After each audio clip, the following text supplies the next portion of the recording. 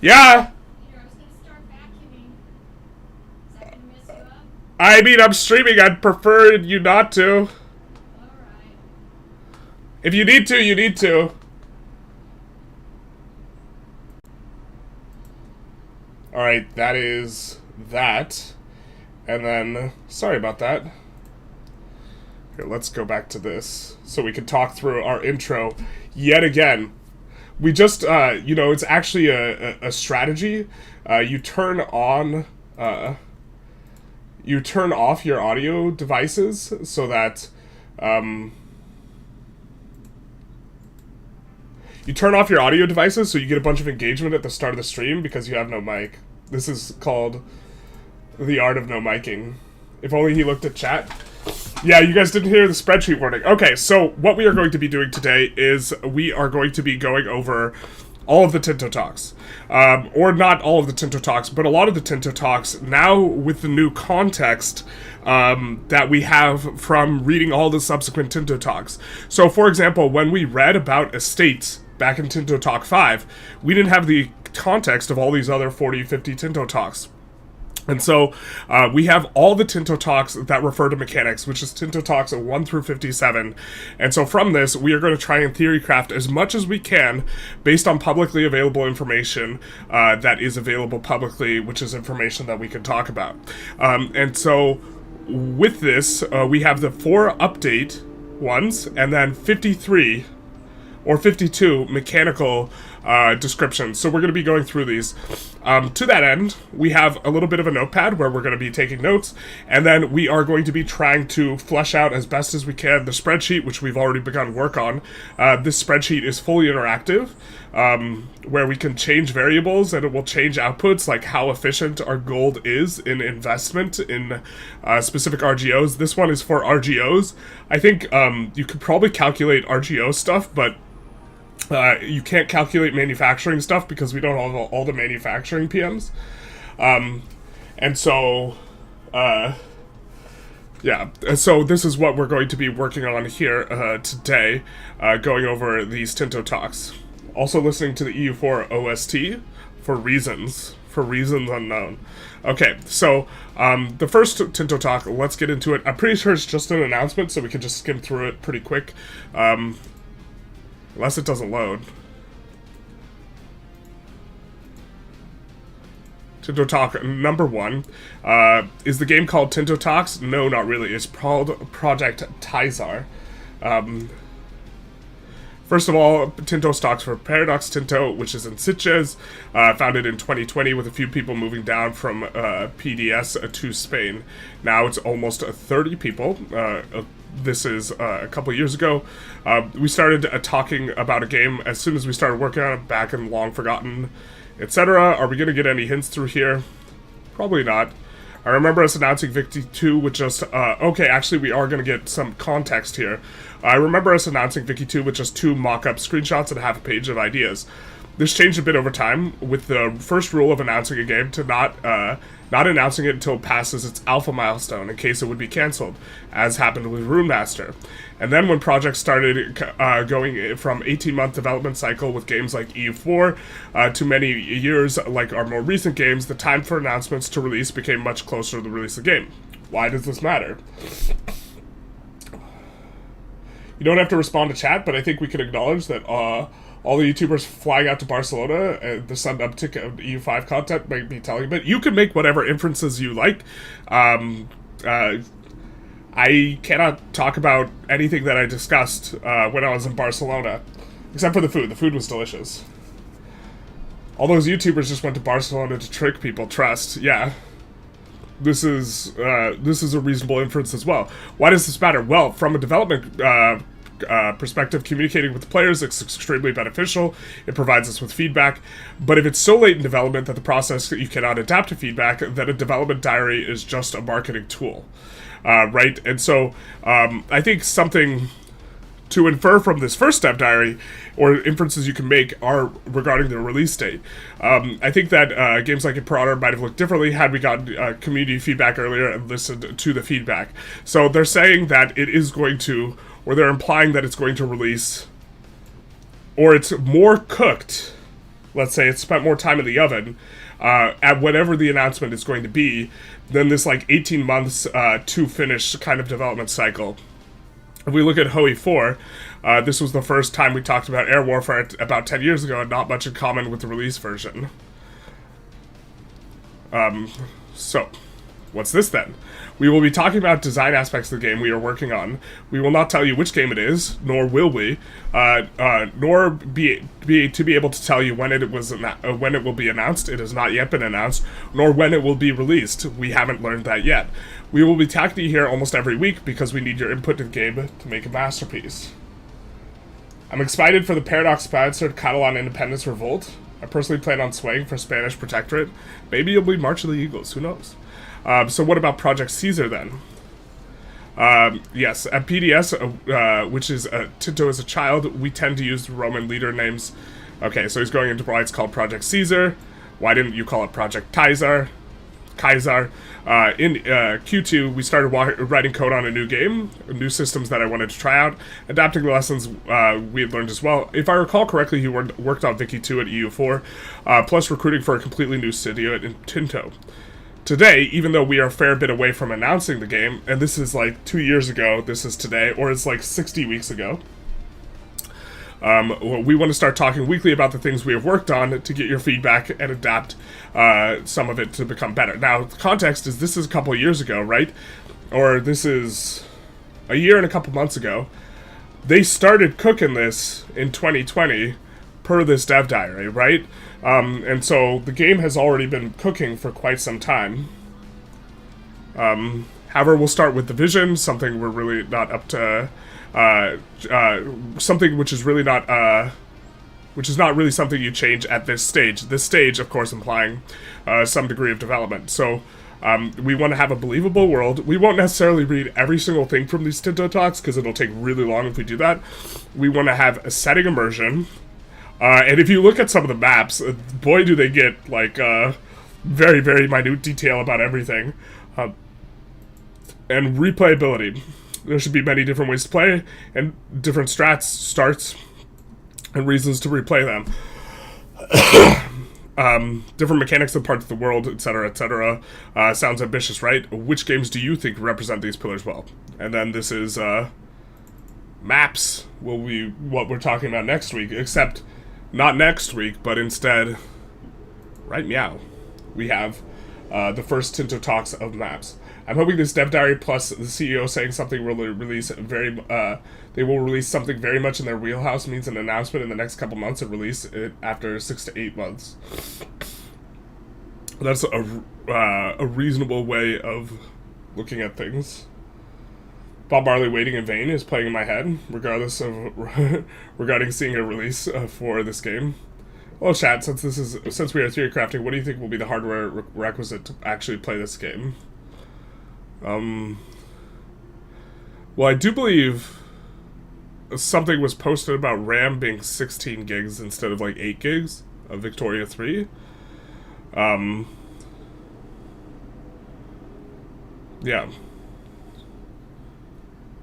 I think there's stuff that Anyways, let's continue on. Welcome to the second Tinto Talks, where we have where I talk about the design for a top secret game, which we will refer to as Project Kaiser. Today we will develop everyone's favorite content, maps. The only thing not corrupted by capitalism. Maps! Quantum chip, for sure. Yeah. I mean, there's certainly a lot of calculations to be done, right? So it's either a quantum chip or they've cooked something really efficient. But in the past, we've used the Mercator projection, which has several severe drawbacks. Let's see. And then we are going to be using the Gall sternographic projection here. We can see that it is indeed looking like a map. If you've ever seen, like, different maps... Hold on.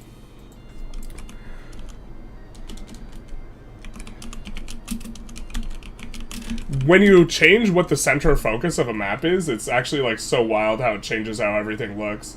Like, you could have, like, an Arctic-centric map, which is, like, so cool, and then you could have an Asia-centric map.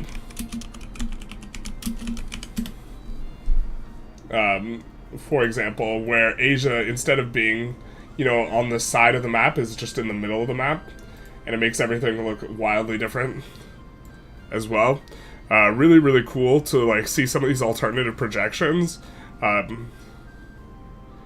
In addition to just like the ones that either squash the northern portions or you know, don't, which is like kind of more what we see. Happy Thursday, neutral good human. Everyone's computer's about to melt between CK3 expansion and EU5 rendering every atom in the modern era. I believe Johan said 32 gigabytes of RAM was going to be the standard for the industry. I don't recall. If he said that, though. And that would give us more context. But I think that we're just going to have an explanation of why we're using these maps. In most of our games, we've used the word provinced for the smallest piece of clay. However, with the map design we're doing for this game, it does not thematically fit as the map is more granular. So we see the kind of creation of the location as their building block, and there will be a ton of locations. You can infer this based on all the maps and the maps showing all these locations. I think it's in the thousands, the number of locations. I'm not 100% sure what the exact number is. But a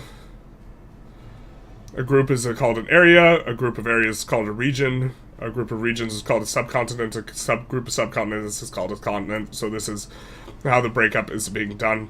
I don't think we're going to glean too much from this dev diary necessarily in terms of the theory crafting, but this was the big dev diary that kind of showed everyone what this game is probably going to be, because trade winds makes sense. This was the big picture. Trade winds, like historically tracking the development of this game, trade winds only make sense during a colonial era, which historically, you know, kind of with the games that Paradox has released, these are the Europa Universalis franchise, right? And this was the map that shows specifically trade winds. Like, trade winds don't make sense once you have steam engines, and they don't make sense to have massive trade winds and this type of stuff in some pre-CK3 time period. So you get the idea that this is a colonial era in which this is going to be getting applied. And so, traversable wasteland, passengers, land locations that cannot be settled but can be traversed by any army. This is actually interesting in the context of looking at, spreadsheet warning, looking at some of the modifiers for pop capacity for Arctic, for example, and also, which is minus 55% pop capacity, and also mountains, which is minus 80% pop capacity. I don't know how these modifiers are going to stack in particular, but if they are stacking additively, this means you cannot settle Arctic mountains, and this would apply to this. I don't know if that's going to be the case or if they stack multiplicatively. And I don't think we can necessarily infer this. I love the rotating map in Vic 3 to really mess with my mind looking at Europe, eat the rest of it up. The map from what is it? Imperator made me nauseous. Like, I'm sure I would have eventually acclimated to it, but like I would actually get nausea trying to zip around the map. But we also get kind of the pillar of looking at these three things: climate, topography, vegetation. And we've actually, in a later dev diary, they go and give us all the numbers for all these things, which of course are probably work in progress and subject to change. But we do, in the spreadsheet, have a sortable spreadsheet where we can take a look at stuff based on, you know, development growth, you know, population capacity, what have you, and take a look at all these things. And we have it for all of these, and we can see that, you know, just kind of looking at this, Mediterranean is going to be overwhelmingly the best climate. Farmland is going to be the best vegetation, unambiguously, and then flatlands is likely to be the best here because it is the only one that does not have a negative development growth modifier. Sea highway, basically. EU4 has 3,272 provinces, so there are many more locations than EU5. Yeah, I don't have my pulse on the exact number. or I do not know precisely. I guess I have my finger on the pulse of it to some extent. How do they model tariffs? Do we actually... I don't even think we actually got news on how they model tariffs. So, it's coal cooking. Elephants instead of ivory is best trade good. Well, I think we had some implications that, or admissions that India will have elephant troops. So I think that's why they use that instead of ivory. Because they're thinking it from the actual elephant perspective. Okay, next up we have Tinto Talk number 3, Believable World.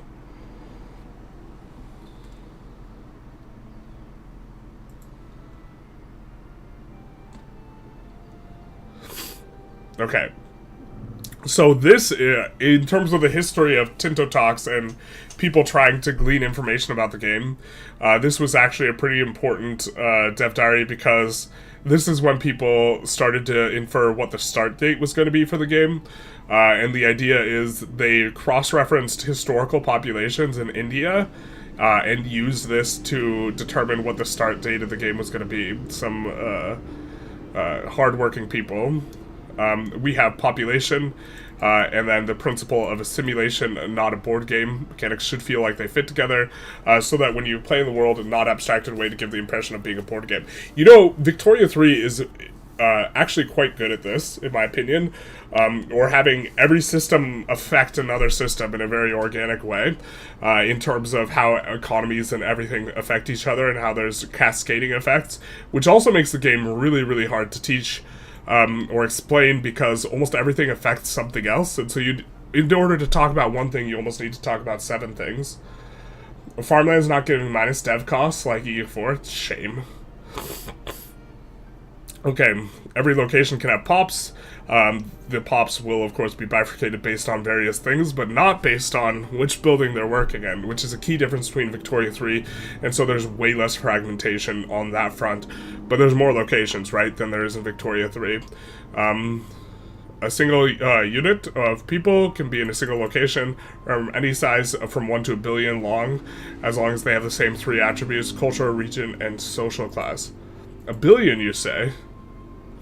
Is that a challenge? I wonder if that's the actual hard cap. Surely it wouldn't be 1 billion, it would be 9,999,000,000. Etc. But I do know that they've updated social classes. Since we had this dev diary, this was one of the things that they covered that they were updating. And so, coming in, we are taking a look. We could see some of the divisions on these, of these pops.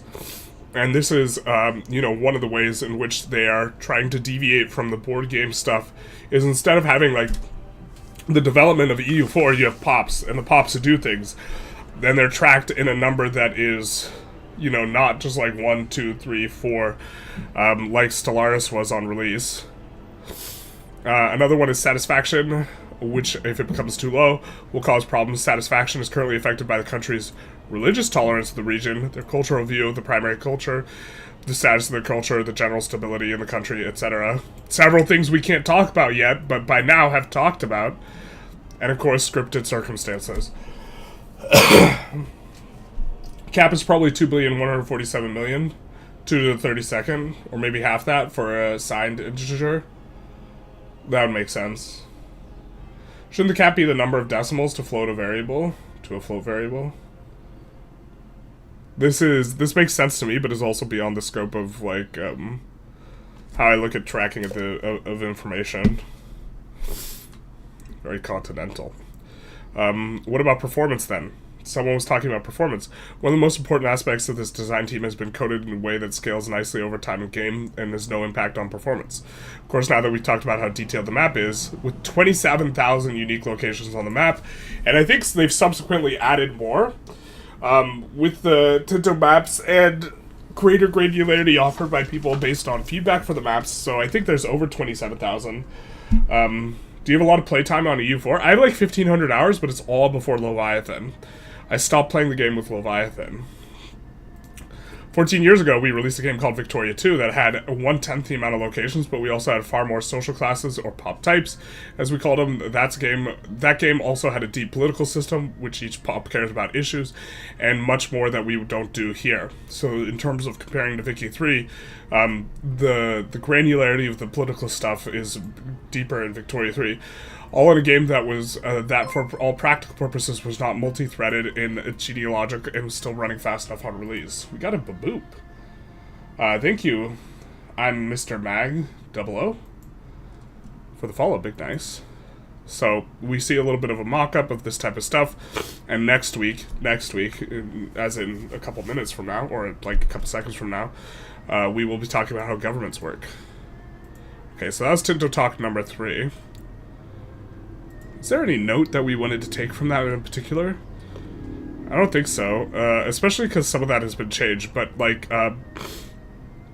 this image here was kind of important for sussing out that the start date was 1337. Johan on a forum post said it was 1337, but 1337 is also a troll number, you know, because the leet and the gamer meme, it's just like a gaming meme number, so it's not necessarily indicative of anything. So here we have Tinto Talks at number 4. Welcome to the 4th iteration of Tinto Talks. Notice the lack of a happy Wednesday. Terrible. Today we will give you an overview of different mechanics of the government game. There are going to be development diaries going into much detail of these later on. We've already seen these dev diaries. But we have 5 different government types. I think there's a lot more now. Monarchy, Republic, Theocracy, Steppe Horde, and Tribe are the types. I don't think we're necessarily going to glean too much from this, so we're kind of be a little bit more skimmy on it in terms of being able to theorycraft. We see that we could give estates more or less power, but I think that the power of estates is actually a little bit of a weird modifier, because we don't know exactly how it operates within the context of control, and that's going to be kind of the one we're trying to piece the most information. Yeah, I didn't initially believe the 1337 start date. I didn't either. I thought he was trolling. Especially April 1st, starting on April Fool's, yeah. If you were to give a troll start date for the start of this game, it would be that date. But, I mean, like, that's going to be the start date, so... each country has a ruler, otherwise they started in Regency. Here we see the Pashas and autocracy. But understanding exactly how good crown power and nobles power is something that I think is really important. Because when we model how good an RGO is, you know, in our RGO calculation, we are, for the math, like these are a lot of numbers, but what we are including is how valuable we think estate income versus crown income is. And if we think the estate income is actually pretty good, this makes it so that if you have low control, you still have a lot of value. But if you think that estate income is really bad, it's going to really decrease the value of something when you have low control, because this means the value is going to the estates instead. We'll get to that when we talk about control, where they talk about that. But this is going to be like a really important type of distinction that I hope we can make, but I'm not sure if we can make based on these Tinto Talks. Does that mean pops share culture, religion, etc. will be computed as a single thing? Yeah, it's a single... as long as they share everything, it's a single unit. It doesn't matter how many of them there are. But as soon as they share a different culture, it needs to create a new discrete pop. There will be more and more consolidate bloke. Yeah, so there will be more pops as time goes on. Troll start date would be 1454. Is that when Byzantium fell? Hey Elia, welcome to stream. We see monthly progress towards serfdom. We've learned a little bit more about the cultural stuff as time has gone by. Monthly progress to free subject. This is also another thing that's going to be really difficult to evaluate. For those of you who are here through Vicky 3, something I was thinking about is one of the key differences. In Vicky 3, you can really only use your gold for like 3 things. You know, you could use it for more military, you can use it for more universities, and you can use it for more construction. And that's kind of I mean, you can bankroll people and do other types of stuff, but for the most part, that's kind of like the bag. And a big difference is you're going to have a lot of oblique things that you can invest in Project Caesar that is going to make some of this stuff harder to evaluate, like how much value do you put in progress towards free subjects? Let's say you like this, but the noble estate satisfaction equilibrium minus 10%. If their satisfaction is lower in terms of equilibrium, then you're probably not going to be able to tax them as much. So you're not going to be able to extract as much income from the nobles. And is this sort of trade-off worth it?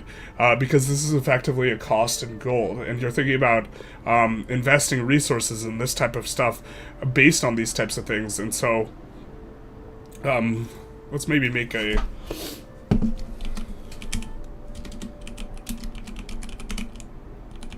I think that this is going to be a key point in terms of analysis, but you can... culture progress is maybe something that you could think of as something that you're investing gold in that is not... It's oblique. It's not, you're not investing in your ability to invest in more money. It's not like just building more construction towards infinity. Something that's different reform is what we call a law. A law can have several different policies that you pick from, and several different laws have unique policies only available to certain tags, religions, cultures, governments, types, and others. We've seen some of this, also unique advances to each of these, but they were intentionally not talking about technology this early in the dev diaries. There's some drawbacks to adding new reforms or policies. It takes a few years to have a full effect. Nice equilibrium here. Equilibrium is going to be... A lot of things in Victoria 3 operate in equilibrium. The feedback on equilibriums is really poor for the player. It's really hard to understand how effective something is when it operates at changing an equilibrium. Regularly, if your government allows it, you could call it a parliament. If you don't do it often enough, estates will start to get irritated. The states will want to resolve issues. And so this is another entire thing, is value of estates.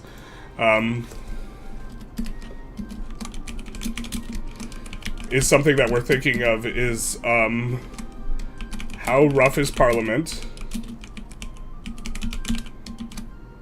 We can't spell. And then secondarily, how valuable is there? How valuable relative to crown income is estate income? And this is the question that will allow us to, like, if we can answer this, this will allow us to populate our spreadsheet in a much more robust way, because, again, knowing how valuable it is means that we can know how valuable it is to have control over an area. If the estate stuff is very, very valuable, then having low control will not be that bad, but it also might just be a critical mass thing where you need to amass a certain amount of control in order to give you proper abilities to rein in the estates and do this type of stuff and not lose to them. And after you have, maybe it's like 50, 60, 70% crown authority, estates having control of stuff is just not actually a bad thing. It depends on how the money goes in. Some of you may remember sliders. Ayo! We're bringing the idea back in the form of societal values. The 7 that we took from these games, one was split in 2, and we added 4 new ones, bringing the total to 13 different societal values. I think there's more now, but I can't remember. It depends on... We have to look through later dev diaries, but I feel like they added more societal values as well. Societal values are primarily affected by what other actions you do, like what policies you pick or law, or what reforms you pick, etc. They're going to be affected at an equilibrium. But shout out to sliders. Bruh. This is my first Paradox game I played, was EU3. I remember the sliders. You would just go like centralization as fast as possible. And then I forget the next best one, but it was really important to get centralized as quickly as you could.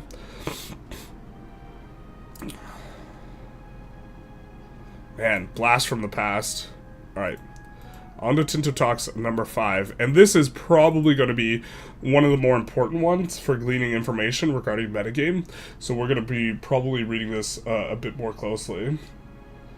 Crown power is pretty good in it's giving tax efficiency and trade efficiency, but the tax efficiency it's giving is, my understanding is that it's giving it to the crown rather than the estates, but you can tax the estates too, and also the estates are going to build their own things, I think, with some of their money, and some of their money will go towards consumption, a la Victoria 3.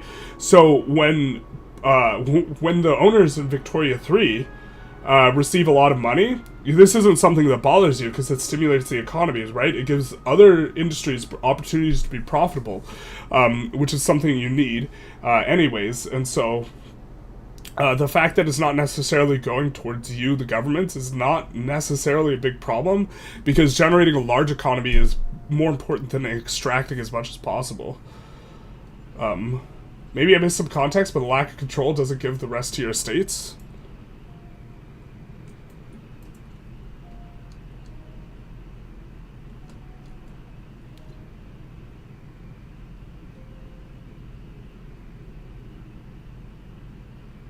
This is the one on control. We're getting a little ahead of ourselves here.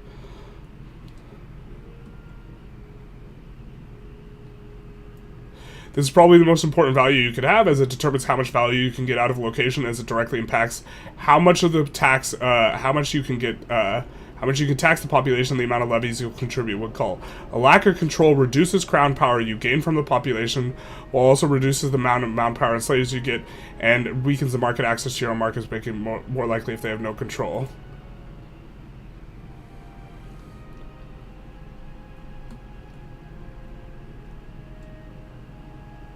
I could have sworn in here they said that the estates get the value.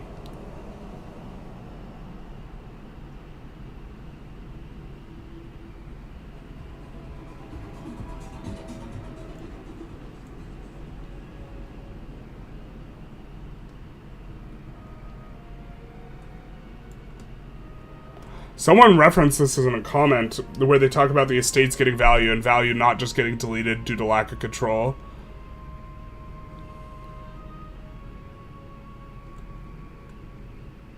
I might have to track down that comment.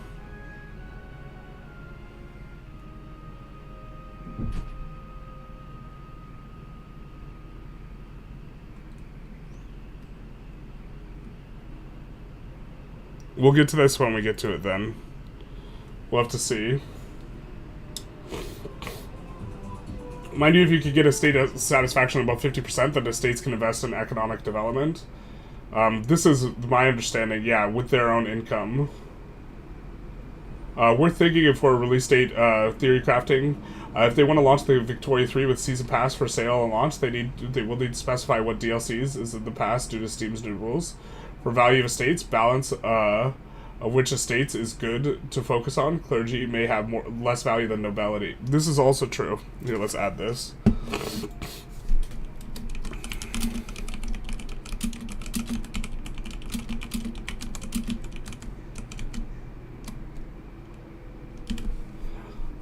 If the estate satisfaction is greater than 50%, they can invest in economic development. Okay. So this is... And the cost of getting that to them is likely going to be taxing them less. Tax efficiency basically gives fake money. We do like fake money. I feel the early Tinto talks, a lot of info is in Johan's comment answers. We could... I don't think there's a way to sort by developer comments only, unfortunately. We could sort by reaction score, but we don't necessarily want to read through everyone. But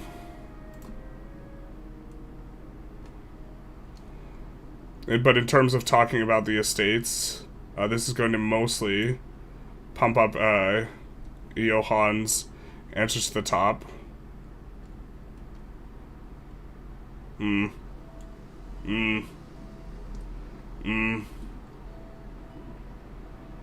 have to look at the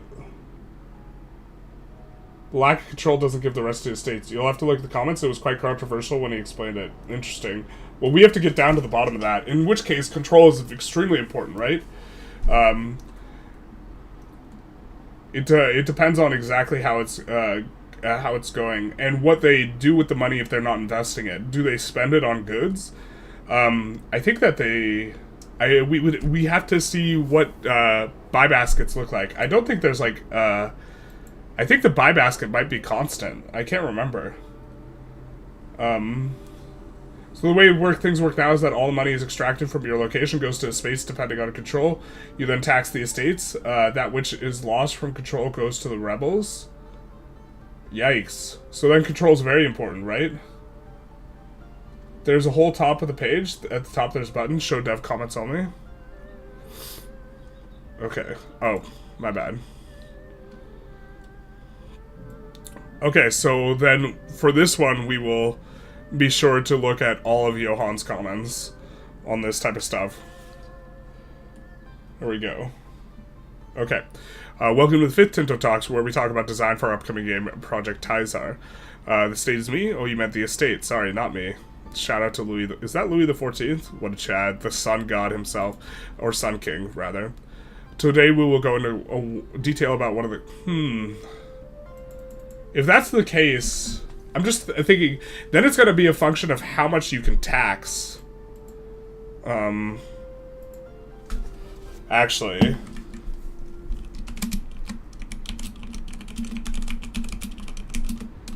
So this is going to be a thing where we need to figure out how much you can tax from these guys reliably, and maybe you just have to input a tax rate, and which of these guys is better, in order to determine relative value. So this will have to be a calculation instead of a cell.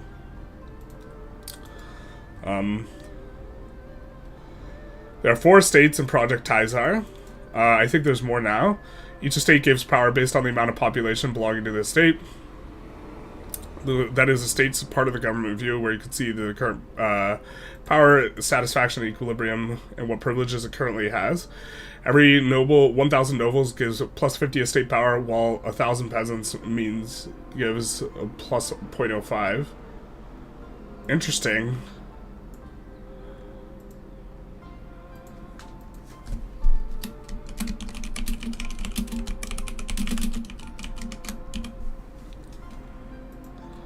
Flat power is based on pop, then these are modified locally in every location, as mentioned above, and then the entire country by laws, reforms, and most notably the privileges you grant to the estates. So we get our flat modifier there, and then from control and our various laws and other types of stuff, we get percentage modifiers. I'll try and find the comment. He first said that lack of control doesn't go to the estates, then explained that it doesn't. This is interesting, especially because this is something that could have been updated as well. I could have sworn I read something to the effect that, yeah, I mean, it depends on what rate the money's getting deleted to. The total power of all 4 estates and then the crown authority add up to 100%, which is the effective power they have. Depending on your crown power, you either get scaling penalty or scaling bonus on aspects like a cost of revoking privileges, the cost of changing policies and laws, the efficacy of the cabinet. And this is going to be, how important is it to have an effective cabinet?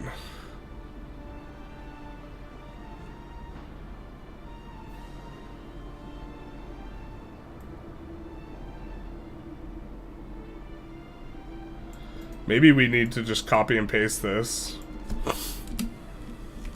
here. Paste without formatting.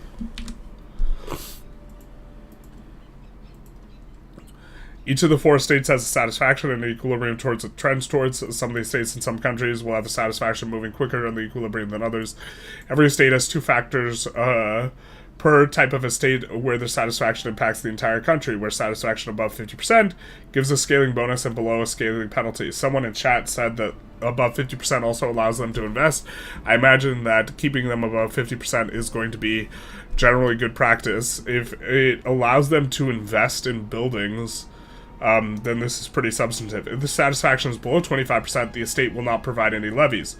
More importantly, the estate satisfaction also impacts the satisfaction of the pops that belong to the estate, possibly creating rebel factions and or even civil wars. Well, in that case, money going to the rebels is kind of like money going to the estates.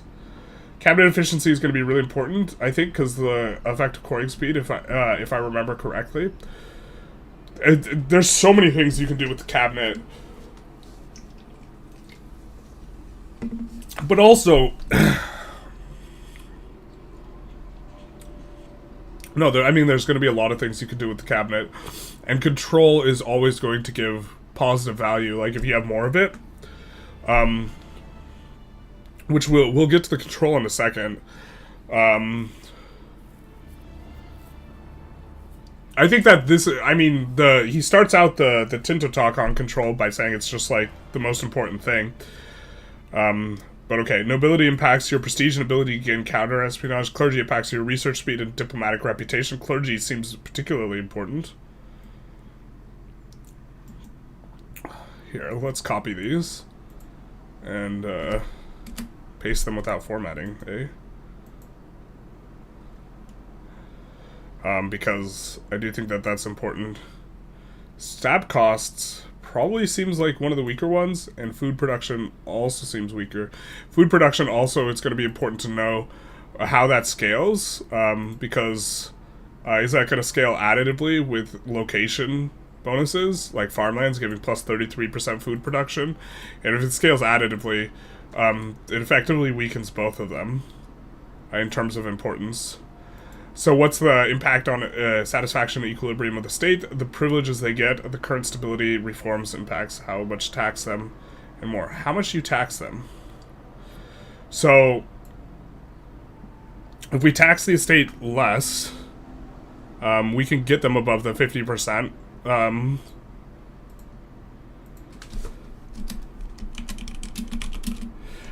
Which implies that if you have a bunch of things giving negative satisfaction, you cannot tax as much. And so,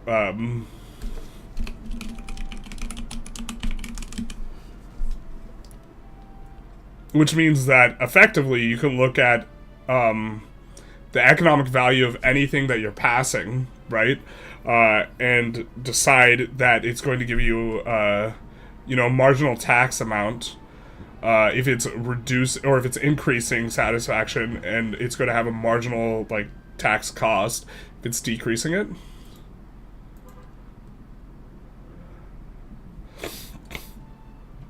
Nobility looks like the weakest to me, but I guess it depends on how important food is. I think prestige, I feel like prestige is much more important than it used to be, but I actually have no reference for why I think that. Maybe it's just I always thought that prestige should be a lot stronger. I think it impacts subjects, and I think subjects are going to be good. If control is good, then subjects are going to be good, because you might not be able to have a lot of control in an area, right? But you can release subjects that would have a lot of control. And so this is maybe something that prestige is good for, but I feel like there's more. Found the comment. There are more of it more of it in the thread. Powerful nobility gives tactics buff. I didn't see that there. Clergy being happy for higher religious unity, burghers liking having more market centers in your country. Incidentally, having more market centers actually seems bad unless they adjusted some of the stuff from the RGOs, because some of the RGOs, they have what's known as base production, which is production of a good like stone, sand, clay, lumber. They have production of these goods based on how much development is in the market. And so if you have two markets with 5,000 development versus one market with 10,000 development, with the 10,000 development market, you would have more of the base production of these. But maybe this is also too small a factor to really care about, but it is a negatively scaling with more additional markets thing. With quality societal value, probably half damage done to you. I think the idea that control decays a lot in the early game, so vassal's good, but not late game. Big good. Yeah, so in the age of absolutism, the vassals get bad, but early on they're good. It's in Tinto Talks 8, can't send links. Okay.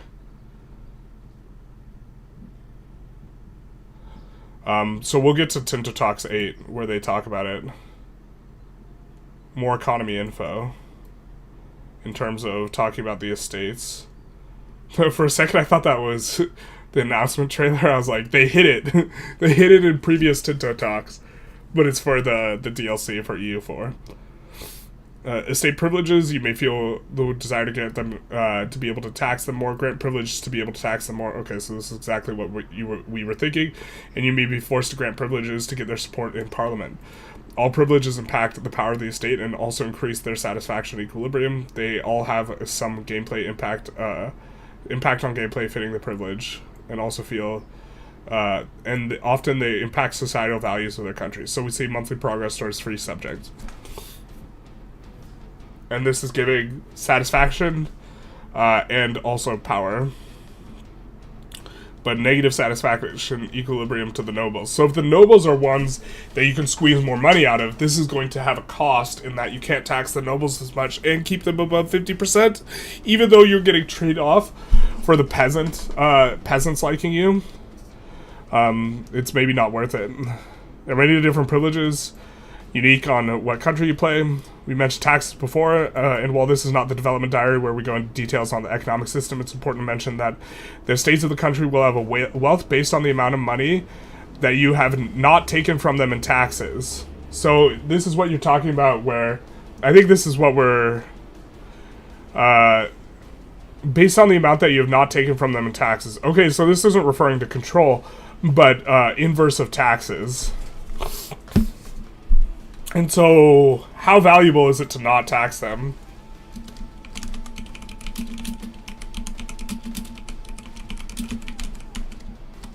And if it's the case, like, if it's in Victoria 3, where they spend this money on buildings themselves, rich estates will use their wealth on many things, primarily to invest, but will often build things that benefit the country.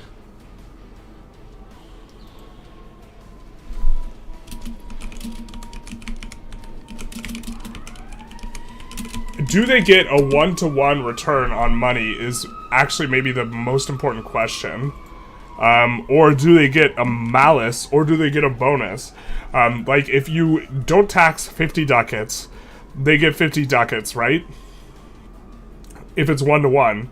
In this instance, not taxing them money is actually really not that bad, especially if you could stack a bunch of modifiers by having really high estate approval, right? In which case, the metagame might be like 0 taxes on estates and just only get taxing based on crown lands. Why not just keep estate at 100% satisfaction? Yeah, I mean, that might be the metagame if this is the thing. Can you give us a cryptic message which doesn't breach your NDA? I've already done that. I've done that before. Someone asked for a cryptic message. I said, look to my coming on the line of the 5th day. Look to the east. Yeah. Don't forget to updude. Updude? What's updude? Exposure to Caesar causes him sunburn from sickness. Take that word from it, what you will. I actually got like a bunch of like little I got sunburned real fucking bad. I got like little moles now or whatever that I didn't have before, or like the like little brown speckles, which is that's bad. I might have gotten a little bit of cancer over there. Burgers will multiply money since that's their whole thing. That would be interesting.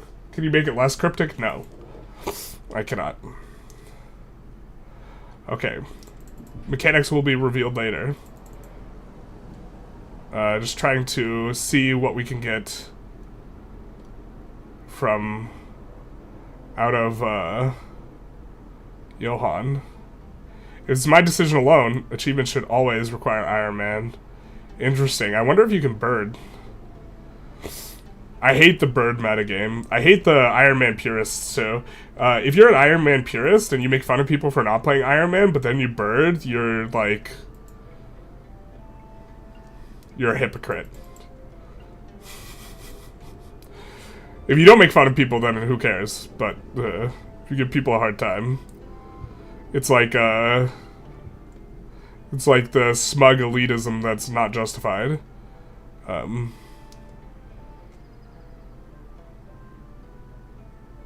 Equilibrium will depend on the state's culture, government, or tag. They impact the tools you can use, so this is going to be advances and other things you can pass, but there's no, you play Scotland, your nobles are less satisfied. Type of thing. They will mostly start with historical privileges and be set up in a way to not have a brewing civil war from the start. Aw. Oh, nice. What's a toggle? Oh, interesting.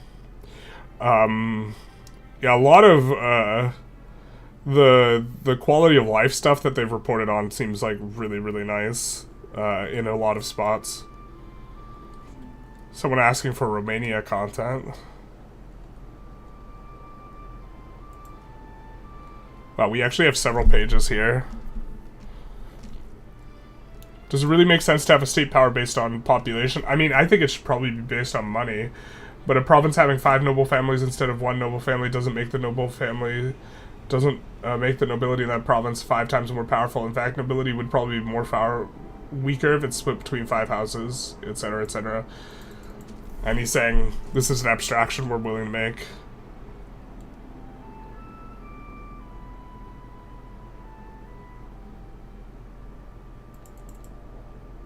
And a state with no pops will have no power or impact. So all the base value is going to come from pops.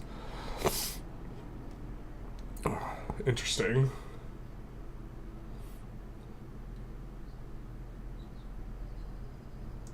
You can bird in Iron Man and EU4, yeah.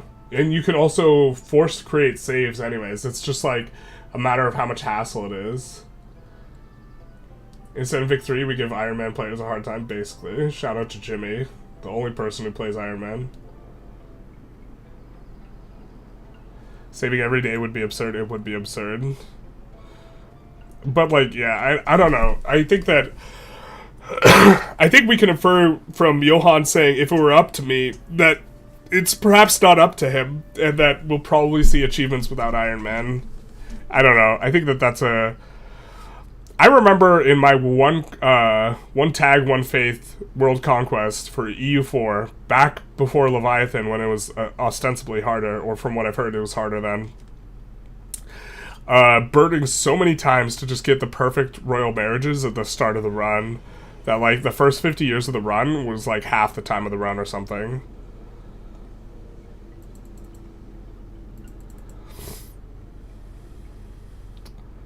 Food output may drop by 20% if they are in full revolt. Get an idea of the numbers. You get 33 or 35% food income for having farmland. So, that's a little bit of an inference we can make on the numbers. I don't think we necessarily need to take note of that in particular.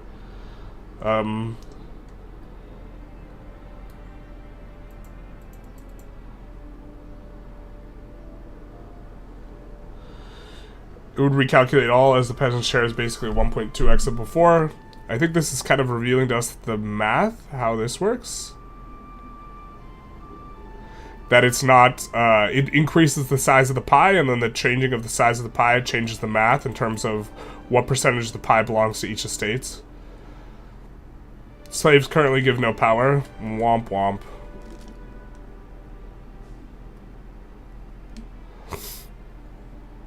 Reformation is a long process. That is true. I think that, yeah, we want to check the comments specifically for this step diary, because I think this one's a little bit more important, or this Tinto toss, but, yeah. I thought it was kind of stupid how in EU4 you could get one Cossack province and immediately grant them privileges for bonuses. Yeah, I don't think you could infer the game will have achievements without Iron Man, given that. I mean, I think you can. Johan saying, if it were up to me, as a qualifying statement, implies that it's not up to him. Like, I wouldn't, like, bet the farm on it, but I would take a, like, 1-to-1 bet that, I would take a 1-to-1 bet for a smaller sum of money, that Iron Man is not going to be required for achievements, based on that comment. Did I see Landowners Aureus World Conquest? He burned it thousands of times. He burned it every single siege tick. It was insane. I have seen that. That is why I don't do the super nitty perfect run stuff in Vic 3. I would just get so annoyed doing it. Also, managing like over 50,000 construction in Vic 3 is so miserable. And I can't, like, not build the construction, man. I just, like, can't do it. It's, like, my brain doesn't, like, let me do it. I just know it's not correct, and so, like, I hate it. And the thing to do to make those deep runs is just to actually have less construction and just do the deep run, and then it's kind of like whatever. But I just have to build 50,000 construction, and then it's bad. Societal classes of population belongs to the estates. So if you increase your percentage of burghers after a conquest is all done, you're likely to get their estate more powerful. This certainly makes some sense. Interesting notion here, though, that you could recomp your estates / economy by conquering lands that will disproportionately pull you in that direction. So, like, if you wanted to move towards, like, a burgher estate kind of situation, maybe you just, like, intentionally take Genoa and Venice, even if you will have really low control, just for the purposes of adding estates. So, conquering...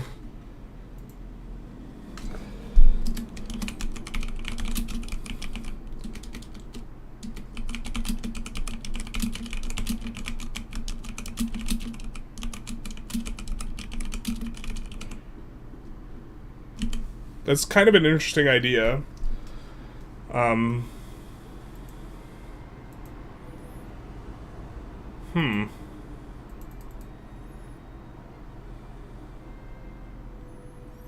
Recomping your estate power intentionally through this.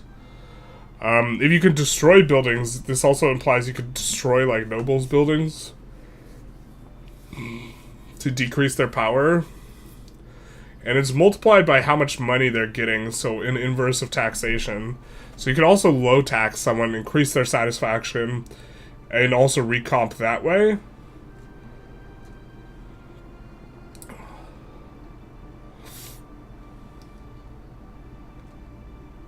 You just need to countermax and not even manage 10 construction for 20 years. From a meta perspective for making content, it's probably better just to ignore construction, yeah.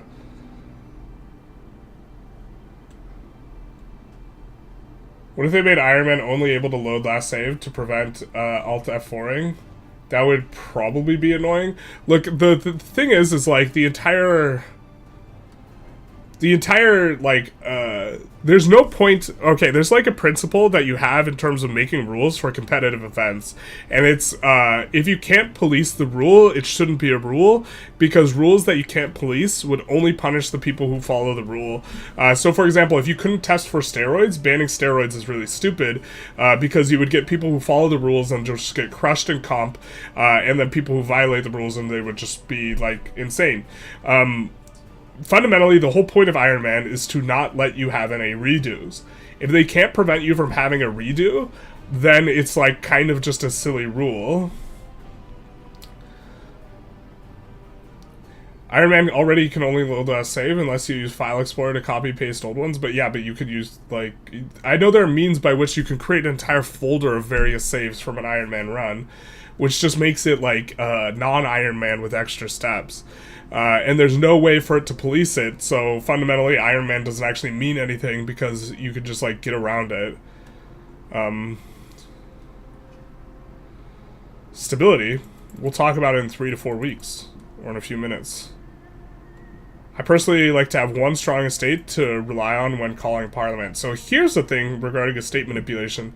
It might be the case that you want to, if you want to pass something the burghers like, you just low tax them, high tax everyone right before a Parliament. Manipulating taxes.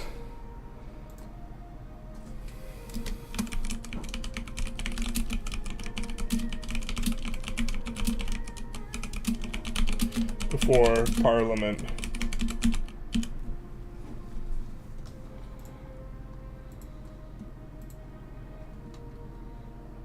Press X to doubt. Needs autosave. People wouldn't be happy to lose 30 years because game crashed. I think there's certain programs that don't close on Alt F4, so they could just technically do that, but you could just use Task Manager or restart your computer. I always use Task Manager and force close, so instead of Alt F4ing. There's a bailiwick building. It serves as multiple capitals. Not sure from which age. That sounds insane, because your capital determines what your control, like, radiation is. That's why speed walking is stupid. The whole sport is skirting around the refs. Yeah, that it sounds like a kind of super sport. Oh, here we have maybe a question on the Iron Man. This is such a silly position to hold. The veracity of achievements through Iron Man is next to zero. It's easy to hack the game through a cheat engine, and it's even a simple program to enable the console in Iron Man that anyone can come across by googling EU4 console patcher. The community challenge runners basically require an entire campaign to be streamed for anyone to take a run seriously because of this, and at least one content creator I know of has gotten ensnared in controversy where they had an Iron Man icon but were using console. Womp womp. There's also stream achievement unlocker and probably a bunch of other ways to get around it. Yes, and that's why the answer was not, it will be Iron Man only. So it sounds from here that you will be able to get achievements not in Iron Man. Oh, got a long phone call. How far along are we? Not very, because we're taking... I think Tinto Talk number 5 is going to be one of the more important ones, so we're taking time to read every comment in it. I use Iron Man to remove the temptation to save scum. Just a little bit of extra friction, yeah. But it seems like we have our answer on that front. I mean, I just think, look, if you can't properly police it, there's no point. But, like, this is a way of properly policing it. Just to be clear, if you have to stream the entire run... Right, this is a way by which you can police. A streamed run has legitimacy in a way that, like, Iron Man doesn't, because you can tell if someone, you know, birded or whatever. Pops will migrate. I don't think this is news.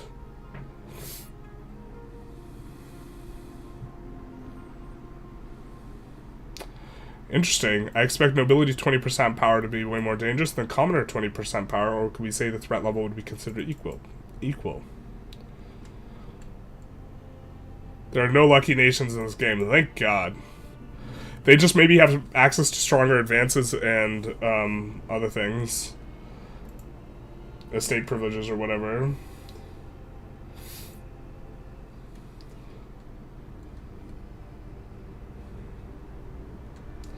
Estates only get money from controlled income. I feel like they should get power from controlled population too. Estates only get money from controlled income. Okay, so we need control in order to give estates income, right? And then they should only get power from controlled population. I'm not sure I necessarily agree, but yeah, if they're getting a lot of power from non-controlled areas, I think what the metagame is going to be is probably to have subjects in areas that you can't propagate enough control to. And turn people into subjects. And if prestige informs how many subjects you can have, because I think that the cost of subjects is calculated based on their prestige relative to yours, I think. Or maybe some other variable thing. I know that the cost shifts, but in this case, prestige becomes like a useful mechanic to have. I wonder which streamer that is. Yeah, Kava.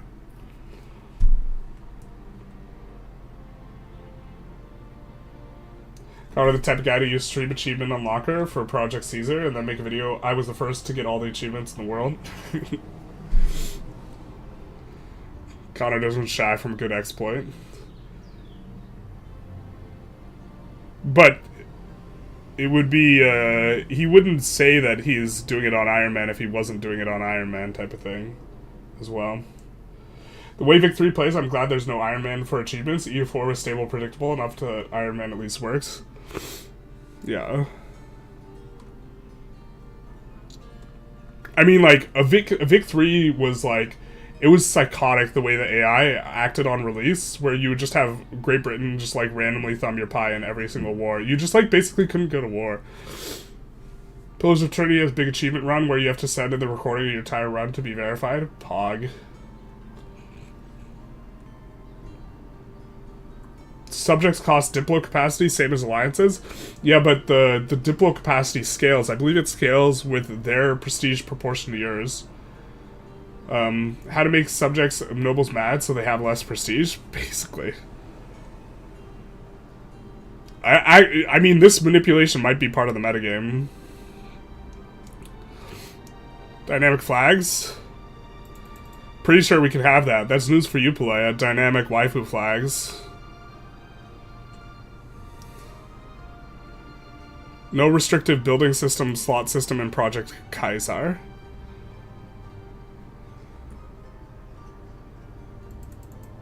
Alright. So on to Tinto Talk number 6. Let's also show only dev responses. This is also going to be an important Tinto Talk, I think, as well. If Britain pressing its thumb on all your wars, it sounds pretty realistic. It might be realistic. It made for a really unfun game experience. I don't think it was necessarily realistic. You could, even if it is realistic, it's unfun. Hey Zulax, how's it going? The subject diplo capacity cost seemed really high. I think it scales with prestige proportion though, so if you get really high prestige, I think it goes down. I'm not sure what it scales with. I know it scales proportionally to the size of the country, but I don't know how the game's determining the size of the country. I think it might be relative prestige. I'm not really sure. I would like to show you something fresh out of the oven based on your feedback last week. That's why we're doing these Tinto Talks, to make Project Caesar your game as much as ours. And I think this was the creation or the addition of new estates. We have the Dimi. Today we will delve into 3 concepts that are rather new to our games, but first we'll talk about locations a little bit more. Not every location on the map is the same, especially not in a game as Project Kaiser. By default, every ownable location is a rural settlement, but there are 2 upgrades that can be done to it. First, you can find a town in a location, which allows you to increase the population capacity of the location and allows you to completely different set of buildings of rule. Do we know how much... Do we know how much that is?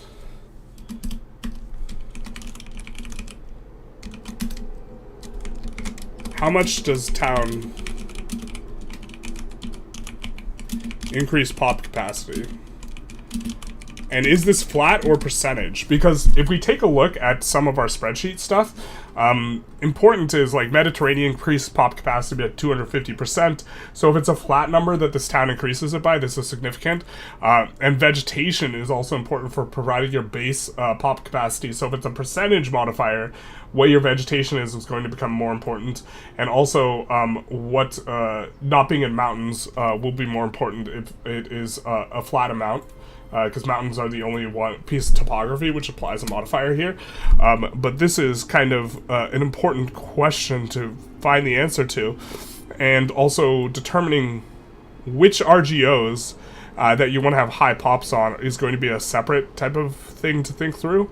I'm not exactly sure how to think through it yet, but this is probably something we'll try and do. Finally, you can grant city rights to a town. There we go, which allows for even further advantages. Now you may wonder, why don't I make every location in a city?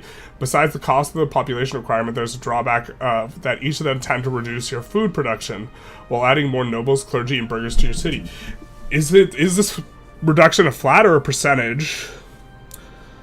We see a lot of, based on the Tinto maps, we see that a lot of like the major capitals in Europe, in terms of their goods, a lot of them are producing, you know, something that gives food. In Rome, there's wheat. In Paris, there is legumes. In London, there's wheat. In Cairo, there's wheat. So, is it bad that these cities have food on them, or is it good that these cities have food on them in terms of selection of what to upgrade to city? Where's the Cossacks estate? In our hearts. Just want to look at the Tinto Talk on subjects. The cost of subject type relative to the costs are subject type, relative income, relative size of navies, country rank of subject, and relative size. Well, country rank is dependent on prestige, but that is the only one dependent on prestige.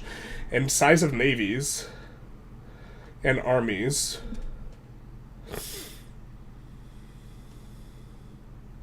But yeah, it's not prestige then. Okay. Yeah, prestige might just be a weak thing like it is in Victoria 3. That's unfortunate if it is. Other than getting to... It's valuable for passing a threshold, and then it's no longer valuable. And I really hate that for prestige. I wish it scaled better. Getting to be, like, hegemon, or getting to be the next power rank up is generally valuable in these games. But then beyond that, extra prestige is not like marginally more valuable.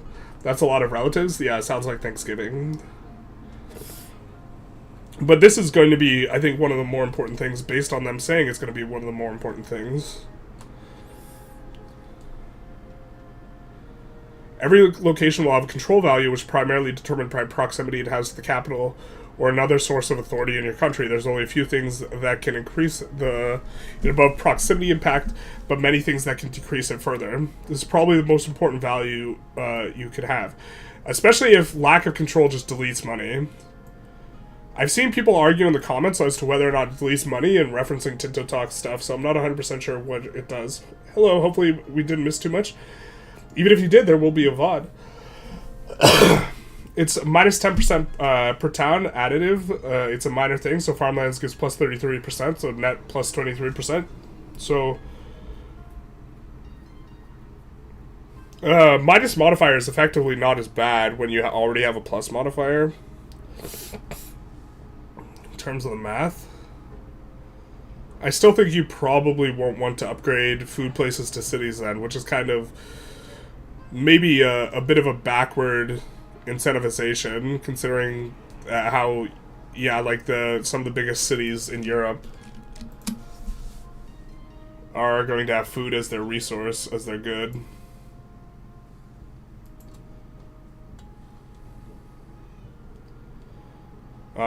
Be more likely to belong to foreign markets if you have too low control, womp womp. It's interesting that you're incentivized to have fewer markets in some ways, and then incentivized to have more markets in others. I don't know if that's necessarily a good piece of design, but here we see the control is going to give us minus sailors' manpowers and crown power. And apparently we only can extract income from estates relative to our crown power, is kind of what people are talking about in chat. I think it's mostly good to upgrade food locations to capital cities to be able to sustain large population even when you're not working all the arable land for stuff. Industry cities probably diff.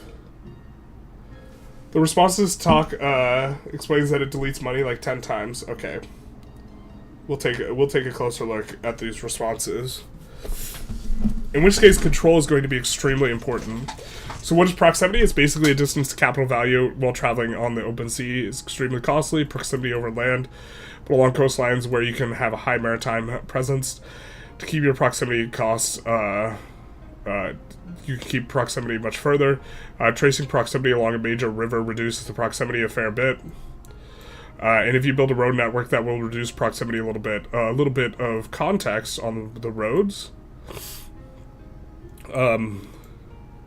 There is significant road cost build scaling based on what type of terrain you're traveling through, as well as what the vegetation looks like. The buildings that you can build, like Bailiff, that will act as a smaller proximity source, but that has a slight drawback of adding more powers, adding more nobles to the location, and with it added food cost. That seems relatively low cost to add a Bailiff. Zero control desert only challenge run when? I don't think you can have zero control in your capital. I think your capital always has 100 control. Because it's tracing distance to capital, right? Maritime presence. It's going to be interesting to see what the trade-off looks like. So there's going to be a certain point where I wonder if it scales linearly with the amount of control you can establish, or like in a logarithmic way.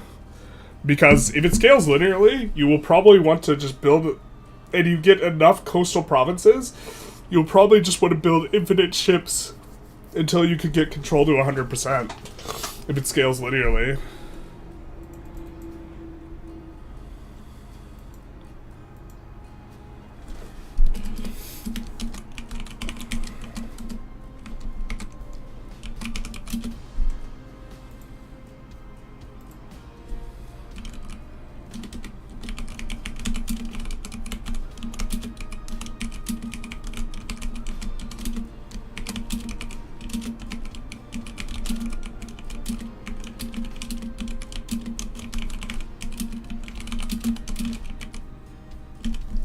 Diplo cost of subjects is absurd.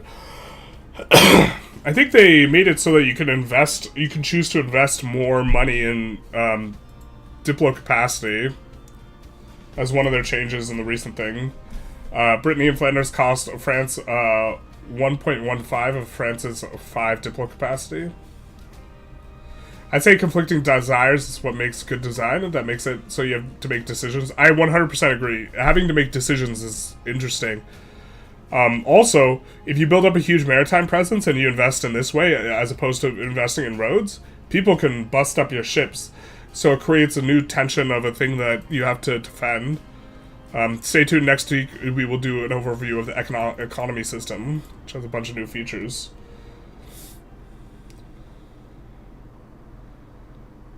That could also be without subject advancements. I think it's also without the extra money towards it, but money is a trade-off. Can we keep the Demi icon for the one? Does control have a minimum value? Yes. I imagine this increases the value of having subjects who will have their own capitals, control areas to propagate from, especially in the early game where your proximity range is smaller. So we get a little bit of confirmation that that's going to be something that you can do. It's a trending value, but it kind of enforces a minimum fleet size, which is nice. Yeah. Well, if you have enough provinces, if you have one province on the coast, it's probably not going to be worth it. It's probably going to correlate with, if you have enough provinces, it's going to be worth it. Or enough locations on the coast. And so, this is maybe something...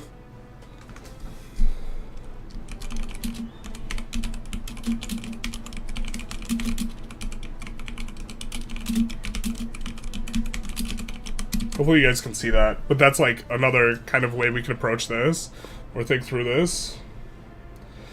With 100% maritime presence giving for province cost of 5 control, with less with high naval. 5 control less than with high naval. Okay, so we still won't be able to go to 100 control, but going to 100 maritime presence might just make sense always. Right? Different mechanics for unrest. Roads can be built. Shout out to roads. There are texts that improve most of it as well. Roads scaling really, really strongly with both vegetation and terrain is a bit interesting, because it's going to make it so that you have a lot of non-linear roads. And so, in terms of thinking of the value of stuff,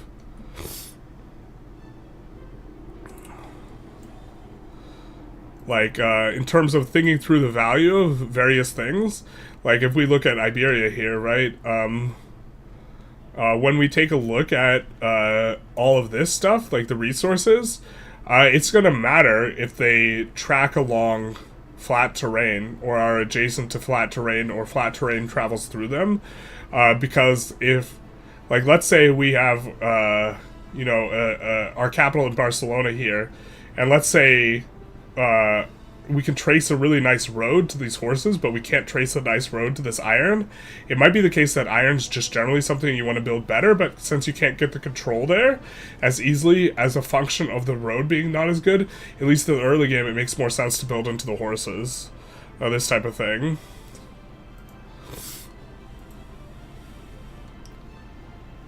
Can cities or be reduced to towns or completely wiped out? They can be depopulated, yes. Womp womp. Okay, I feel like people always ask the semi-genocidal questions, right? Can you get rid of all of this people?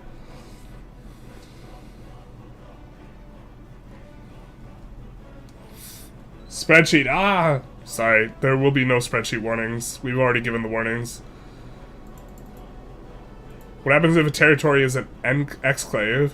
Will have any control at all without a bailiff, or just a big penalty? This is interesting. A bailiff can overcome it being an exclave. Sailors work differently than EU4. Yeah. High control is always good. This makes me want to think of a scenario where it's not good, but considering there's money deletion occurring when you have low control, this is a significant modifier. Does this mean wealth that's not taxed from lack of control goes to the estates? Okay, wait. Pump the brakes.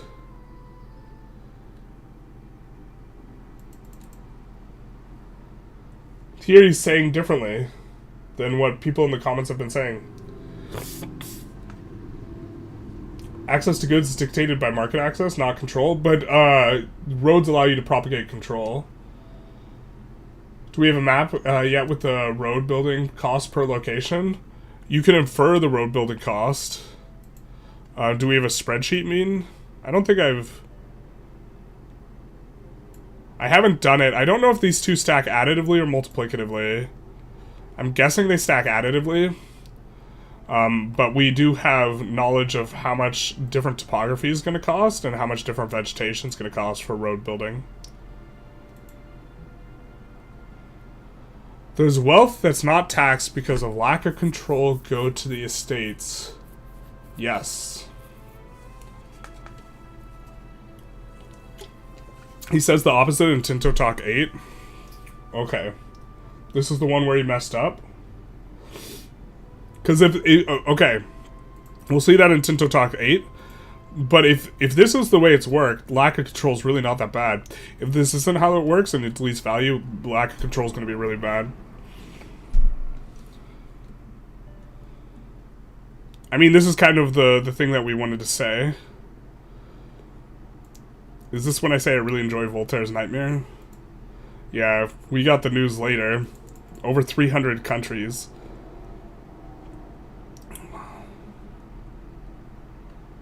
But maybe we don't need to read through the rest of these, because the important thing for control... or can we sort by reactions? And maybe just read the first few? Because I don't think we necessarily want to read through all of these. No, we can only sort by reactions if we aren't sorting by dev comments. Womp womp.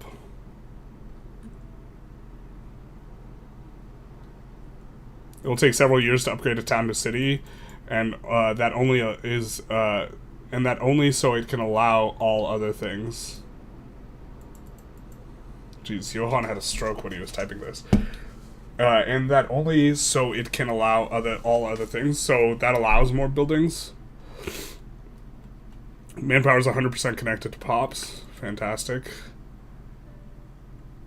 Okay.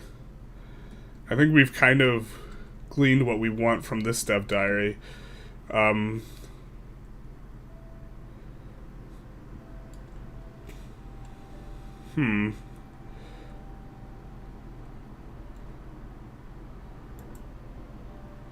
Oh, wait.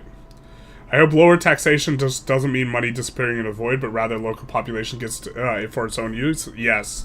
So if you have the control, untaxed money will go towards the estate. If you don't have the control, it doesn't. Is what people are kind of saying in the comments. Right? So you just want to control max. And there's a certain threshold by which your control is so low. Like, if you have 0% control, it's 100% worth it for you to release a subject and just take whatever you can from that subject, right?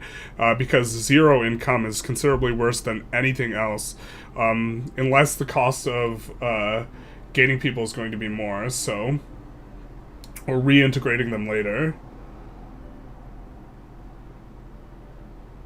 I feel like they mentioned something about bailiffs being expensive but powerful, but I don't know where. It would be in here somewhere. Probably in these comments. I mean, he did say that the building allows for more control. Traces the cheapest distance automatically for establishing control. There are no building slots. Nobles are promoted over time. All throughout in a bunch of places, losing population seems to be a very significant cost in EU4, which is a cost of, like, having the wars, especially losing pops that have, like, the Project Caesar version of qualifications.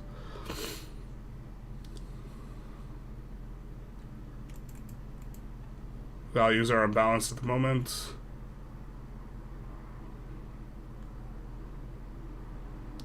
Lakes being used. Lakes will be used.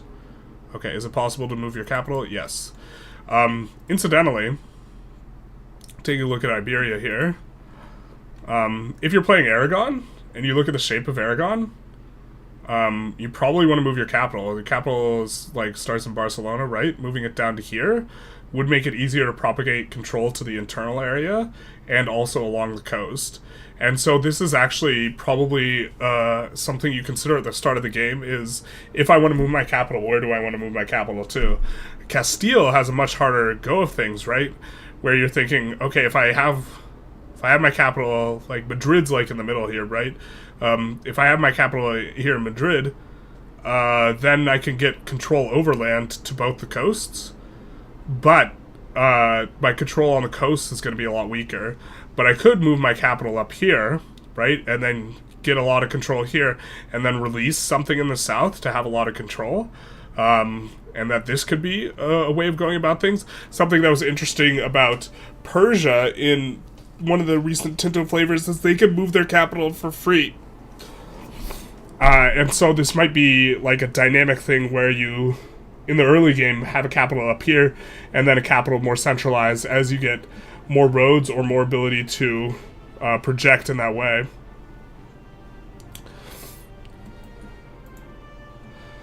Onwards to Tinto talk number 7. Do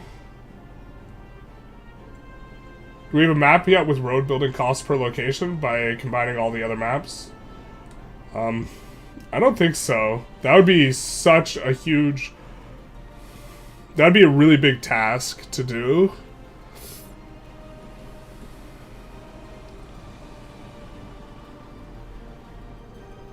I really appreciate your name dropping the greatest city of all of Germany, Bremen, in your most recent video. You're very welcome.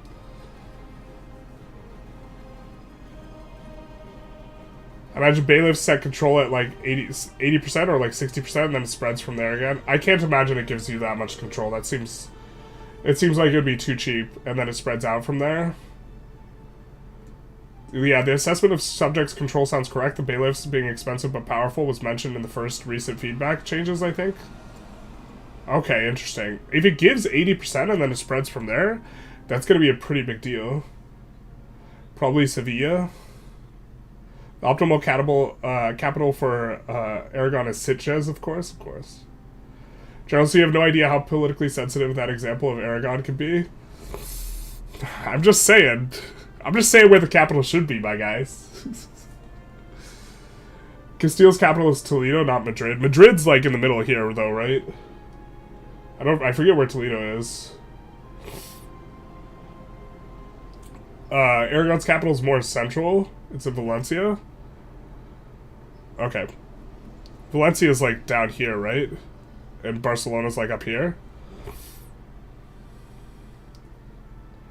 Does having a coastal capital have bonuses? Yes, in the sense that it seems easiest to propagate control along a coast because of maritime presence. And so if you have control on the coast, it's easier for you to have higher control on all the rest of the coast. So I think that this sort of thinking through things is going to be a thing. Ethiopia had cap moving? I'm sorry, it's Ethiopia, not Persia. What do you mean theorycrafting, generalist? You were at Sitges? Yeah, I can't talk about what I did in Sitges in any sort of capacity.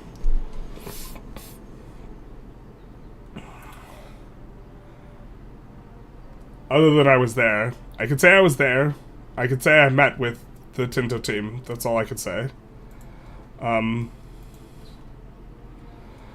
to the 7th edition of Tinto Talks. Everyone knows Aragon's correct capital is in Sicily? Yeah, basically. Where we talk about the super really secret big stuff that is big top, big secret, and most importantly, codename Project Caesar. Notice the Happy Wednesdays haven't started yet. The Happy Wednesdays come later due to our pressure campaign. Today we'll be looking at what makes the economy Project Caesar. Obviously, we'll go into more detail on some of these aspects in later Tinto Talks. Right now, though, we'll go through the incomes and expenses of a country in-game. Every month you will have running income and expenses that need to be balanced. And if your balance is positive, your gold is increased, and you can use that gold to invest in other things. I imagine, unlike Victoria 3, running a positive balance will probably be a good thing. But maybe not. And with balancing incomes, of course, and expensive course comes sliders. Having different buttons for a few possible options of taxes, like Imperator, is not really fitting for a grand strategy game with deep economical gameplay. We also see, I think this is the first time we have seen Johan throw some shade at Victoria 3 here as well. Capital moving as Aragon might not be a great idea, of course. You'd want to have a good natural harbor for naval control projection, potentially. Toledo is a bit south of Madrid, still in the center. Yeah, it might be that you want it slightly inland, even on Castile. Do you think Opium Empire is going to be more viable in Vic 3 global market uptake? 100%. But there's a problem specifically with opium that doesn't get solved by the trade update as they have outlined it.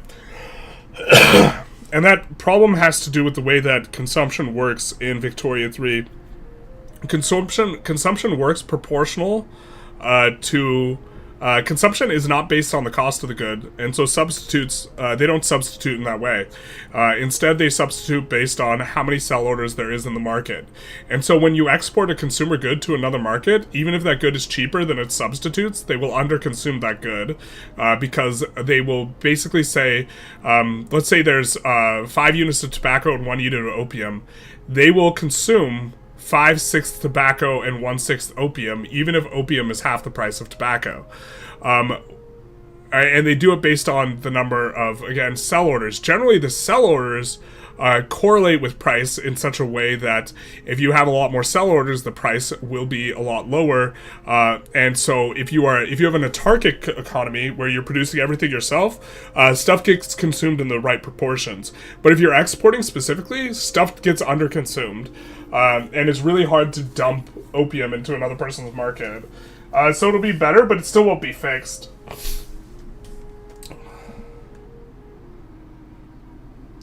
Did you see the mythical Johan in person, the legendary man? Yeah, I had, I talked a lot with Johan. I do believe I'm allowed to say that. But yeah, I talked quite a bit with Johan. I enjoyed talking with Johan. Being blockaded hurts too. Yeah, so this will also be, if you build a control strategy based on having coastal access, being denied coastal status should be much more crippling. And it also might be a situation where, like, if you're playing France and you're playing against England, and England is a competent player, maybe it's PvP, maybe you actually avoid using the coast as a means of propagating control, and instead you use, more roads and stuff like this. I only think it's funny theory crafting about things you probably know. I appreciate you think about us lowly commoners. Well, I'm trying to theory craft as much as possible based on publicly facing information, yeah. Which, often if I pause for a really long time, I'm trying to remember if something's public information or not. Do you have a link to your spreadsheet? Yeah, we do.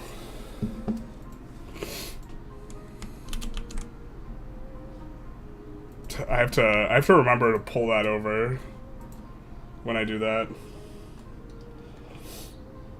Not that there's anything, like, bad in my search history, but it's, like, good hygiene in terms of, if I have in my search history, like, my address or something, I don't want to, like, click on the search bar, so I have to, like, pull it off to the side. But... Have you played the Victorian Century mod?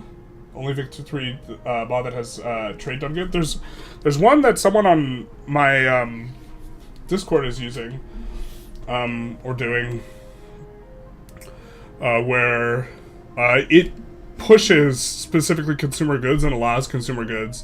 It's Sasco. I forget the name of the mod. If you go onto my Discord, the link is down below. You can.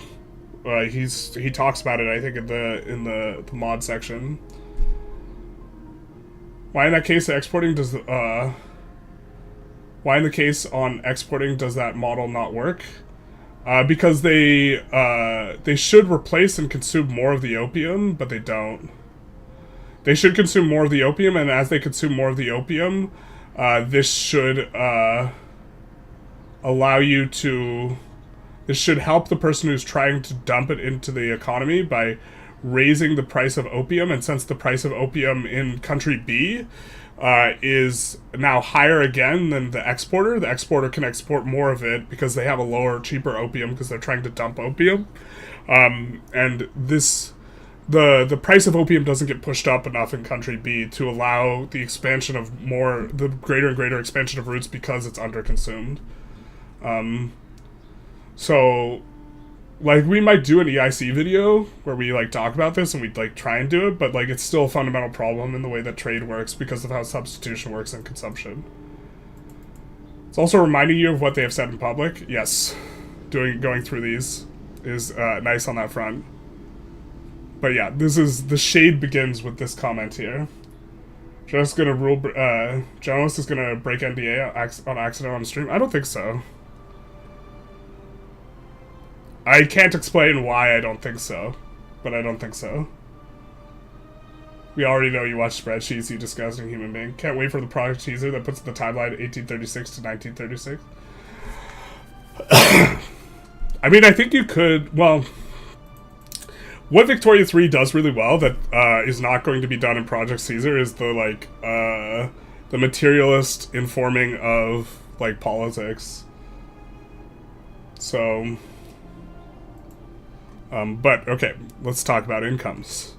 If we start with income, you have trade-related income, which is a system we will delve into in early May, as well as some diplomatically related income. You also gain gold from provinces, not locations, that sell surplus food that they can not store in their market. Neither of these directly relate to control thing. So, this is an important aspect. How much does food sell for?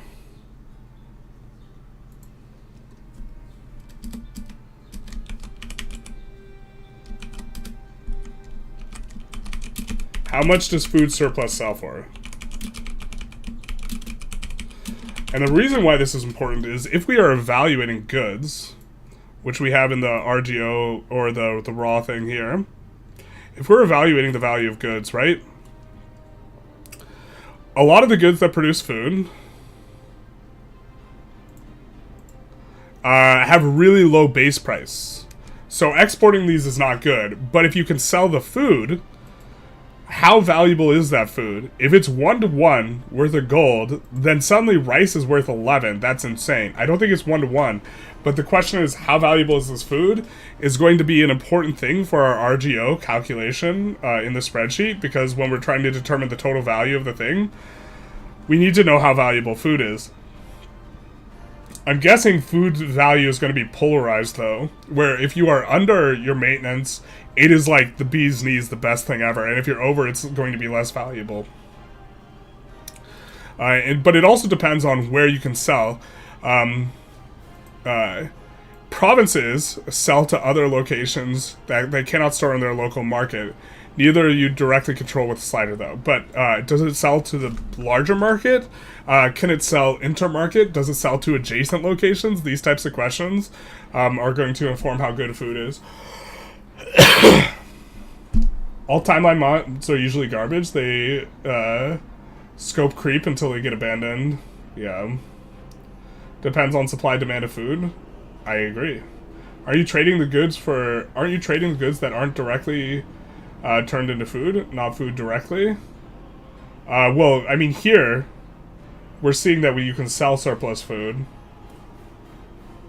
So every market has its food price.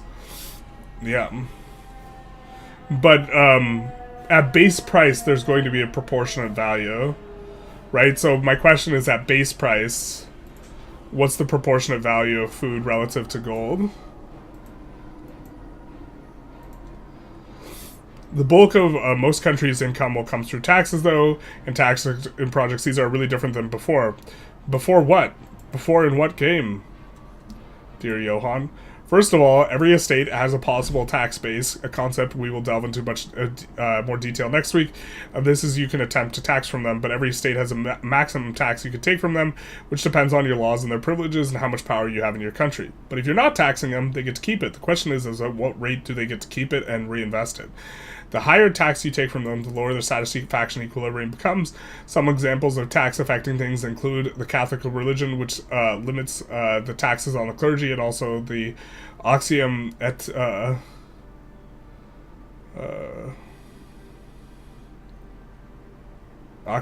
concilium, a state privilege. I was looking for a state privilege because this is a word I have to remember a little bit better for nobles, which reduces what they pay.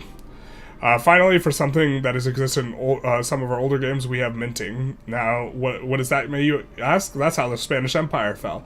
Minting is is the possibility to get more money by printing more coins, as the drawback of increasing your inflation. Curious to see how they address inflation in kind of a more precise way. Paradox is cooking with this game? I agree. But okay, we have minting producing nothing. Nothing. We see the burgers are below their 50% satisfaction. I'm really curious what the reinvestment rate is. And we see selling food is giving plus 0.01. So, I mean, there is just a ratio of how valuable food is per coin. Right? We have the opportunity to tax commoners a little bit more. Not like this. Expenses. We do love gaining gold. Boy, do we. But sadly, we have to spend it. This is the unfortunate thing. Shout out to Smog. And while we can reduce some of the spending, we cannot avoid completely all of it. First of all, we have cost to court. This is something directly correlated to the economic base of your country. And you can spend less gold. And if you spend less than expected, your legitimacy or the equivalent applicable government power will decrease over time. And the more you spend, the more your legitimacy can increase. I imagine the equilibrium slider is going to be like in the middle, and that the investing in one way or the other is going to be relatively inefficient, but perhaps worth the trade-off in some circumstances. Then we have the cost for your standing army and navy, where spending less reduces their fighting capability. This is nothing new to Grand Strategy games, and I'm not sure why I need to mention it here. I'm not sure either. I wonder if it'll be like EU4, where you reduce your payments and then you increase your payments. Sad that inflation can't actually decrease the can't be the actual decrease of money in the economy in the system doing its thing. Yeah. That's a thing that's much more difficult to track. I think they tried to do it in Vicky too, but I think it led to weird things. By having a finite money supply that never increases, there's some weird mechanics. Fort maintenance. Okay. Culture is an entirely new concept, which will be available in the Age of Renaissance, where you can invest money to get to be talked about later, while also impacting your prestige. I think this does get talked about later, or has been talked about, and is the stuff like innovation versus traditionalism, or other type of stuff. So you can invest in pushing certain cultural institutions. I can't remember.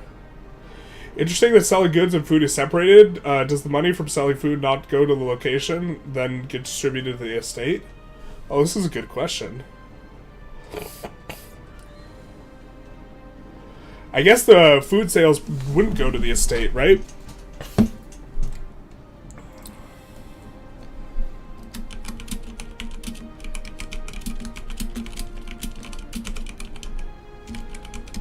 And also, this would mean that food sales would not be something that's subjected to control, so if you are going to build stuff in far-off lands, maybe it's better to build food there.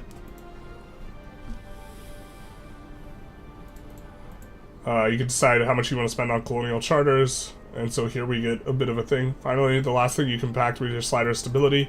The cost for how much your investments are needed relative to the size of your country, different laws, etc. Stability ranges from plus to minus 100. They will decay towards 0 on their own. There are two ways to impact your stability gain, besides investing gold and maintenance here. One of them relates to cabinet system, but another long-term one is how your country is built up, as it is based on how many clergy pops you have in the state religion compared to the total population. Their expenses you can see below, but one important thing to mention is that provinces that lack food will try and buy it from the local market.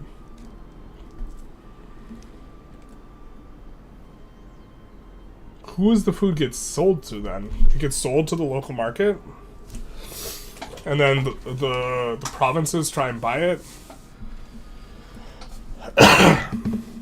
I guess we are kind of really uncertain how this exactly is going to work in regards to food buying and selling. We managed in Mayan taxes. Mayan taxes, I remember playing in EU4. I literally had a book for the end of the year tick, and I would read for 5 to 10 minutes. Gonna leave you. Oh no, I'm behind on 3 Lambert videos, and I need to be well prepared. Well prepared when Tinto is gonna expose that PC is just an elaborate prank. It's just too good to be true, basically. Godspeed. Enjoy the Lambert videos. Lambert is one of the other... There's 3 content creators that I think are covering every Tinto talk, and I think that's me, Malfurion, and Lambert. YouTube decided to remind me of the mod's responsibility. There we go. No starting trouble. Looking at the location maps, looks like the entirety of Western Europe is at 100 to 125% building costs. Persia looks well off too. Cheapest roads are in Mesopotamia and Kazakhstan. Wait, what? Europe has... But Europe has, like, mountains and stuff. Mountains cost a ton to build roads over. I don't know what you mean by all of Europe. Oh, this isn't the one we're looking for. Like, if some place is a jungle, it's plus 200%. A desert is, double the road cost, right? There's not a lot of jungles and deserts in Europe, but they really do have mountains and hills, which are plus quite a bit.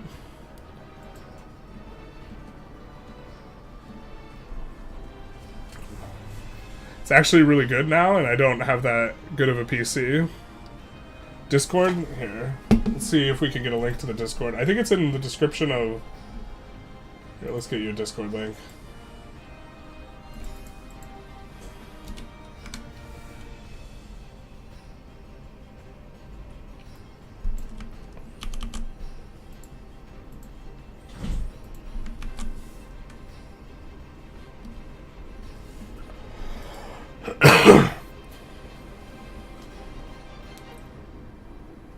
France in its entirety is 110%. So maybe France, you don't do the capital to the coast thing.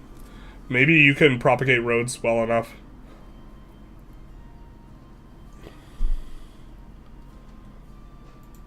Okay.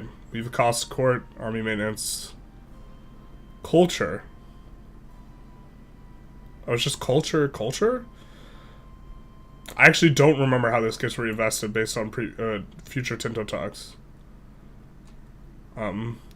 So we could sort by reaction score here, and instead of coming to the top and only showing dev responses, and trying to see if we could just read the dev ones specifically.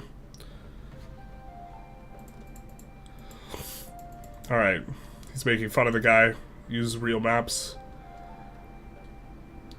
How many stab is comets? Minus 10. Standing army in hundreds instead of thousands. It does scale up as time goes by. We will have 3 more economic dev diaries. Both will have sliders and both will show numbers. Johan being a little cagey with how the finished product will look. You can read between some of the lines in terms of how they talk about some of the stuff to infer some things. Which we won't get any more specific about. Dynamic coat of arms. No longer +3, -3. Yeah, +3, -3 is kind of not very granular at all. New Project Caesar was going to be insane when they did Italy Tinto Mob, and it's just, yeah, in the winter, mountains aren't transversable, so Italy is entirely isolated by land 3 months of the year. That's like a huge one. But also it makes it so that expanding beyond those mountains, because you can't do roads very easily, expanding by land beyond those mountains is probably just doesn't make sense in terms of propagating your control. Mercenaries are getting rework? Hell yeah. Not porting food instantly from Vladivostok to St. Petersburg feels realistic. State will pay for the levies. Okay, I think that we're not going to see anything too crazy. We're just going to read through the first page of high reacts for the dev comments. We know that there's a dev comment we're specifically looking for in Tinto Talks number 8, though. So we'll kind of come through here. Can't wait to play Prussia. You know, whenever Prussia comes up, there's always this German joke that I want to make, but I was told not to make it, and so I'm just following orders. Hills look like they're mostly fine at plus 50%. Vegetation is good. Same as plateaus. Germany to Italy is pain. Yeah, so I think that, like, if you're playing Italy, you can propagate on the coast, but that's it. You're not going to get inland very easily. Or you can slightly from the coast, but it's going to be rough.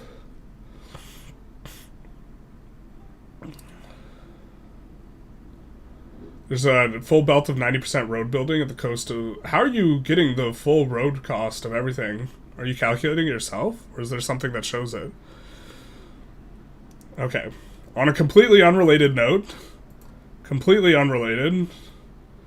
Winds of Change came out, you know, mid-April last year. So now we are 1 year ago at Tinto Talks number 8, talking about the economics. We'll continue talking about the economic part of the game. Last week we talked about different items. We know that we want to read all of the dev responses this time, so we'll just sort by dev responses here. Please be aware, tooltips, or parts of tooltips, work in progress, etc. Loans and bankruptcy.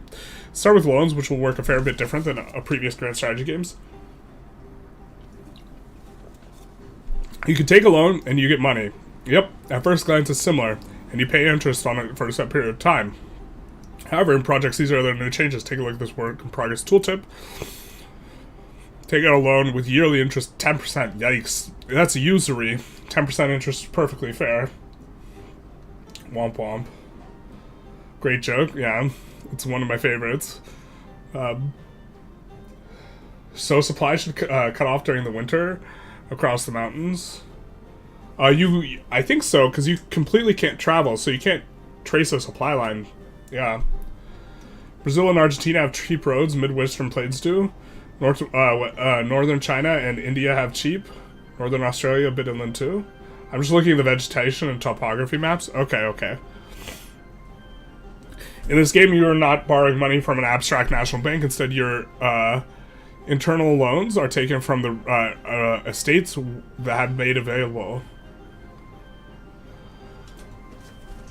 Okay, so the amount of money that they get is going to inform loans.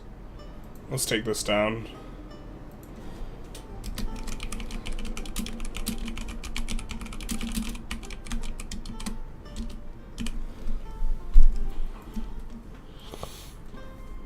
Estates invest money that they've not only have... the states invest money they have not only in immediate gains for their own power or other ways to benefit their country or other redacted, but also invest in having money available for the country where they will benefit from the interests. The interest on the loan? Will we be able to track estate money?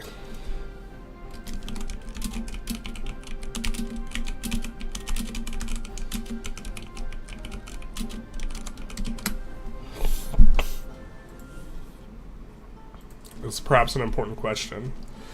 If there's no money to borrow from estates available, and you have no ducats left, you will go bankrupt. Womp womp. Which is a little bit more severe than in, let's say, EU4. There's also another way to get gold. You can send a diplomat to one of the banking countries, like Peruzzi and Bardi, if there is one that you know within the diplomatic range to request a loan. Make sure you don't forget to pay them on time or default on the loans, or you will never be able to get a loan from them again. Yeah. Defaulting on debt, it's the coolest thing these days. So core concepts, let's take a look at the tooltip for the location so we can have quick reference for some important aspects for the rest of the dev diary. We see population, we see raw material, we see it's stone. Perhaps it's worth pointing out that stone is one of the things that has a base production, and this is going to give a base production per in the market development, which incentivizes having fewer markets. But I think burger satisfaction incentivizes having more markets, for example. I'm not sure how exactly the tension gets resolved there. Dominant religion is Catholicism. Dominant culture is Swedish.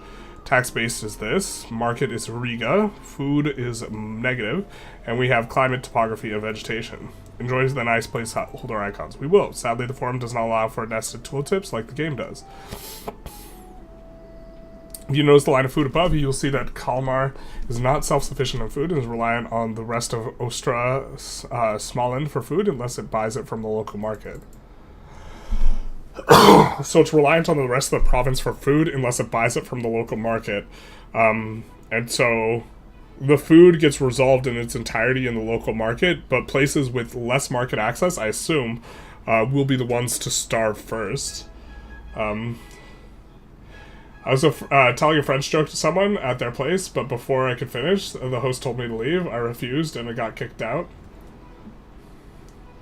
I don't know enough about French. I assume that's a similar joke to my German one in terms of how it functions, but I don't know enough about French culture to get the reference. I would track how much money is available if there's 100% culture control everywhere. What's the size of the civilian economy? Yeah. This is probably.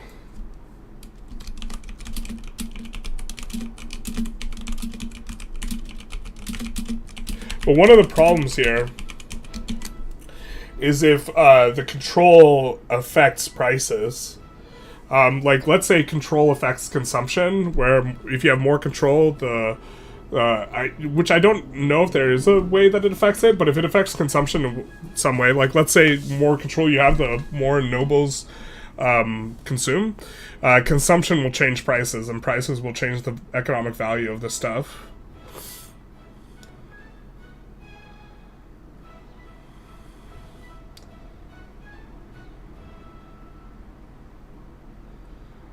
Conk, the 90 to 125 road building cost combines vast swaths of the map, as do the expensive bits. You'll either have expensive, so no roads, or cheap ones, and not a mix. It seems rare. I mean, the road prices are such that it makes sense, I think, in instances to just go around mountains.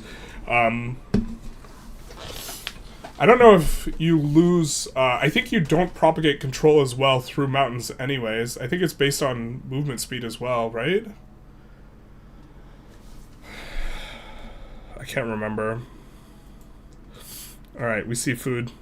A little bit less produced because it's a town, traditional economy. Serfdom, give it a little bit more. And so the value of food relative to gold is also going to inform how good traditionalism is. It might be like really good. Obviously it's terrible in Victoria 3, but we got to turn our Victoria 3 brain off if we want to try and properly analyze games. Stuff doesn't necessarily port over correctly. Control doesn't affect consumption or production, just to who pays for the consumption.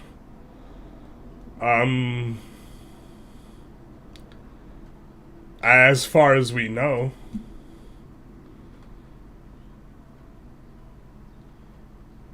Control is kind of related since it's calculated using the distance to calculate use for market area. Yeah. Joke on history of the Second French Colonial Empire. Ah, gotcha. Algeria. Shout out to Algeria. Constant deficits will probably be better than running a surplus as long as you're taking loans, your states, and they invest in your market consumers products with the income. Well, this is another important question. Do estates actually get the money from the interest?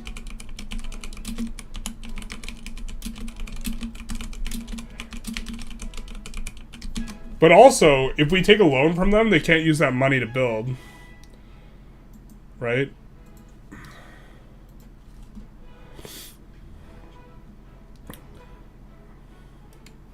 The granaries in Osterstromland are close to full. We would sell our surplus to the local market in Riga, but only get about 56% of the profit, as we only have 56% control in Kalmar. Okay.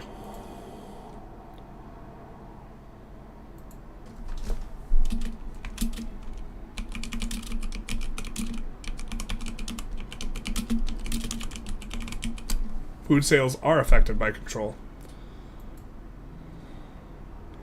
If an entire province lacks food, we would have to buy food at 100% of the current price in the market.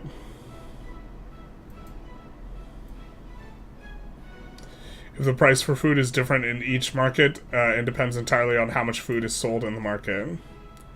Yeah. But it looks like the state always has to pay for food, right? That seems to be the implication.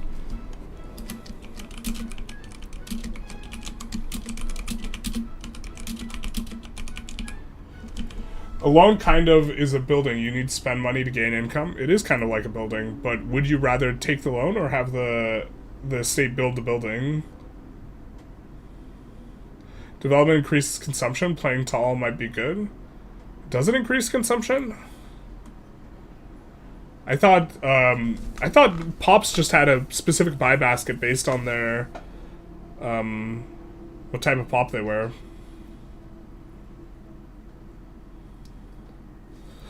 Control from Italy to Germany will probably go east from Venice to the Danube. Yeah.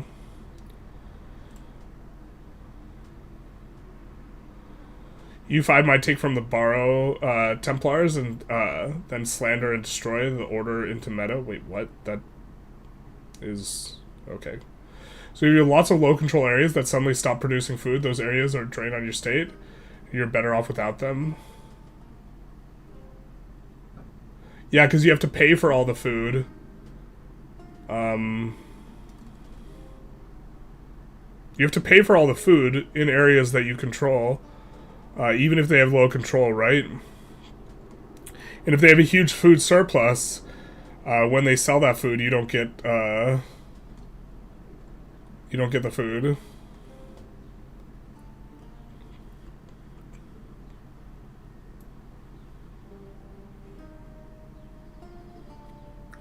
So running a huge food surplus to feed the rest of your place will just be deleting money. Does vegetation change with pop density? I don't think so.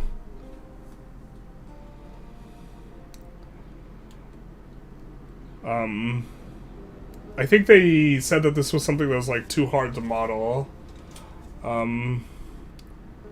But you can run higher and higher levels of road through a vegetated place, to represent greater and greater infrastructure moving through it.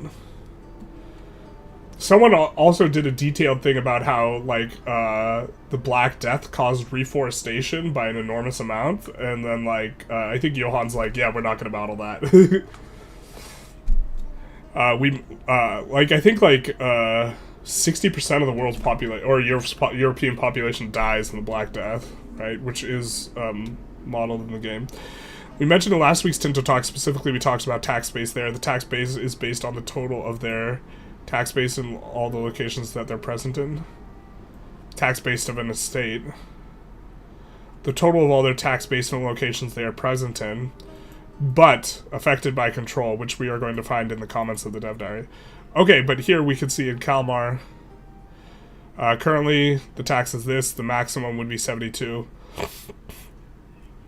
And then we could see the tax base split amongst these, and the actual tax we end up getting paid out, looking specifically in Kalmar. And this is adding up to, right, this is 20, 38, 40. Wow, the estates must have a lot of control. So this is 40. And then the control as such that our tax base is 42, or 0.42, and this is 0.4. And so the rest of this 0.02 must be the Crown Authority tax? Or is all the tax always on the estates? Is there no Crown tax directly? Vegetation should change, honestly. The depletion of forests in Europe led to powerful timber and fur industries in the Americas. Maybe it will in the DLC. Maybe they'll even change it. I think I remember something that said that they weren't going to do this. But I can't recall.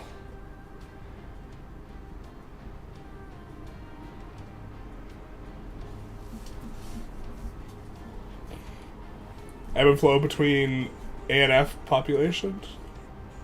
Vegetation and population.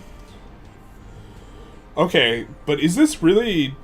do we really only get 0.02 from the crown power? I guess they said that the numbers weren't balanced in terms of what we're looking at, but the crown is getting... Was this a paradox math thing? That's the real question. Is there crown taxes?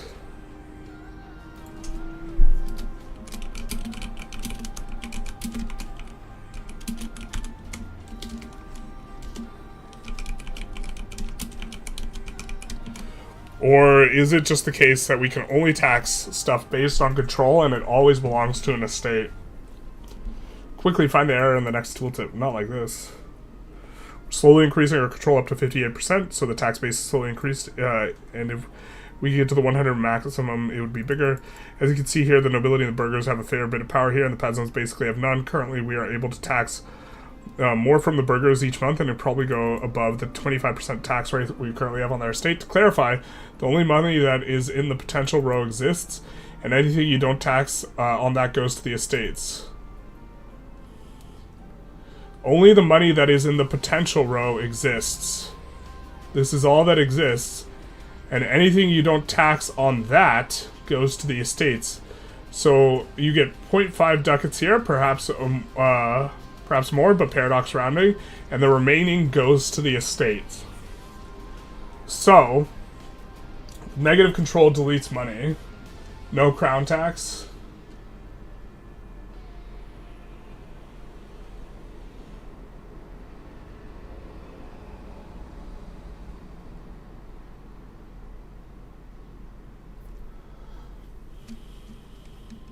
Do you have a confirmation on no crown tax? Piotr? Is that Peter, but with French spelling? Or is that Polish spelling? Apologies if I mispronounce your name. But, so this just means money gets deleted from lack of control. And to the extent that we have control, the tax base still gets filtered through the estates. So, crown tax is tax on the estates? Okay. Here, let's just strike through this and put no.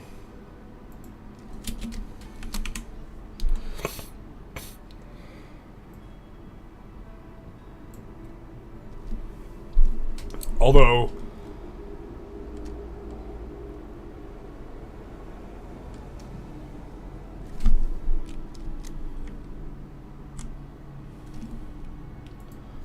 how do we strike through?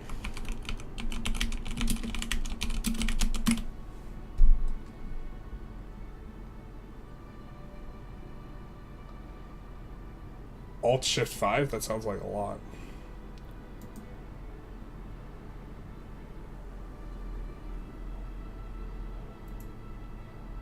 Here, we'll just do this.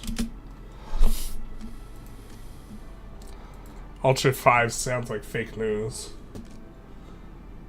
Tariffs can be kind of considered a crown tax, I guess. Not like this. I'm guessing it's Polish. 0.02 could easily be a rounding error. That's kind of what I was thinking. Paradox math is a strong possibility here. Control U is underlined. Control X would be a reasonable strike through, I guess. Kingdom of France brought trumped up charges of heresy against the Templars in order to get out of paying the massive amounts of money they owed the order. Womp womp. Raw materials. As you have noticed in tooltips above, we talk about raw materials and resource gathering operations. Every location has one raw material possible that can be extracted, and this includes stuff like lumber, stone, etc., etc., etc. There are other ways to get raw material by merely owning and controlling a location. Only peasants and slaves will work on raw materials, and how many will work depends on the infrastructure you have built up for that. Pops that are working with this will not be producing food unless the goods gathered are food related. Interesting. So opportunity cost on RGOs.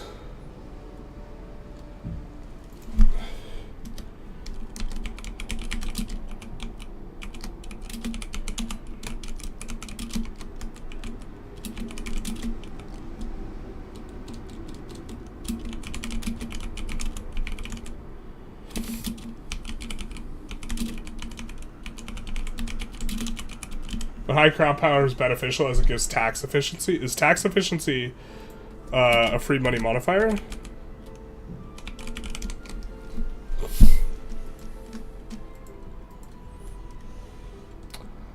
The maximum size of an infrastructure can be built depends on population development, technologies, and societal values. Okay. Raw goods here.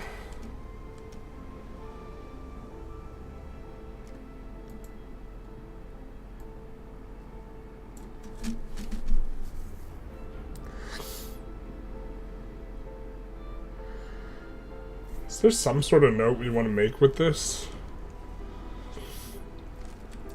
Flooding the zone with, like, I think this is going to be really trappy for new players who just, like, look at something with a really high base price on the RGO and they just, like, flood a bunch of that RGO into their economy, but there aren't enough buy orders to create demand for it. Especially because I think at the start of the game, the price floor is like 40%, and the price ceiling is 250%, and then it trends towards, as you get into later ages, 20% and 500%. So collapsing the price is not all that bad. Even if with the collapsed price, it's still going to provide a good tax base. Stuff just gets transmuted into taxes, though, in terms of how the buildings produce value.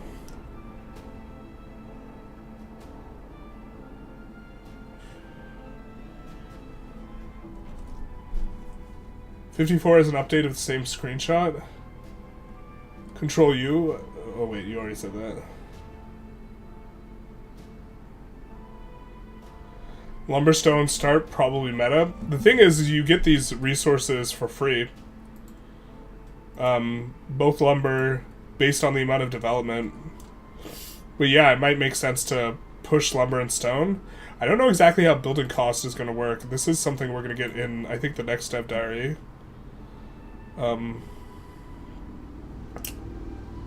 So let's get into it. I was really trying to figure out the actual cost of buildings and how cost of buildings worked. So here we have, welcome to another Tinto Talks, the 9th of its kind, where we talk about a very secret game using the codename Project Tizar. And today's we'll talk about how the company economic system of the game, so let's start.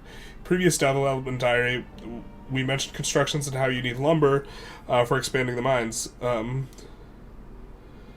So how exactly does this cost work? Do we pay the cost of all the lumber up front? Do we pay it per month? Is there an upfront fee?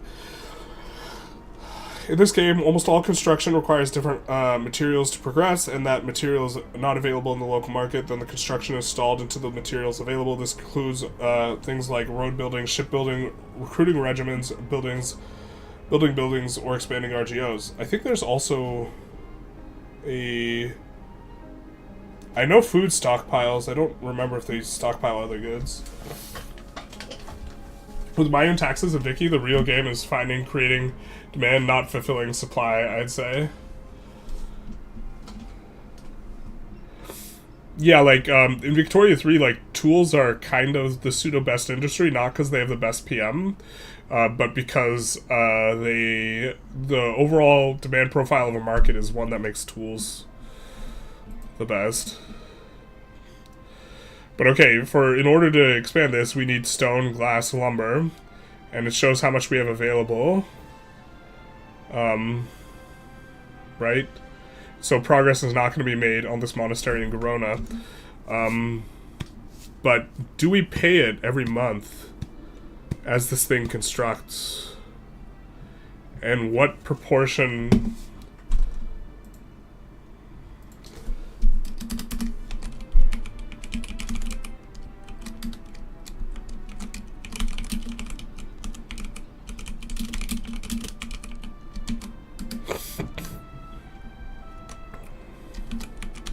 Is it we already paid the price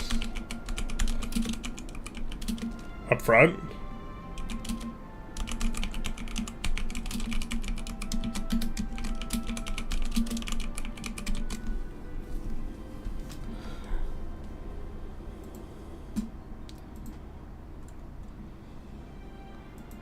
So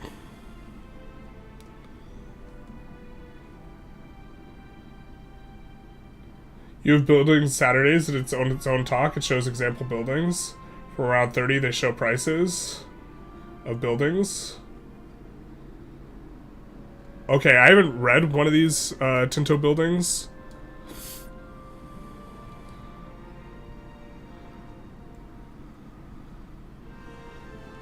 Let's take a closer look.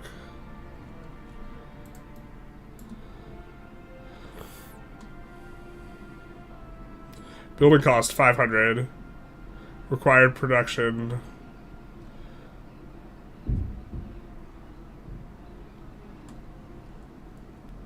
Okay, I mean, we have a building. We have an upfront cost. There is an upfront cost. Confirmed. What is it for RGOs?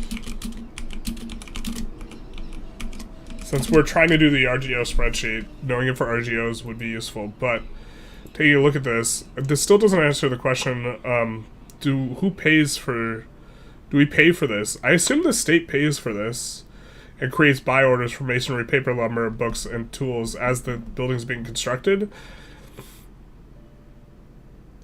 But it could just be like phantom pay for this as part of the upfront cost, or incrementally pay for it, in which case this actually costs more than 500 gold, right?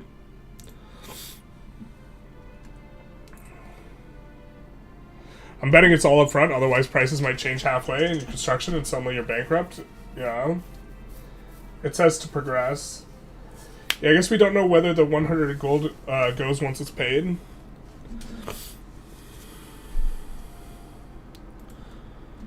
Because this building just might be more expensive than 500. Right? If we have to maintain these for 720 days. Because, so here's the key point why all of this is really important.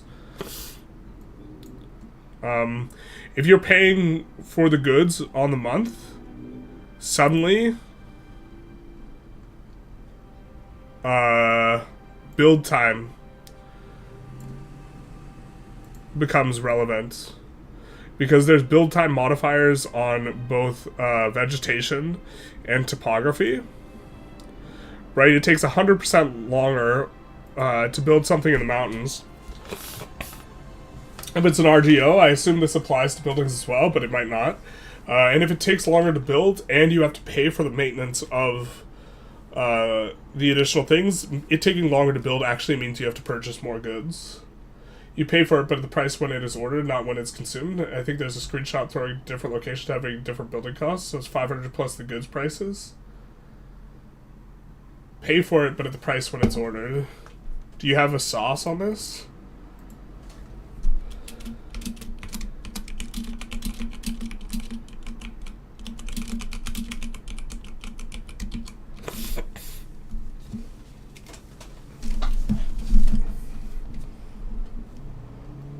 In which case, does it take into account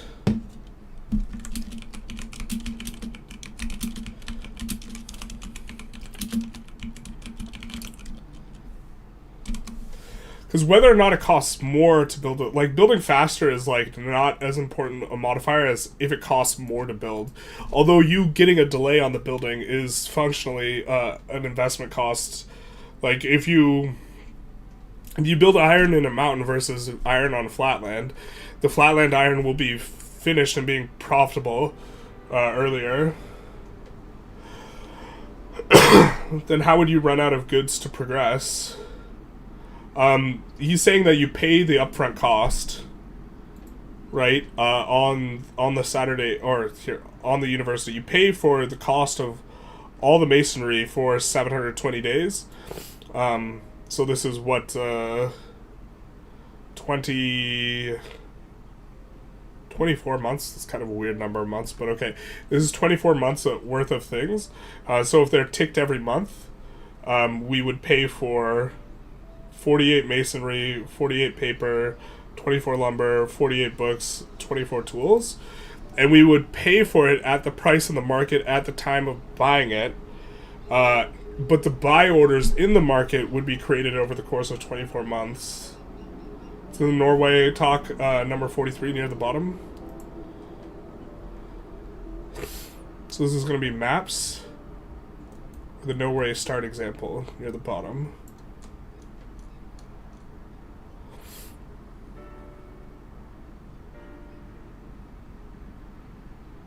Okay.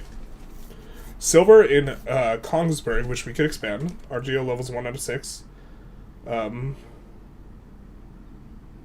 Default building time 270. Requirement for construction, lumber.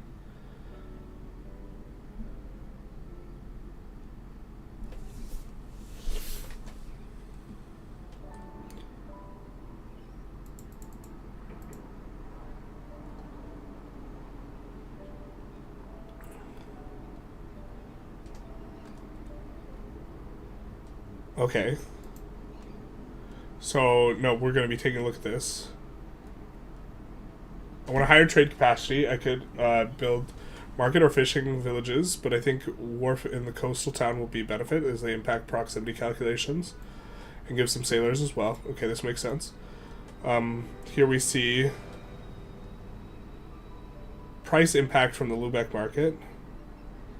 We see the base cost is 50, and then we get a discount based on the goods, the price of the goods. Discount, okay.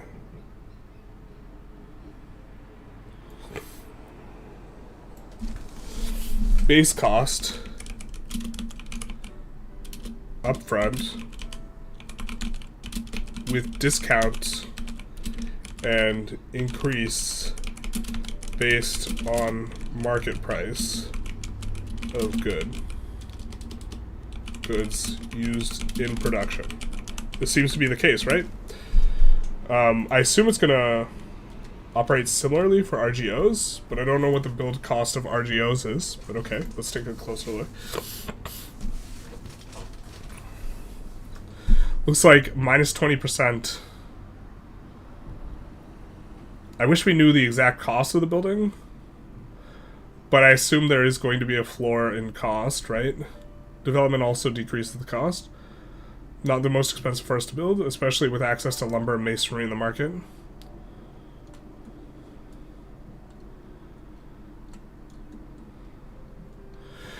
Okay. You pay up front. The upfront cost takes into account the price of the goods.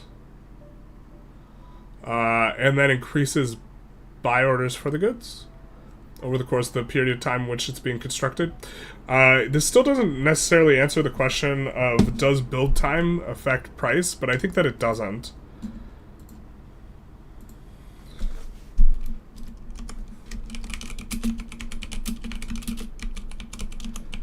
I think that it wouldn't, but it just means that we can't get the thing as quickly. So when we do, when we update this spreadsheet eventually, what we're going to have a value with how many months to replace its cost, and the additional build time will just make it take additional months for the cost to be replaced. And so if something takes 24 months to build, like per the building that we looked at, this university, if this takes 24 months to build and we have plus 100% build time, it's going to take an additional 2 years for it to recoup its value.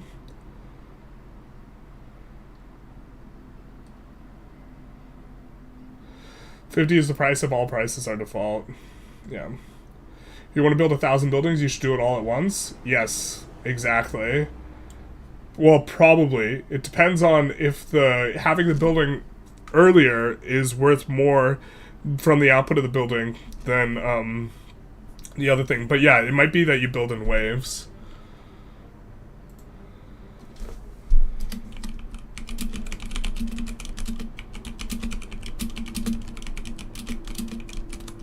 There's also a discounted price for capital economy value. Capital economy value at the top of the screenshot. Yeah, if you're traditional economy versus capital.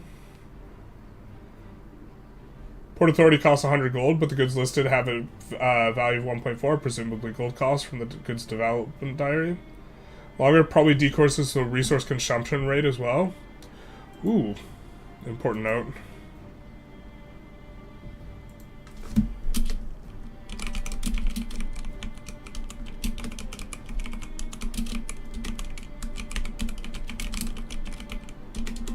Let's italicize rates. Okay. So, I guess back to kind of, let's exit out of some of these, now that we kind of have this context a little bit better. So, welcome to the Tinto Talks, the 9th of its kind, long may he reign, where we talk about the very secret top game, which is mostly secret, but also big top, using the codename Project Tizar. Today we continue with the third of the 4 talks, where we're talking about the economy systems of the game. Talking about constructions, we see that we have needs here, and the cost is going to be based on a base value, and then constructions are going to increase or decrease the cost. Almost all constructions require different materials to progress. If the material is not available in the local market, the construction will be stalled out. Well, so here's a reason to not build in waves. You'll stall out construction more, probably, right?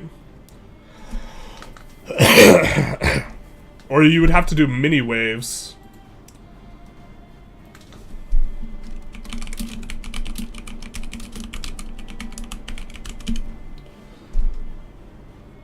I think it's saying it'll cost 4 ducats per tick. Whereas like 12 months or something.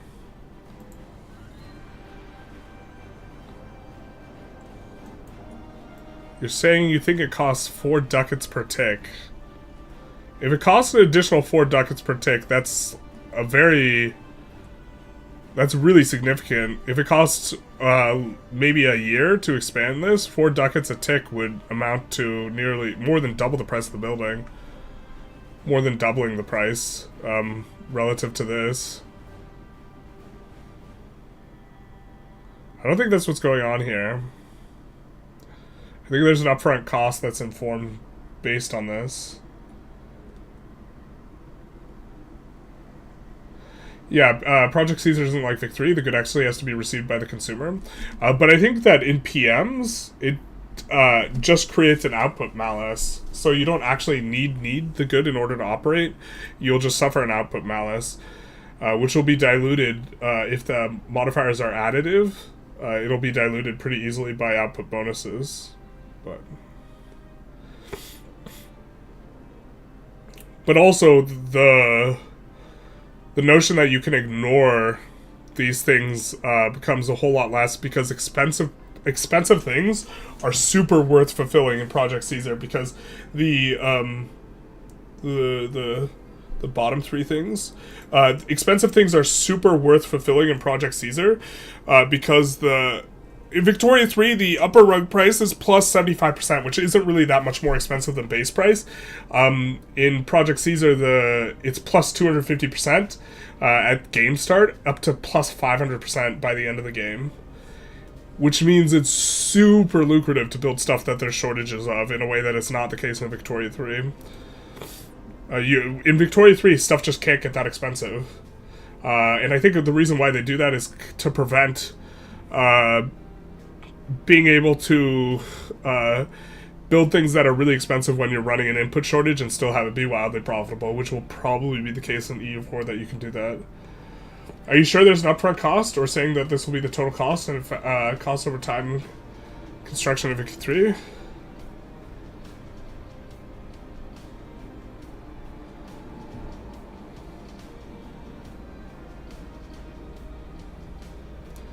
Yeah, you were right. There's nothing that says here whether or not it's up front.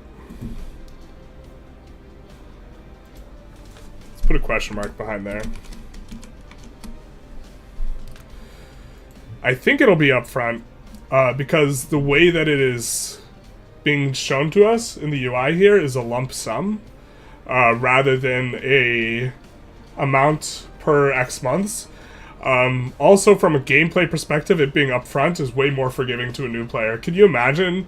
You're just like, you queue up like 15 buildings, and then your economy promptly collapses. From a gameplay perspective, it not being upfront would be really rough. But I suppose from a simulation perspective, it not being upfront would make more sense. Those bottom three add up to 370, 3.7.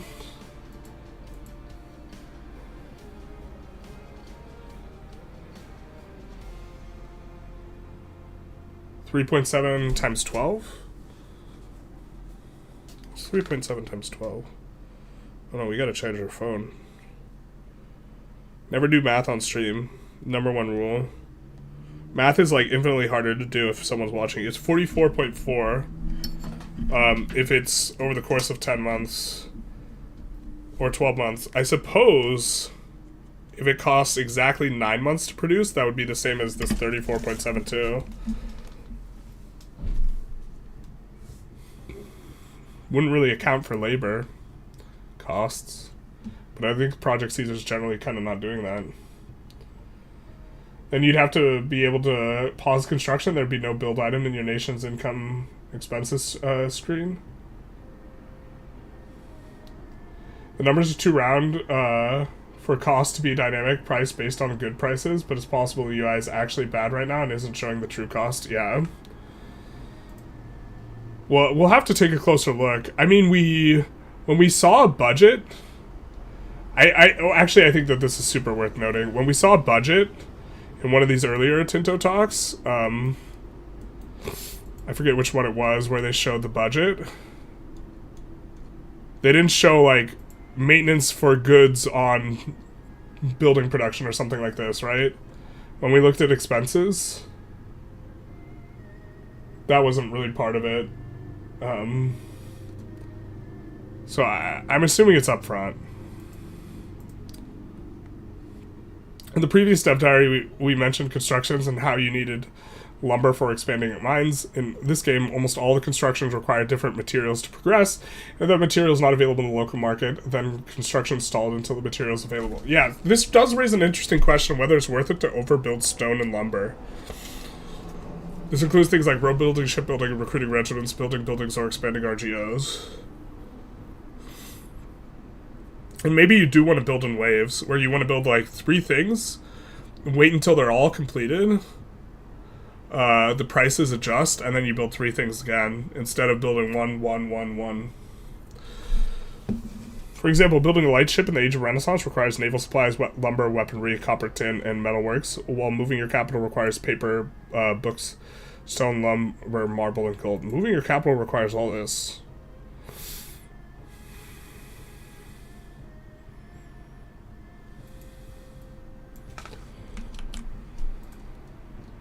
That's relevant for thinking of control.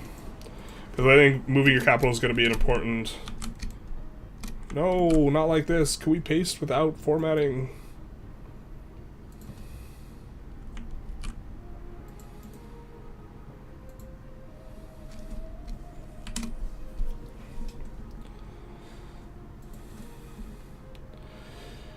Buildings are rather important in Project Caesar. There are hundreds of different types of buildings. Some can only be built in rural locations, and some require a town or a city. Some can only be built in rural locations is a bit of an interesting qualifier. I assume they get squashed when you upgrade to town. So this means that you'll have to think ahead of time what rural, town, or city type of consideration.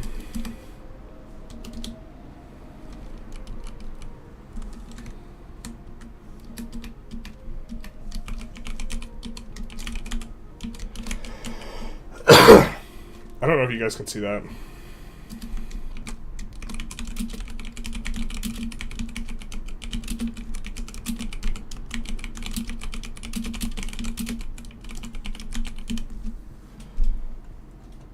Depends on the size of the building versus the rest of the economy demand. Yeah, but if you don't have very many buildings consuming lumber and stone at the start of the game, because some will use it in their day-to-day, then this makes it really important to pulse your construction. But then if you have a ton of buildings that are consuming lumber, like shipwrights, like Fletchers, or like this type of stuff, then it becomes less important to pulse.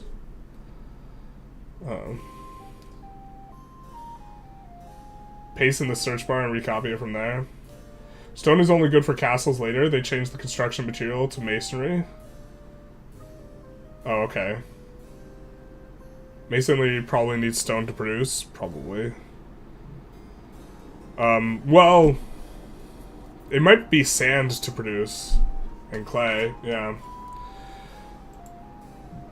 Some require a town or city, some can only be built in ports, and some can only be built in other countries. Some you can only build when there's no owner of the location. Lots of buildings are unique to cultures, religions, etc. Some can only have one level, some have a fixed cap, some have population development. Buildings can all be slowly categorized into three different categories: buildings that can produce goods, buildings that only give effects, and buildings that can only be built by the states. This is important.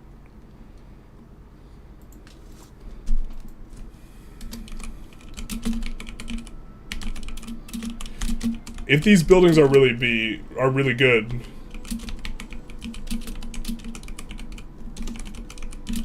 whether these are better, worse than regular building,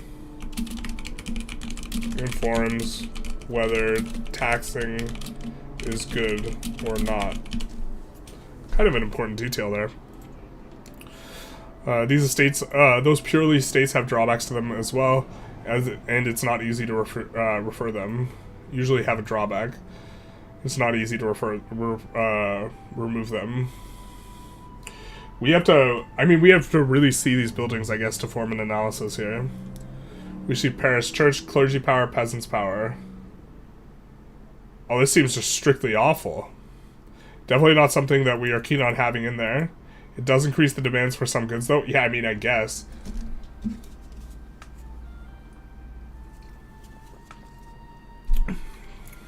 Does it require people to work there? I don't know what this 10 means. That means 10 clergy members need to work there.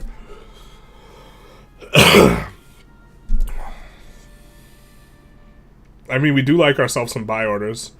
So what about producing buildings there? This is where the truly fun part of the economy starts. Project Caesar has a large amount of different goods. Currently it's about 70. There's more that have been added.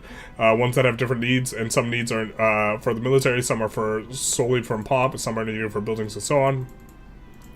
Producing buildings in towns and cities go from guilds to workshops to manufactories to mills at the end of the game. So there will be different levels to each of the buildings. This includes everything from paper maker guild to foundries. A producing building outputs one or more of those types of goods. Finally, we have buildings that are purely giving an effect. These include granaries that increase how much food you can store, libraries that increase literacy, different types of forts, buildings that train manpower, ports that help with shipbuilding, and much more. The state's only buildings are probably only negative buildings that increase their power, and peasant power is better than noble power. Maybe. I think that this is a strong inference to form just based on a sample size of 1, right? I think we still kind of want the question answered. But yeah, that one that we saw looks awful. We think. Unless you wanted to decrease the power of estates like the nobles and the burghers, because it's a proportionate thing, right? Maybe it's worth losing crown power to proportionally decrease their power. Does the state pay for the production and maintenance of the state buildings, or does the state? I'm not sure who pays for the PM. The estate pays for the construction of the building.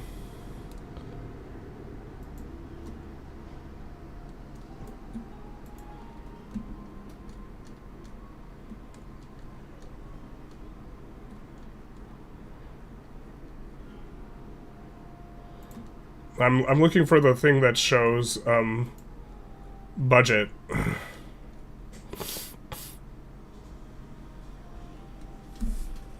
Nowhere in here is building maintenance cost. Does building maintenance cost just get...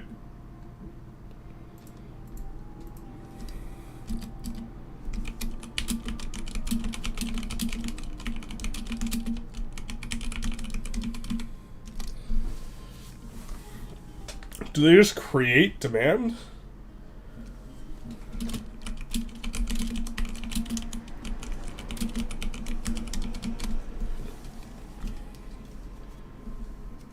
Maybe this depends building to building, but there's nothing in the budget, right? We look at Tinto Talks number 7. This budget doesn't include maintenance of buildings other than forts.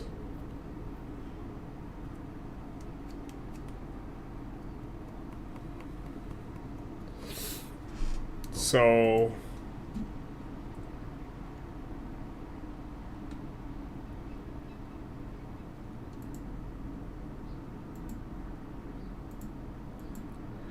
I mean, if it's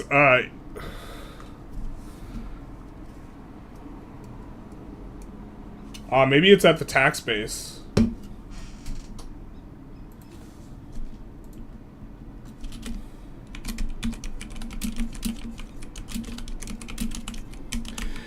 Maybe the all the input goods and output goods are calculated at the point at which of the tax base. That would make a lot of sense.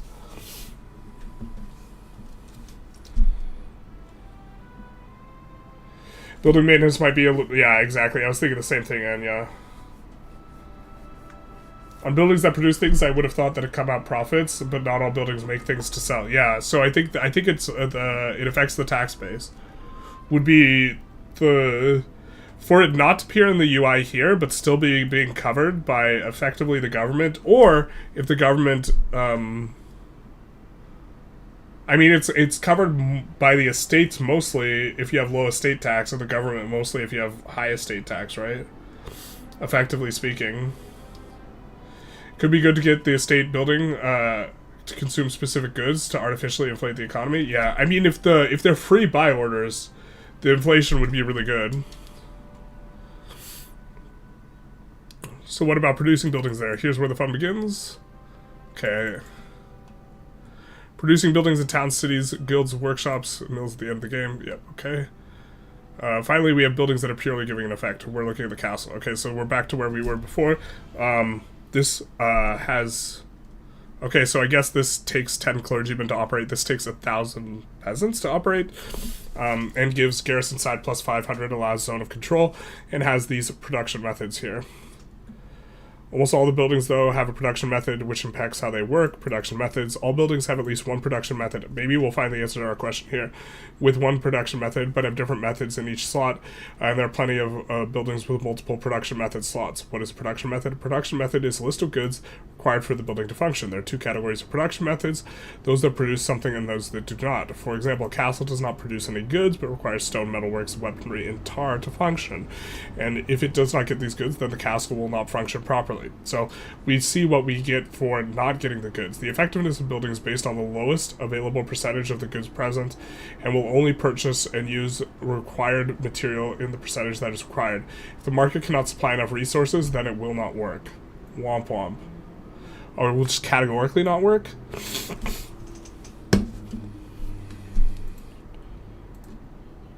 Let's do this.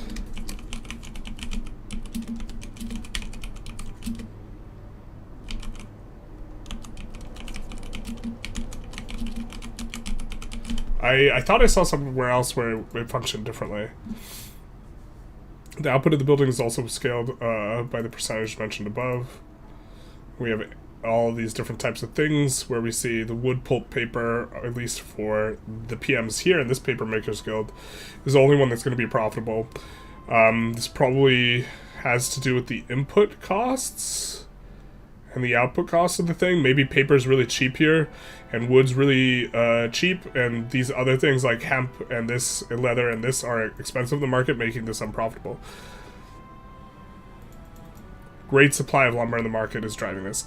And of course, you can automate the production method selection, which will adapt it on a monthly basis based on what resources are available and what would be profitable.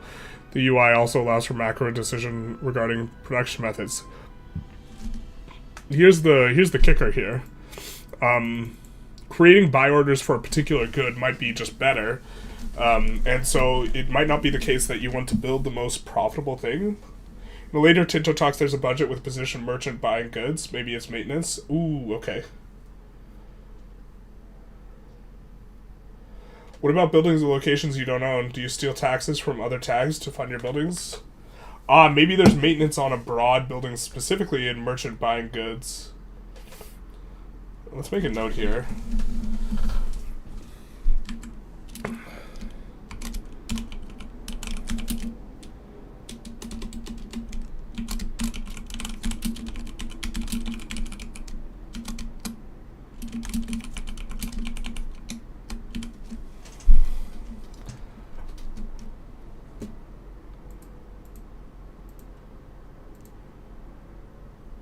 Every building requires employed pops to function, as well as and those that require upper-class pops, like burghers, clergy, and nobles, also also increase the potential for them in the location, making the pops slowly promoted. So it'll promote over what is demanded, I think, is my understanding here. But this slow promotion means that if you lose a bunch of these in a war, you might have buildings that can't fully be utilized. This might be slightly awkward, as powerful nobles or clergy construct more buildings that make them more numerous and powerful, like this building we saw here in the parish church.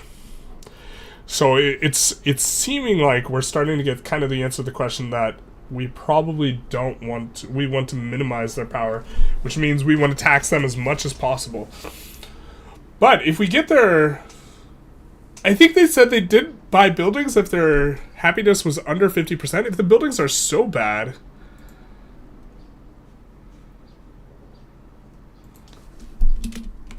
if the buildings they build are so bad, it's possible you want to keep them just below 50%. Which that's going to be a harebrained metagame where you're trying to balance 49.9.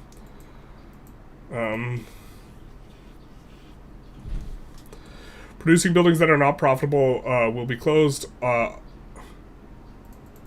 And pops will work in other buildings. However, you can always subsidize a building if you require goods or benefits it gives. Okay.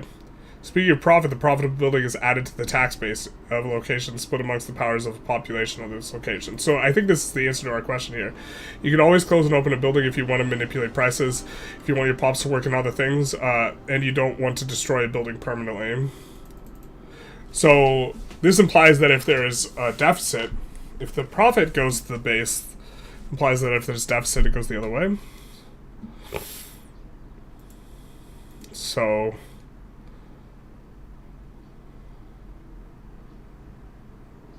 yeah, we think that this is probably the case. That it's based on the tax.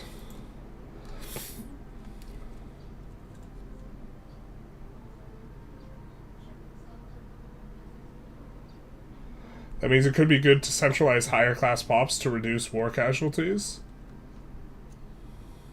Yeah. Or fight with less effective soldiers because it kills less important pops as well. We mentioned last week about different ways to get our raw materials. One way besides trade is set on rural buildings.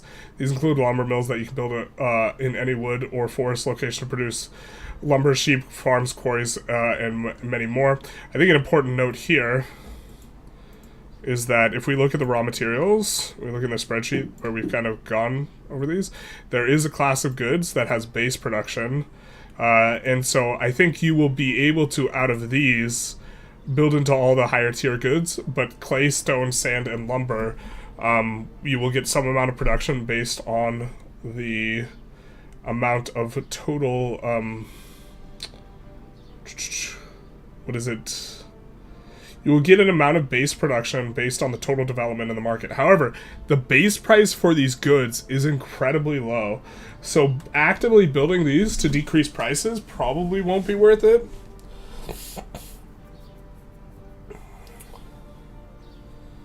Maybe it's worth it because you can pulse invest in buildings. This is a math question, right? That we could try and answer, but I don't think we're going to try and answer it now. We're going to try and get through more Tinto talks.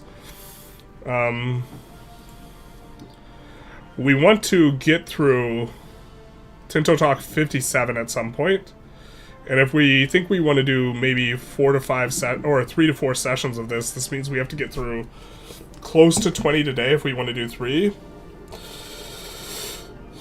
And like, what was it, 57?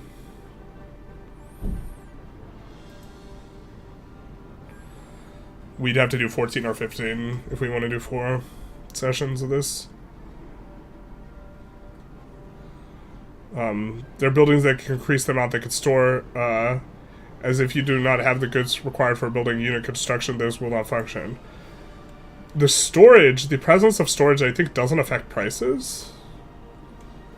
So yeah, it might just be a pulse thing.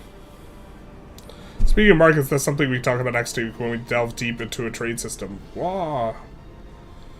Let's sort by reaction score and just look at the first page of Johan's comments. Basically. Are buildings built in location with no owner tied to them, tied to the new colonialization system? Yes. Are buildings built in other countries, treaty ports, like, this? Yes. Zone of control is similar to Imperator. Napoleonic Age, you can freely ignore zone of control if you got the tech for it. Okay. Are tulips a trade good? Can they cause an economic crash? No.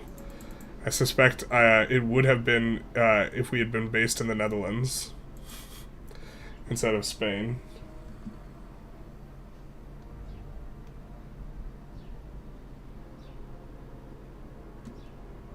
Though if happiness is 100%, they may build all buildings for economy, and we may not know how it's coded. Yeah, this is also true. Their behavior and the value of the gold that they get is super important. In a recent dev diary, they said estates build too many good buildings, so they had to be nerfed. Interesting. I mean, whatever the balance is going to really inform how good it is to have control. Johan has repeatedly said that the main gameplay loop is breaking the power of the estates and centralizing authority of the crown, so yes, making them less powerful should be good, although tough. Developers are not always correct in their evaluation of what the metagame is, though. Right? And especially looking at Victoria 3, there are a lot of, like, systems that are really counterintuitive. Like, running a really big negative balance is great in Victoria 3, for example, and that's not really that intuitive.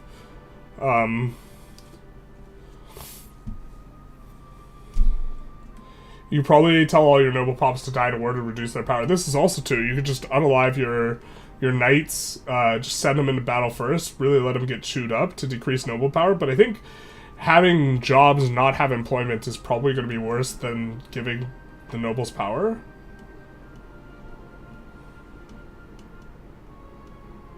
Yeah. Just all of them in one video. Just all of them in one video? You want us to just go for 12 hours? Welcome to the stream, Ragatalk. I don't think we're gonna go for 12 hours. I think we're gonna try and go for 4-ish. Primarily we use production methods to differentiate inputs, but also to improve efficiency and volume as technology progresses. I'd say 95 to 99% good enough to have on automatic by most people. I suspect people on the forum will likely want to do it manually. Of course, we have macro changing PMs on filters that are affected like this.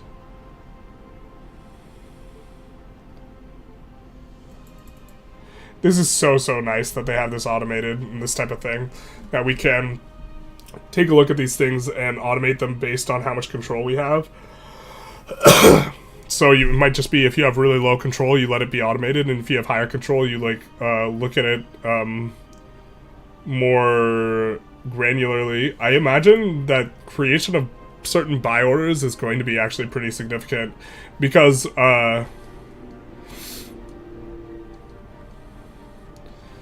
we see here animal parchment, we have leather. What is this, cloth? Or this is a produced good. This is hemp. Here's the thing. The base price of these goods is wildly different. If this isn't really informed too much based on Well, actually,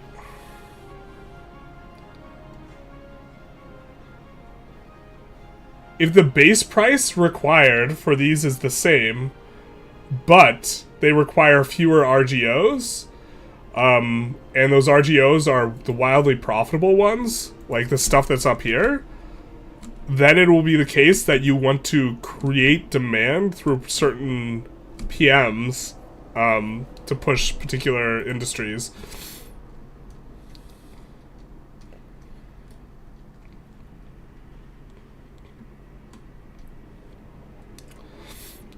Can't wait for this Vicky mod for this game. Womp womp. One of the more reacted to upvoted comments. Look, the shade is so unreal for the Victoria 3 stuff.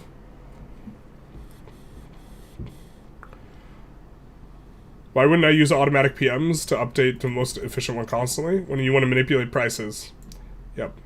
Or economic warfare. Yep. If you want to constrict someone else's... if someone else is importing, like, let's say, hemp from you, and you want to constrict this, you could use all the hemp in your market to prevent them from importing it. Requiring less volume of goods makes it so that there's more trade capacity. There we go. That's another one. Making available more trade capacity for other stuff. The one important sorting method we have on this is transport cost. And there's a class of goods, which a lot of these are military-oriented goods, which cost more to transport, and you would want to produce these in your own market. And then there's a class of goods that requires less.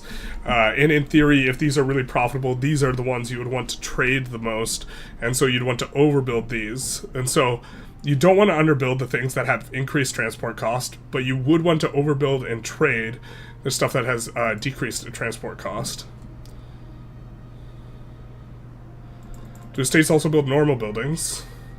If their satisfaction is over 50%, then a die roll checking versus their satisfaction if they should build something good building or for a country or one that is just for them. Keeping your states happy keeps you... Okay.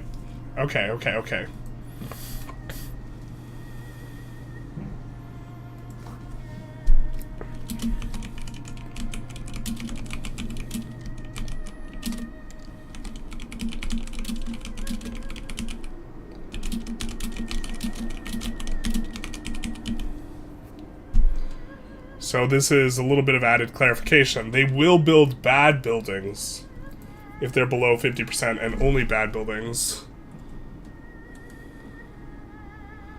Building buildings, expanding RGOs, handling trade, dealing with states. Is good to give bonus like EU4? Nope. So blocks army passage like EU4, it occupies the whole province. This is regarding the forts. Will there be a fix in an issue with EU4 where the AI go through player-built fortresses? Womp womp. Yeah, I can't cheat zone of control in Project Caesar unless it's bugged, and the rules are less arcane than EU4, so it'll be less confusing. Unless it's bugged. This comment has been reserved for the Tinto Talks memes. We do like the memes. We're not going to look at them. They might not be appropriate for stream. You can't close estate buildings, and destroying them makes them upset. Makes sense. Is there a need to spend goods for upkeeping units? Yes. I wish he had asked that on buildings. But I'm assuming that the building thing just affects the tax base. Just a clarification would be nice. Coal's available at start, but has less uses early. We are sorted by reaction score here. Talk about trade next week. Click the automation button and it's fine enough.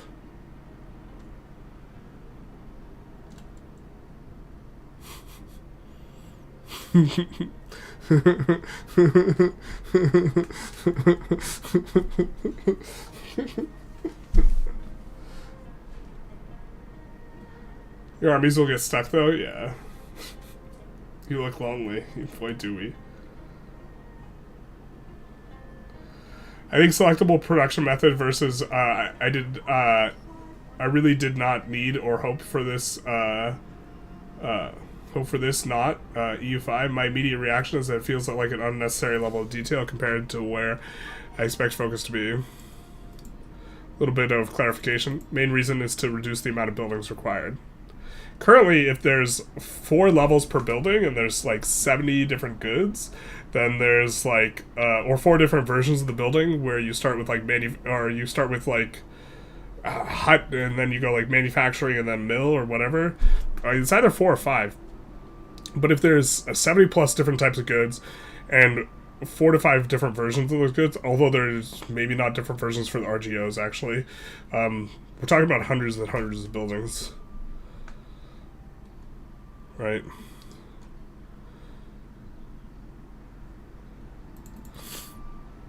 Market access and other things like occupation and sieges may impact volume produced and how much reaches the market. Important to note. Actually occupying stuff mattering so foreign to Vic 3. Vic 3 occupation is kind of irrelevant.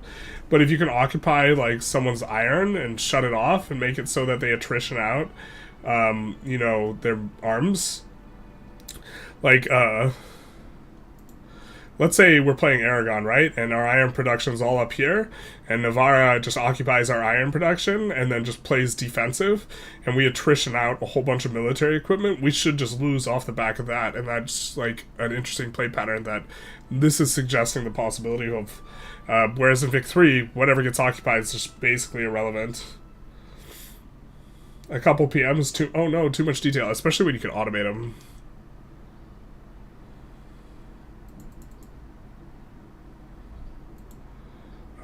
Process to produce paper from wood pulp wasn't until the mid, etc. Why is it available here? In the game, it's unlocked in the second half of the 18th century. I always hated that the 18th century refers to the 1700s. It's so confusing as a kid. There will be unique buildings. Stockpiles can be preserved, also food reserves. Praise Johann al-Gaib. This is around the time when Dune was released, huh? Lisan al-Gaib.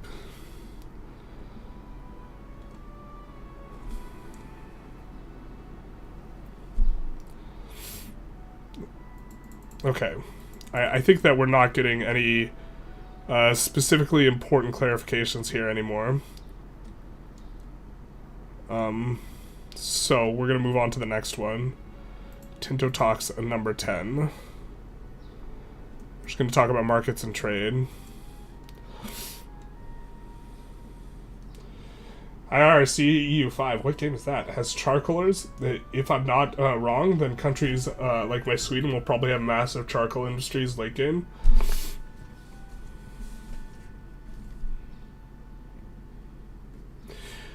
I cannot recall a Tinto talk that specifically refers to charcoalers, so I can't.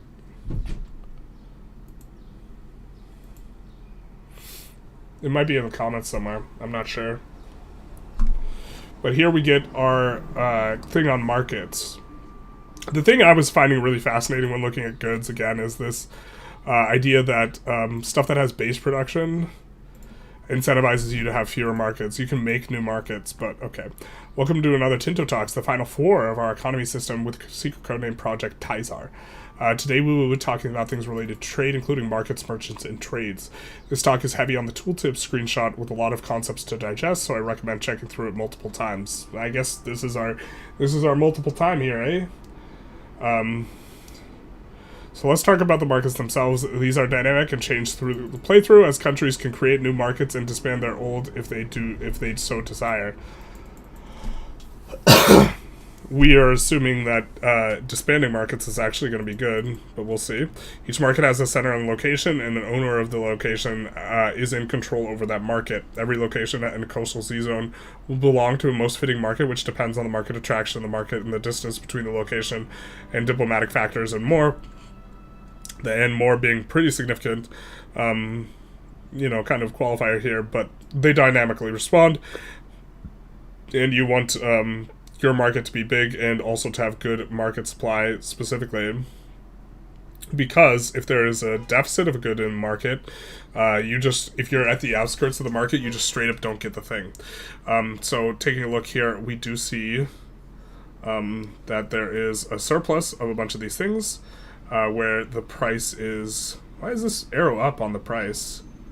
Okay, but we have a surplus of wild game. Maybe that's a surplus in quantity that is stockpiled, but not monthly demand. Okay, we have a surplus of these things here: tar, fur, beer, fish. Seems fine. And then we have need of sturdy grains, sand, wine, fine cloth, gold. Sturdy grains, I think, got removed per one of the more recent Tinto talks and replaced with something else. Like, some of the food ones got shifted around, but that's not particularly important. We see, okay, we're gonna have stuff with, I guess this hand thing just means straight up deficit. There's just not enough to do the things. And I don't know if this arrow up means that it's being lost or the price is trending up. Oh, it's probably the price is trending up. I forgot. Prices follow an equilibrium. They do not slingshot instantly like in Vic 3, right? Which I think is better. The market has merchants who will have power depending on buildings and maritime presence in the market, and a merchant capacity which depends on the infrastructure for the trade that country has in the market. A market has merchants. So if you have two markets, they will... Maybe this is a reason to make more markets as you get more merchants overall. Merchant... just because of base values or something like this. The merchant power impacts in which order exports from a market are executed, as there is not an endless supply of goods in a market. The merchant capacity impacts how much goods the merchant can ship. Okay. Hanseatic merchant capacity in Riga. We see that they are getting an amount that is equal to a number. As you can see in the market screenshot, every good has a local price and a supply and demand value as well. Let's take a look at beer in the next tooltip. We see that the market price is 1.48. Target price is 1.51. So there is the equilibrium and the trending towards the target price. This is the base price of 2 modified by minus 24% due to an effective supply of 15.81 and an effective demand of 10.37 and a price stability of 20%. Price stability.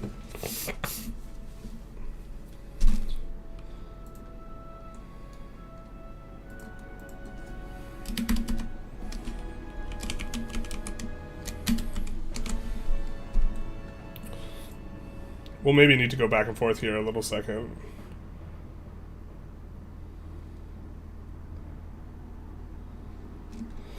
Okay, it's modified down by 20%.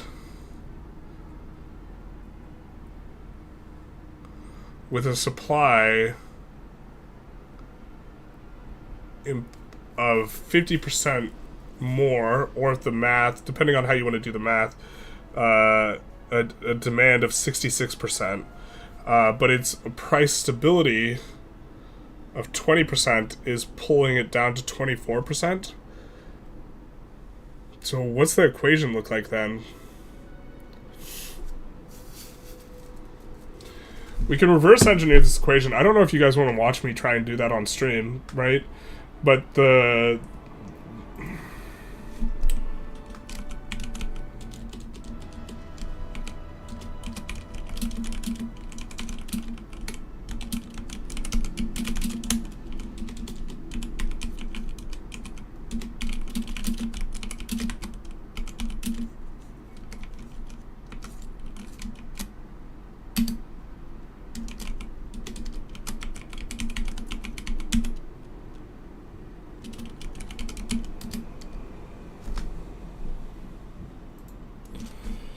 price stability.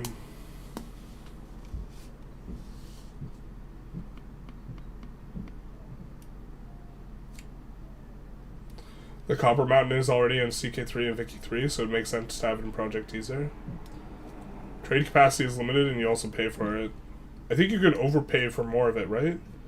That's one of the things that they give you a slider for.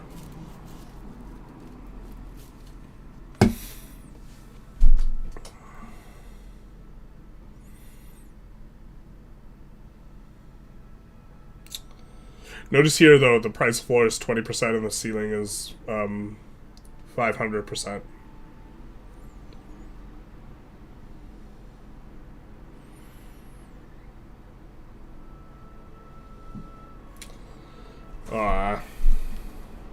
I don't think you guys want to necessarily watch me try and figure out the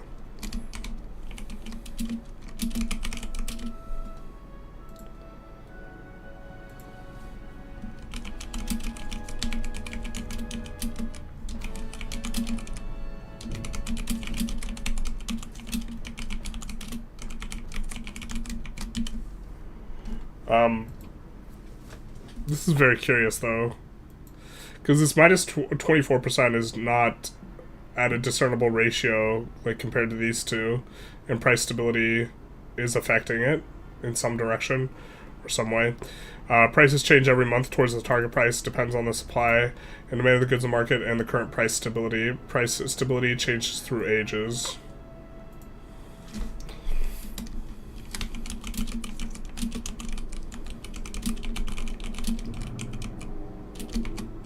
Is this the 20 to 40?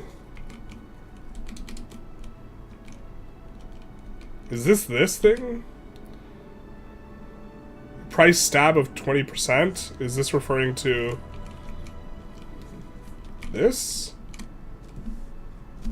I guess that might be what it is. And so the equation that this is trending towards 20% at the lower end. Is this based on if we have double the buy orders, then it'll be 20%, so it'll get minus 80%? If we have double the supply of the demand, like per like the way Victoria 3 is calculated, if we have double the supply of the demand,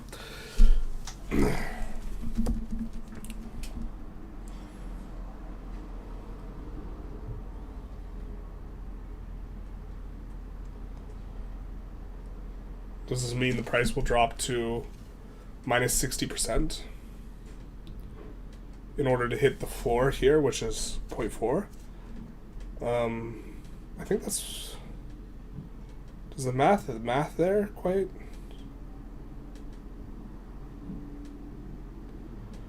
$15.67. I mean, it's almost plus 50%. So it's almost... And it's almost... or plus 50% supply relative to demand. Unless it's calculated at a 0.66 ratio, in which case 24.3%, I mean, it gets kind of close. Deficit over price stability.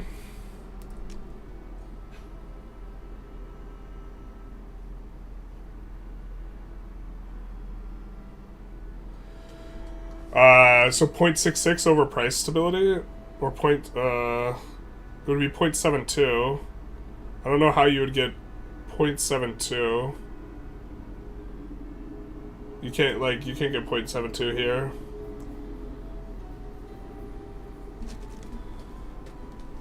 Anya, I don't see your chat in chat. The schnozberries don't taste like schnozberries.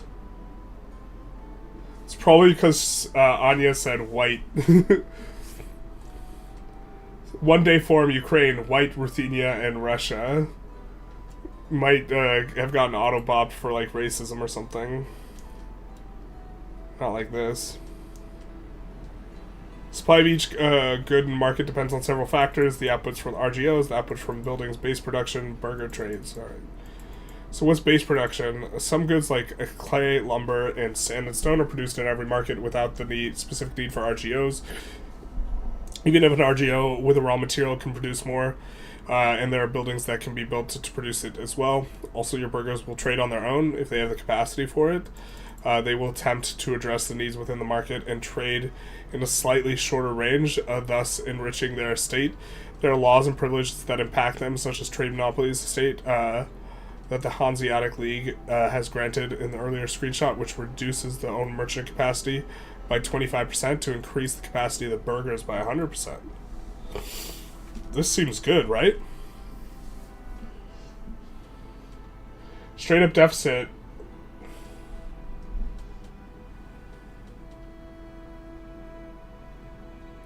Straight up deficit doesn't make any sense.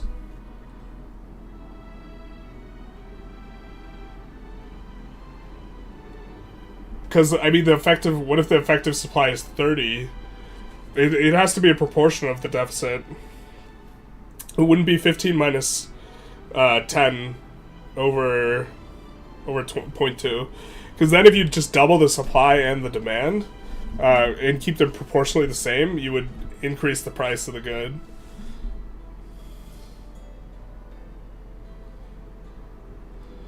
That's literally the meaning of Belarus, the country name of the country. Yeah, no, but it's you still might have gotten auto-bopped. You could also have top chat versus live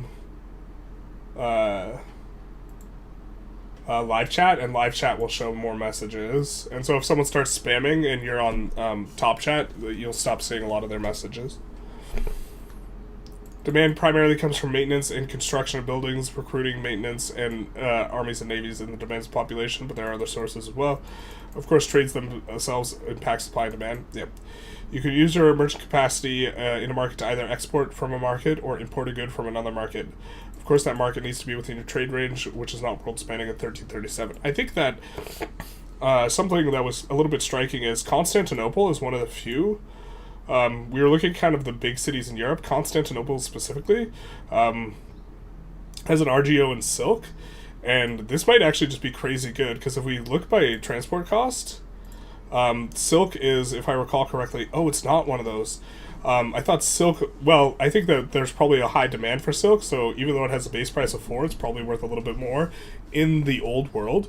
Yeah, I was thinking that specifically anything that has really low transport cost is probably uber worth overbuilding and trying to trade if there is a market for it. And also, if you can prevent someone else from being able to build these resources themselves, you can kind of corner the market, right?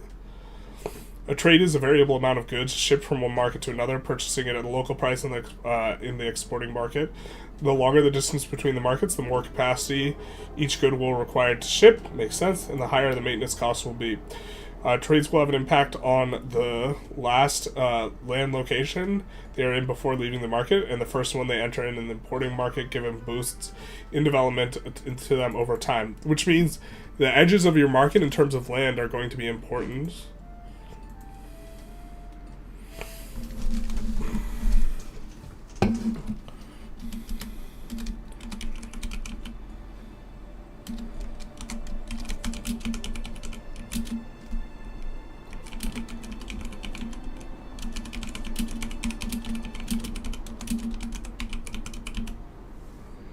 I'm not all upset, I just find it hilarious that YouTube is sensitive. Yeah, I mean, like...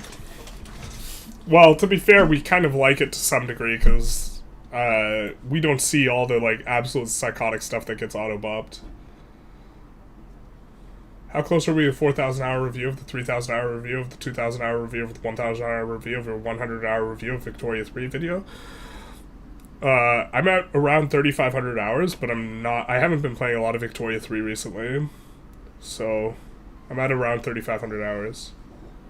You have plus 100% RGO max size in rural provinces. Which implies that you don't want to turn them into cities as much if the RGO is real good. So anything that's up here, you know, above this 4 threshold, in terms of base price, probably don't want to swap it over. Here we see tar, where it's traded, desired amount to trade 1.18. We're exporting it through Riga using 1.53 merchant capacity to the London market. And this is... We have this minus gold, which is the amount of tar at the price it is in Sweden, or in Riga, the Swedish market. And then a plus amount equal to what it is in the London market, giving us a tidy little 8.727 profit. There are also sound tolls if you want to pass through a couple things. Really, there should be something similar to this in Victoria 3 for the canals. Canals are just so cooked in terms of how the mechanics work in them. There are many diplomatic factors that impact the trade and market mechanics of Project Tizar. First of all, you can deny market access to a nation owning a market, which will reduce the attraction of their markets on your locations, but also make anyone with merchants in those markets upset with you. Makes sense. You can also request and or offer market access preference, making it more likely for a country's locations to belong in a certain market. If you dislike paying sound tolls, you can always ask for an exemption, which seems reasonable to try and do. Some countries have isolated themselves completely, so you need to negotiate a specific exception to allow you to export or import from their markets. Shout out to Japan. There's also a possibility to embargo a country, which would block the merchants from that country to trade in your market, and also not be allowed to move through your country. Of course, legit causes belly, so use with care. Makes sense. Each market can have specific goods banned for import or export, with one common example being that Muslim markets will ban import and export of wine, beer, and liquor.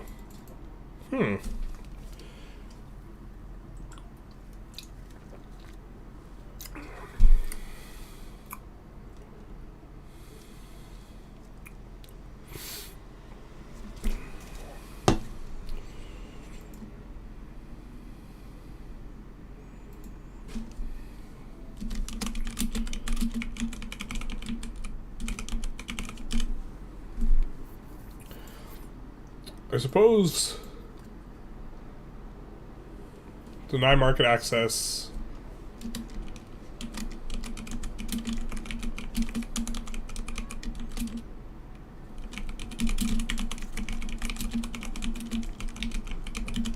He hates Victoria 3.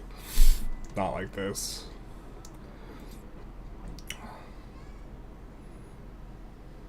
Play, you've been quiet for like forever.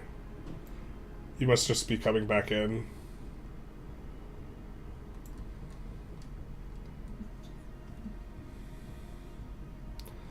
We mentioned in an earlier Tinto topic that markets will have stockpiles so that surplus can be stored for a rainy day. There's also food in markets with prices adapting to the supply and demand of food as well. Okay, maybe we get... We're still not getting an idea for how much value is on food. Something that we would like...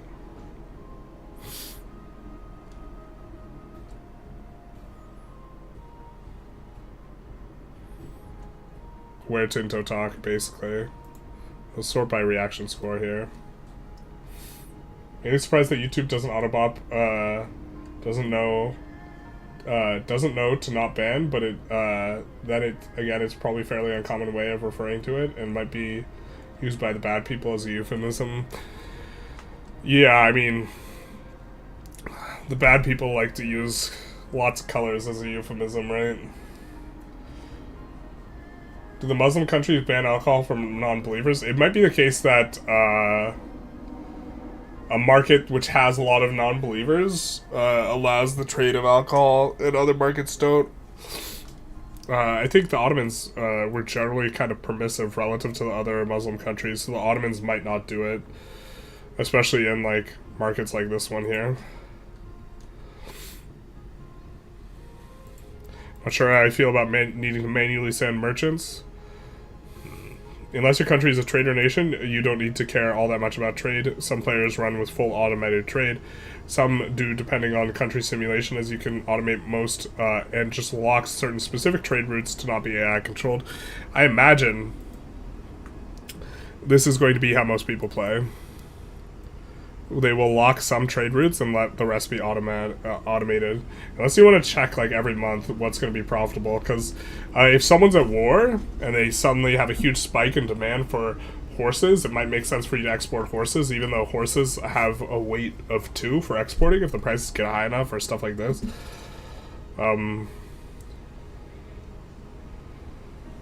I really hope you can build a trade empire just moving goods from place to place. Shout out to arbitrage, and having control of the mouths of rivers like Rhine and Danube is amazing, letting your trade inland with goods across the world.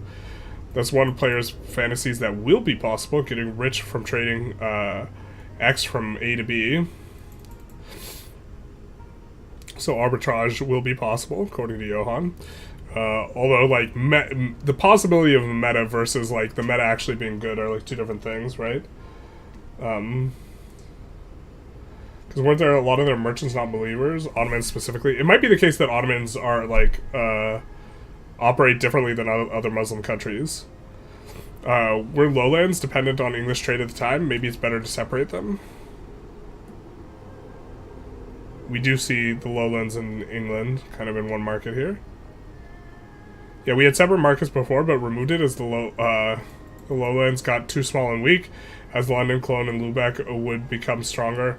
These setups with markets you see is now 110% likely and 110% likely to not be what the game will look like when it's released.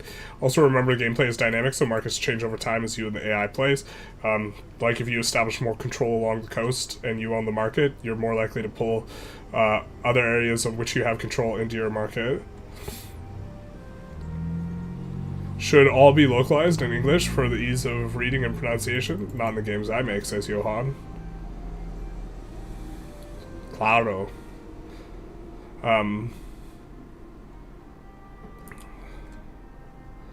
Surprised that the engine can handle supply demand system for 70 plus items. Really hope that this doesn't slow down the game too much. Well known that Victoria 2 had issues keeping economic gears spinning. This system that was designed from the ground up to be parallelized properly. The entire economy update handles all the pops on all the building production, trades, and purchases. I'm really happy with the current performance, says Johan.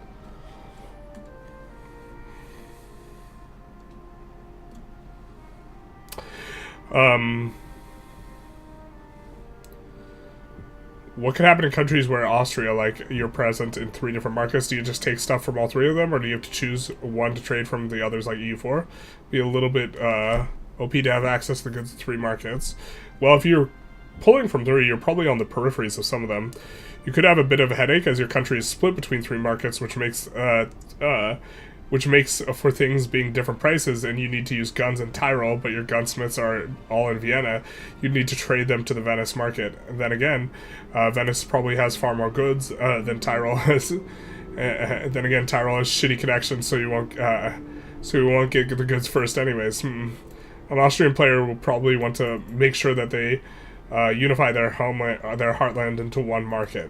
Makes sense. But could Osel and found their own tiny market if they wanted, and presumably cut themselves off from everything else they don't produce themselves? Yes, they could, and they'd realize it was the worst investment of gold ever. Womp womp. The Turks have something of a reputation, deservedly or not, of not being very good Muslims, according to other Muslims. Well, in the time period, they were, like, more permissive, because they had a lot of people that they ruled over that were not Muslims, so it's, like, kind of not the same type of situation.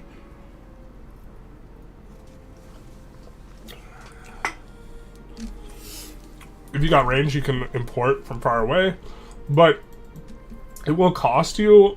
See, this is one of the things that's difficult. It would cost you more merchant capacity to import from farther away, and so you have to look at every trade through the lens of value per merchant capacity, right? Value produced per merchant capacity. So generally speaking, it's going to be hard for really far off trades to end up being worth it. Ships and or caravans, i.e. merchant capacity you built. So you can expand merchant capacity here with ships and or caravans. You need to build up infrastructure to get into the market. Kurt. Will market language be important for everything? Yes, anything. Does it mean it's going to be easier to get into some markets based on language?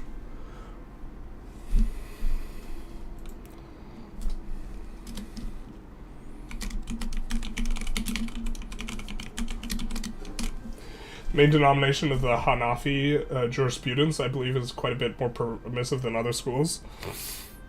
That might be true. That's beyond the scope of what I know.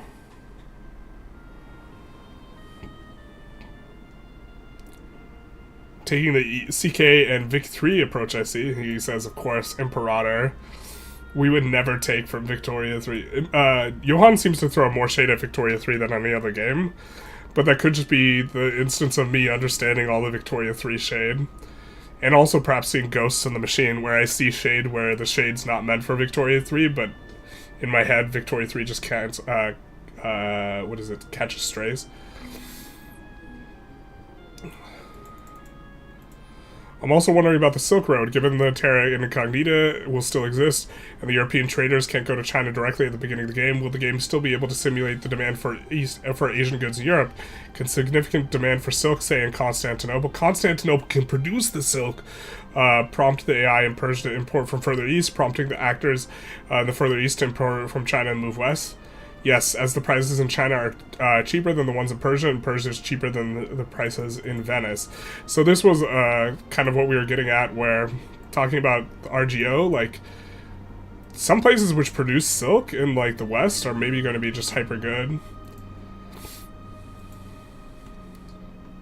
Reduce the demand for this thing. Unless China has specific bonuses towards silk production, which maybe they do, this would certainly make sense.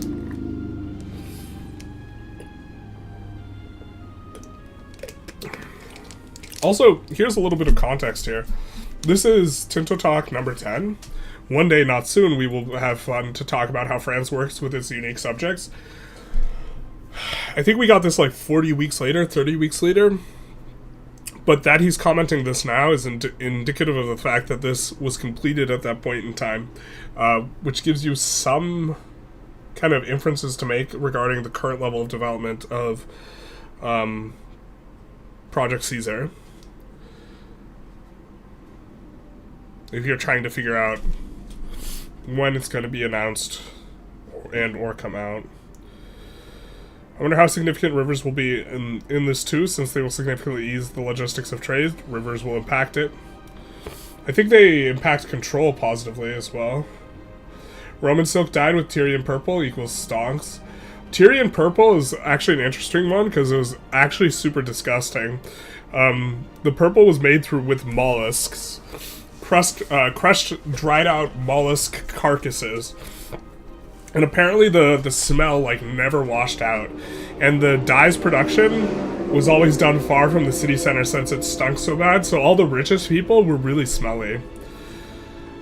You can manually move your market to another location you own inside the market. This will impact which locations belong to it, so if you move from Lübeck to Hamburg, you'll likely get reduced access to Norway and Sweden, but may get further into the lowlands. I wonder if this is going to have a significant cost.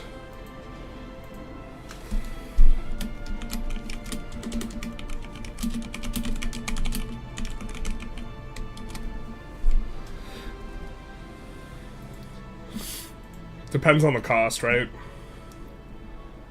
Will certain goods require more capacity to ship than others? Yes, we've seen this with the Tinto goods.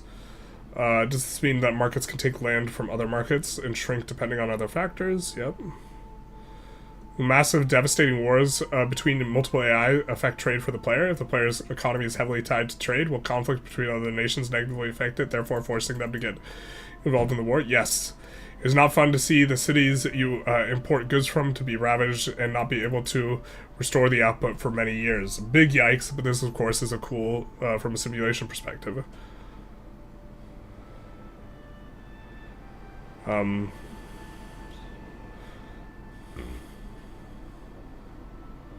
One thing I'm wondering regarding the shipping costs for goods is there's a significant difference between land and sea shipping. Guy gives an example from the Hanseatic League. Trade overseas should be noticeably more efficient, not just allow more access. That's abstracted than sea cost traveling cost, or sea travel costs less capacity to go through. Does simulation behave undesirably with hard limits or with prices determined exclusively through supply and demand without a hard age dependence? This guy's talking about minimum and max prices. It made the game better. Yeah, I think stuff gets a little bit wonky when you get like plus infinite price. And you can't properly simulate the people just being like, well, I guess we won't do that then. Like, yeah. Especially if if you have a tax base and you have local consumption on behalf of pops, and that negatively affects the tax base, it would just kill your tax base if something balloons to plus 1,000 price and it's something that pops consume. I like how it says he doesn't say that this has a negative impact, just that it has an impact. You can get rich people to buy anything as long as you tell them it's exclusive, even if they'll stink for it. Yeah, to be fair, the purple's real dope, huh? Please, Johan, at the time, the Barcelona was barely a 15k town. Valencia was commercial capital with 100,000. Please change the trade capital to Valencia. My CD team says that the research shows that the numbers are more akin to the 15th century, when Barcelona was in relative decadence and Valencia in its golden age. In 1337, the approximate numbers of Barcelona would be 25 to 35k, Valencia around 20 to 20k, Palma. And for that reason, Barcelona was still the main trade center for the crown of Aragon. Oh, man, get owned. Get wrecked. Learn you some numbers, son. You gave 15th century numbers. We're talking 1337. Get wrecked. Okay. I think we're not going to get anything too crazy. Trades only happen after all internal demands of the market are satisfied. Interesting.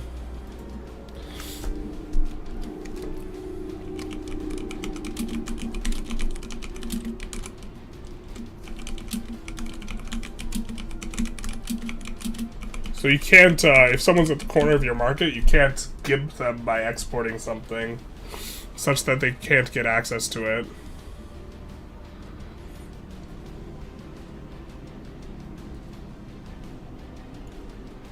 Alright, some questions about the Silk Road.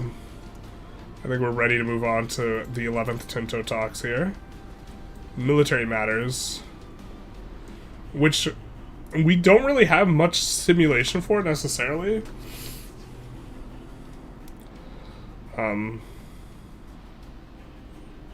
There we go. We at Paradox Tinto are releasing Winds of Change expansion for EU4. Check out the video my team made. We won't check it out, but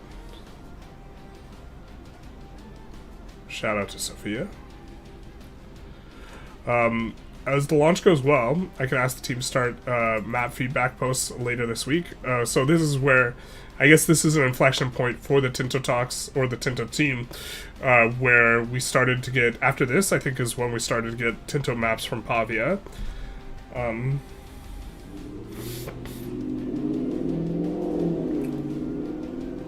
Like crushed beetle cells for interesting ingredients for perfumes, yeah. I mean, like, perfumes are the way that humans consume products for status is not particularly well informed by the lived experience of consuming those products. Like the Tyrian purple being a good example, it just smells really bad. But you're consuming it for status. A lot of really nice clothing is not particularly comfortable. The most comfortable clothing is like low status clothing, like sweats or whatever. Well, or gym shorts. I wear a lot of gym shorts. They're hella comfortable. Well, there's a very large number of different types of units. They all belong to one of four different categories: infantry, cavalry, artillery, or auxiliary. Infantry is usually the bulk of armies. Other categories a specific role in the campaign. Size of a regiment varies over time, with the earliest regiments using 100 men, while at the end of the game there are around 3,200 men in each infantry regiment. The age and this sort of stuff affecting things. Other units have different size types. We also categorize a regiment as either a levy, a mercenary, or a regular regiment. And any army can freely rearrange. I think we saw in a more recent Tinto talk also that there's a progression towards being more levy dependent versus more regular dependent per like bonuses that are given by being in a particular age. Any army can freely arrange those into a stack if they want and split the regiments as the player sees fit. So you will have half a mercenary company in one army and the other half in another army. Then that is perfectly fine in this game.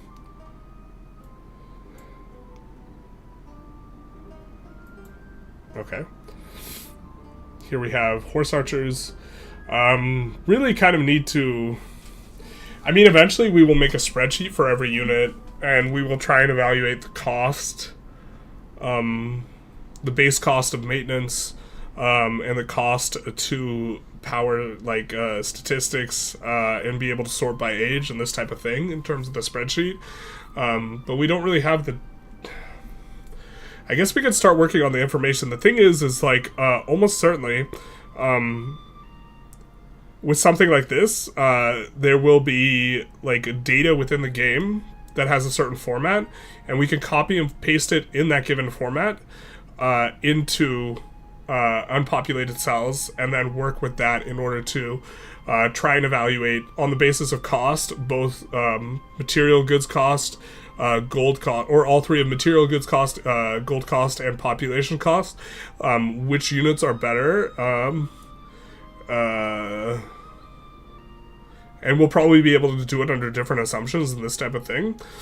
But doing that right now, I think would just end up costing us a lot of additional work. Unless there are distinctions to make in terms of our assumptions, I suppose, regarding what terrain is being fought on. We could maybe do some of that, or we could work on assumptions.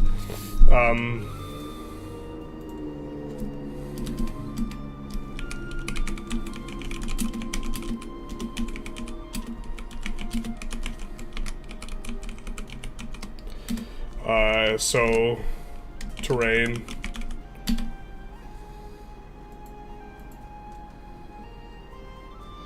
And what is it? Combat per frontage.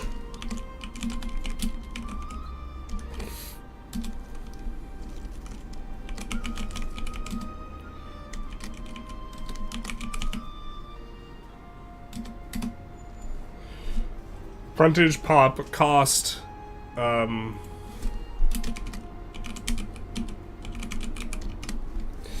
And the buy orders for particular goods, if those goods are really efficient, is actually going to be something that's particularly nice. I think looking at the RGO, the RGOs, if I recall correctly, like horses aren't that expensive a good.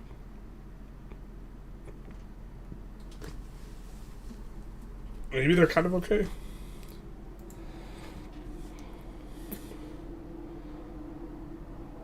You're also like, what, 300 pounds? Most clothes won't be comfortable. This is another thing, is like, I'm, not only am I 300 pounds, I'm also like dimensionally different than most 300 pound people. Cause I like, last time I checked or like got like a scan thing, I'm like 210 pounds of like lean muscle, or like lean mass. It's not all muscle, it's just like my organs and all this other type of stuff. So like, I'm like 300 pounds, but like 30, or probably, now I'm more than 300 pounds, so maybe like 40% body fat, but also really big. But like, instead of like 50 or 60%, which I think a lot of other people my weight are closer to that. So.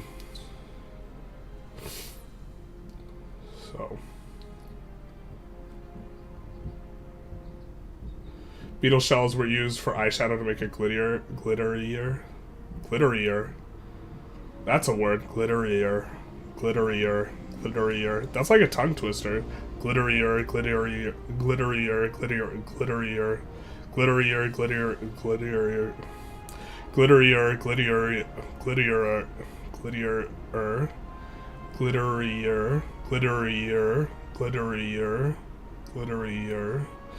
Yeah, that's actually kind of a tough one.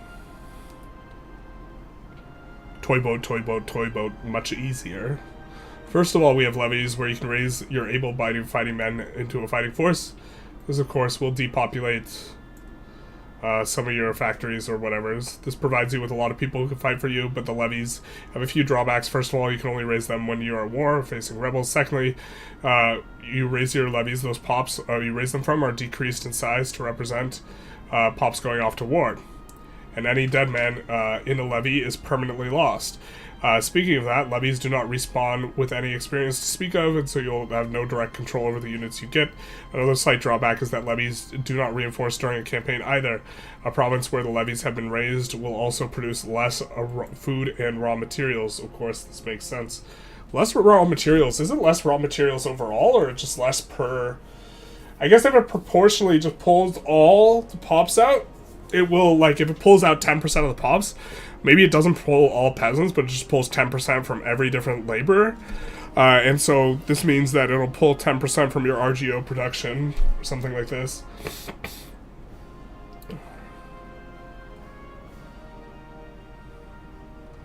So, should be able to raise them anytime. I assume this is to prevent some sort of abuse. Or to prevent you from standing them down to gain a bunch of experience with them, maybe. We have mercenaries next. There are mercenary companies available in the world. Each area has at least a few possibilities to recruit. However, these are not endless free manpower.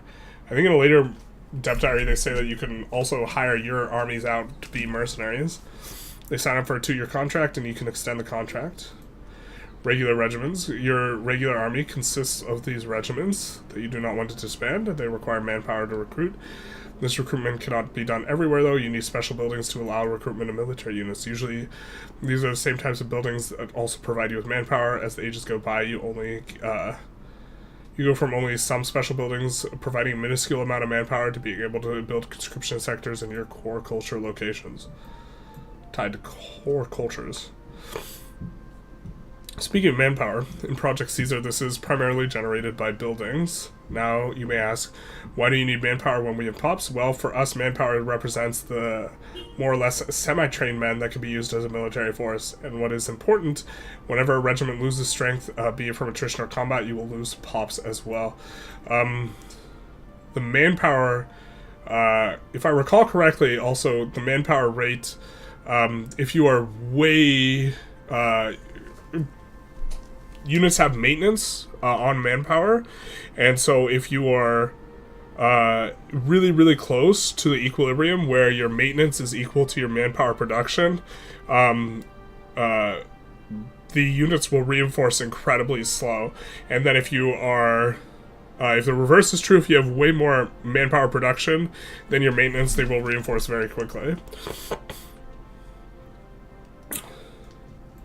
Other aspects taken into account when it comes to manpower in Project Caesar is that Project Caesar does not have force limits, but instead you are limited by the amount of regiments you can maintain. Every regiment requires, here we go, some amount of manpower each month to maintain the current level of troops. It also requires a fair amount of goods per month, and if it does not have access to it, morale will drop and it will not be able to reinforce or maintain its current strength. Not being able to maintain its current strength implies that it will trend down in terms of the amount of pops that are working in it. Condottieri mechanic returns. See. It also requires a fair amount of goods each month. If it doesn't have access to it, morale will drop and it will not be able to reinforce. As many of you noticed the screenshot above, units do have a fair bit of unique attributes. There are some common ones for your entire country. Discipline, military tactics, army morale, and these each have power which impacts the damage done for that category. For that category, it's a qualifier. Interesting. There's also army tradition, which is gained primarily from the average experience of your armies, which can be increased by drilling them, and impacts morale and siege ability of your armies, while also slowly pushing you towards land, on the land versus naval societal values. This is not everything related to military, but we'll talk about the navies, and talk about logistics, and talk about a combat system planned as well. Next week, however, we will talk about something completely different, with rather new and unique features. Interesting. We'll sort by reaction score and take kind of peel off a little bit here. How many dev diaries do you have scheduled? Many. When I was talking with Johan at Tinto, I think I could talk about this. he said that all the dev diaries that have been released and will be released, all the Tinto talks, he had planned them out quite a long time ago. And so all of this was planned already. Before he even got started on them, which was a bit of an interesting one. Auxiliary only when? I think auxiliary only is going to be good for logistical systems. Is there any option to choose rulers of a country be the same as in history? No. During EU3 development, when we went with dynamic rulers, as EU1 and 2 had only historical rulers, there was an outcry from a part of the community. So then we put a large development budget for the first expansion, Napoleon's ambition implementing it. Basically, nobody used it. Womp womp. Yeah, this is also why multiple start dates are also really unlikely, is people almost, I forget where he says it, but people almost universally play the 1444 start date in EU4, and creating another start date with the degree of granularity they're going with every location, having like the perfect culture, population, all this type of stuff would just be an absolutely monumental task to have a secondary start date, and no one's going to play it anyways. It's super pointless. Regulars need to be in friendly territory. Mercenaries can be bribed. They can be bribed in Imperator. I understand all the basic weapons being represented through weaponry, but muskets and massive cannons have to be entirely... massive cannons made entirely out of metal being represented the same good. It sounds less than ideal to me. Yeah, we're talking about splitting guns into firearms and cannons. Guns being a lot of wood and cannons being virtually all metal. So you're telling me that all the people who die so that I can own more land do not come back? Yeah, people die. All of them, in fact. Johan was joking that it was good for achievement. What was good for achievement? Oh, like making these ahead of time? Or planning out, having a plan for as many Tinto talks as possible. I think here he talks about the math.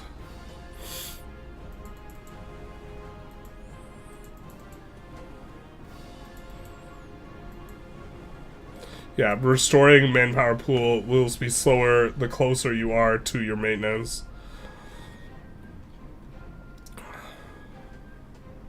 Possible to have 2 or more different types of cavalry, like lancers and archers mixed, unlike EU4 where you can only have 1. He says yes.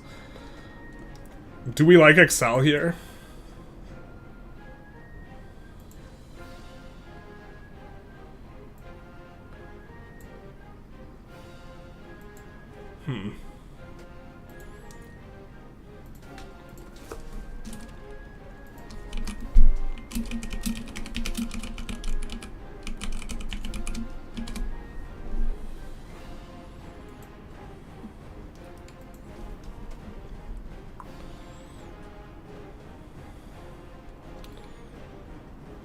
Curly guns and weaponry, but this is one of the things that's relatively easy to rework. I think, do we have cannons now in the later update when they talked about it? I can't remember. Last 3 games I was lead on, lead and from and coded was Victoria 2, EU4, and Imperator.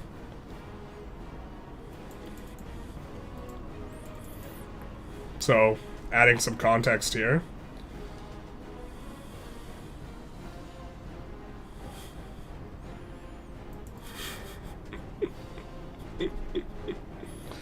Alright. Make the Azores more than 1 location, it's 3. In terms of showing granularity. We have confirmation, build tall is possible. The YouTube metagame will love it. If you put tall in the name title of your video, you get 50% more views. In fact, it's actually perfect representation of things because when you make your video tall, the views also get tall. Yeah. I prefer Google Sheets. I also use Google Sheets. There's naval levies. Ships you raise from the estates. We should be able to raise them before the war. Okay, so here's the answer to someone's question. It's country's choice whether it wants to take the economy hit or keep levies in pace time. Yeah, we had that, but the AI was exploitable, so that's why we don't have that. Important people will be scripted in. And okay. So, I think we'll go on to the next Tinto talk. As well here. Which is IOs, which we're probably not going to get too much gleaning off of, like, kind of skimming through this. So we might go through this a little bit quicker than some of our other ones. The most top secret project ever made, except it's neither top nor secret. Nor project. Except it is Project Caesar. Okay. This week we talk about something that is rather new to our grand strategy games, the concept of IOs. This may sound anachronistic, and when you read further you'll go, but you already had this in previous games. Yes, we had some hard-coded systems in previous games, like the HRE, but what we have in Project Caesar is a completely dynamic system. 100% scriptable and extendable for modders, which is going to be a really big deal. So some examples of things the IO can have: if it has a leader or not, and the leader's character in a country, if it's unique or there are multiples of it, if locations can be owned or not, member benefits and or penalties, laws and policies, special statuses, how members will behave during wars, and dozens of unique attributes. Here we see control groups, kind of thing, for icons for quick select. Is this the papacy, maybe, and the HRE? Not entirely sure. Coalitions will be created with a single country as a target. Trying to think if this system has been covered specifically in a Tinto talk. I can't remember, so I won't talk about it. Here we have unions. And then here we have the Catholic Church in terms of religious organization. I think that next week we get the Tinto flavor for the papacy. So this is maybe an interesting one to look over. Catholic Church, tax from nobility, clergy, burghers, etc. Catholic Holy Site. Papal tithe from 401 countries. That's a big looking income, huh?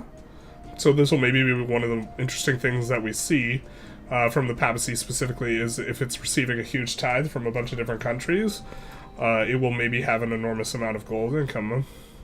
Or, well, we have that there. Crusades and Jihads, these are temporary IOs. Bit of an interesting thing. Patriarchates. Autocephalus. Okay. Work in progress, graphics, etc. Yep. Specific organization. There's also a fair amount of completely unique ones. We see here this Muscovy Tartar system. I can't remember if this gets covered in a later dev diary or if this is where they cover it. I think they cover it later when there's a flavor for the Rus area, a Tinto flavor for them. Middle Kingdom, meaning China, has been considered this cultural center of East Asia since antiquity. Led by Huangdi, the Emperor of China, who is a member of Feng Shen, akin to vassals or tributaries that can be promoted to celestial governors, equivalent to the secretariats that the Yuan dynasty used in the administrative organizations of their empire. Its members have unique societal values, synicized versus unsynicized, and there's a tribute system that determines how much celestial authority the Huangdi gets, which is used to enforce laws and decrees. So we see huge payments to the Yuan dynasty. Then we see the HRE, which we recently covered in a dev diary, so we're not going to read through what they say about the IO, because we really recently saw this. I refuse to believe there are people who play Paradox games and dislike Excel. I mean, according to our vote, 30% of people don't like spreadsheets. Yeah.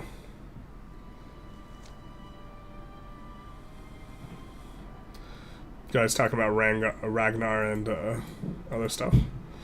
Let's move on to the religious overview. And I think we're going to go to situations. Ooh, girl, you're a situation. For today's session. I think we're probably going to get 4 streams out of this. Because I like to go roughly 4 hours.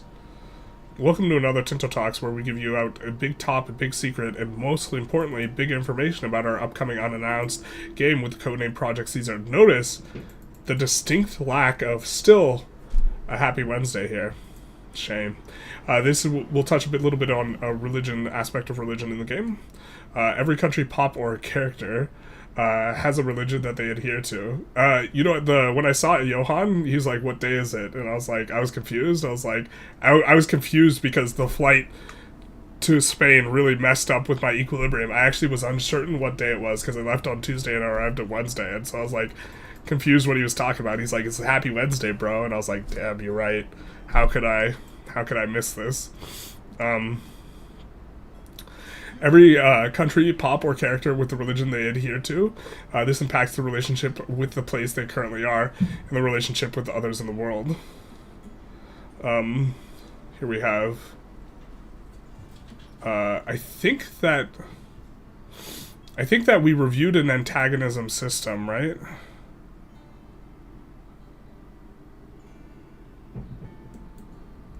Sorry, I just can't remember what got discussed. Okay, antagonism was discussed in these Tinto Talks, and here, one of the things that informs antagonism, if I recall correctly, is a foreign, different religious group. And so this is one of the things that is going to inform how likely people are to join like a coalition against you. They're more likely if you have a different religion, this type of thing.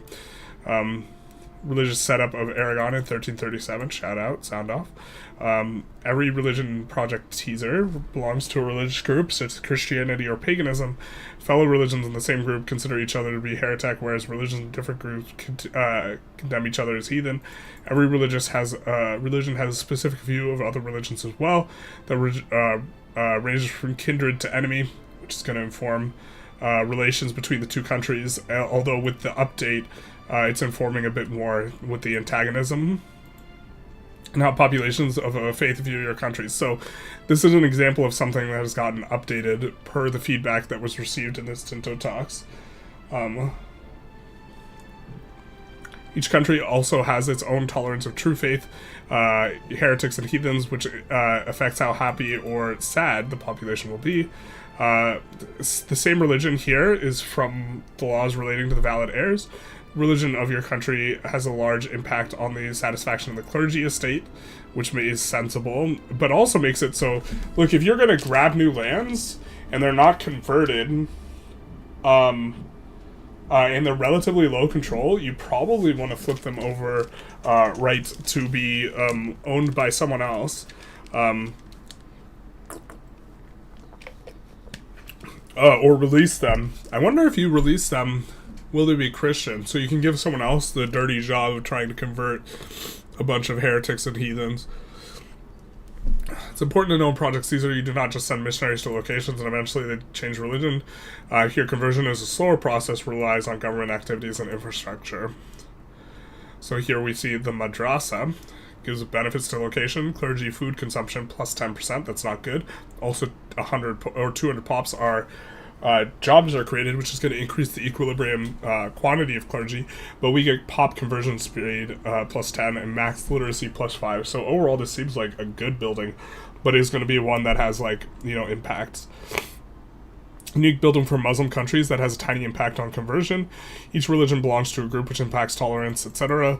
The groups we currently have but may change as we continue to develop the game. I think these have changed, if I recall. I think they've added more, but I can't remember. Christian, Muslim, Eastern, Dharmic, Zoroastrian, Manichaean, Judean, Andean, and Pagan. Where we have Christianity, which has a bunch of different groups here. Lollardy probably being the most fun to say. Nestorianism, though.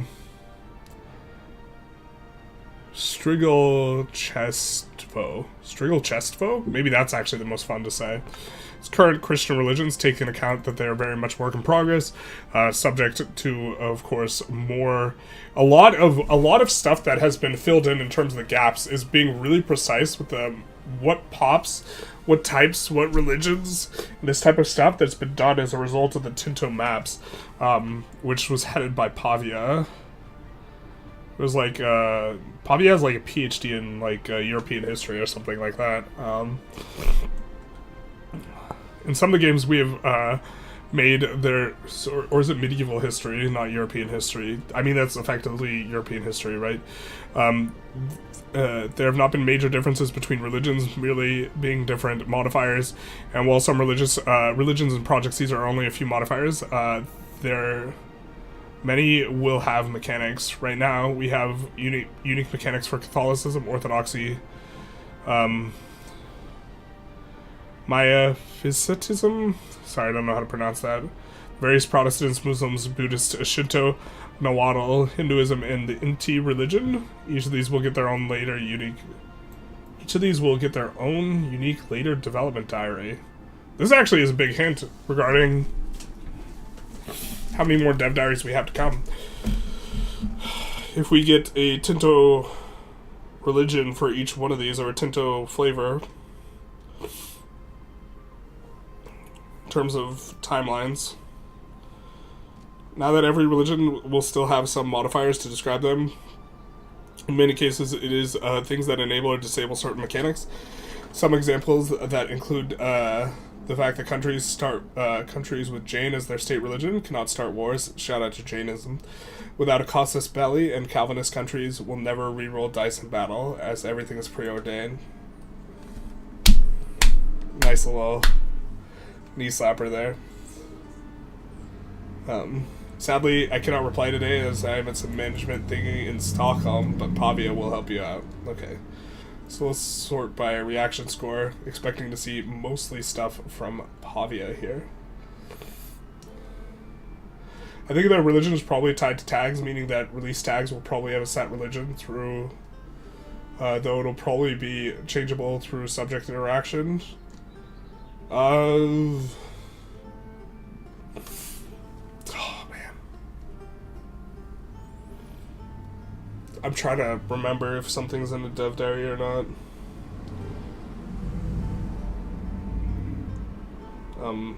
Okay. Johan said that in most cases, a subject gets your religion. Subjects get your religion. Yeah. I would trust that. Hellenic, Norse? There are a few Norse pops in 3037, and therefore in this setup, but currently is one of those work-in-progress religions with only modifiers, and they are others considered a higher priority at the moment. Okay, so getting a little bit of a nod in terms of modifiers and what has what. One of our content designers, you mean you have a single unlucky lad who has a summer to dig up obscure sources about the religious makeup of everything from Morocco to Samarkand. The only person who has reacted with a respectfully disagree to my reply, yes.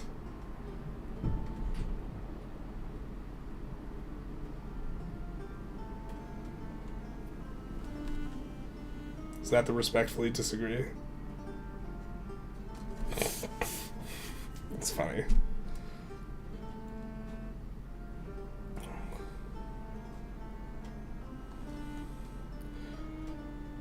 This week, no replies from me and busy in a meeting. Replies anyways. Johan, you're a legend. He's clearly bored of the management thingy. Too true. Europe, everyone paying to the Catholics. 16 tributaries. It's time to keep us loyal. Yes, honey. Yeah.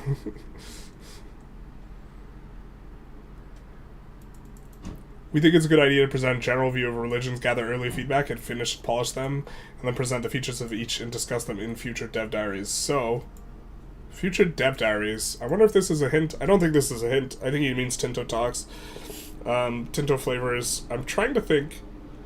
I think the latest Tinto talks, actually, at the very end, they talking about religion specifically. So I guess that's the transition we're making, as we're moving into Tinto religions.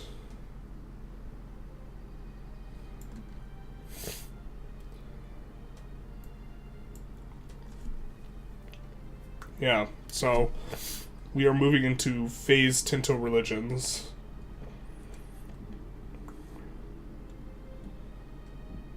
There will be future Tinto maps for South America. There already was. I think that considering on the... We haven't gotten the extra context for religion, really, from religious updates, because we're about to be receiving those. Here's a little bit of a map, though, which we assume is not particularly updated.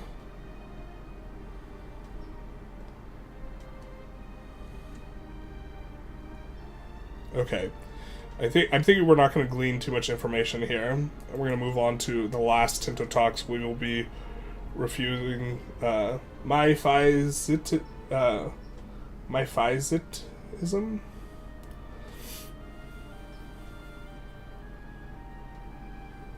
I haven't been following Project Caesar very closely, so I didn't know that regarding Penguin's comment.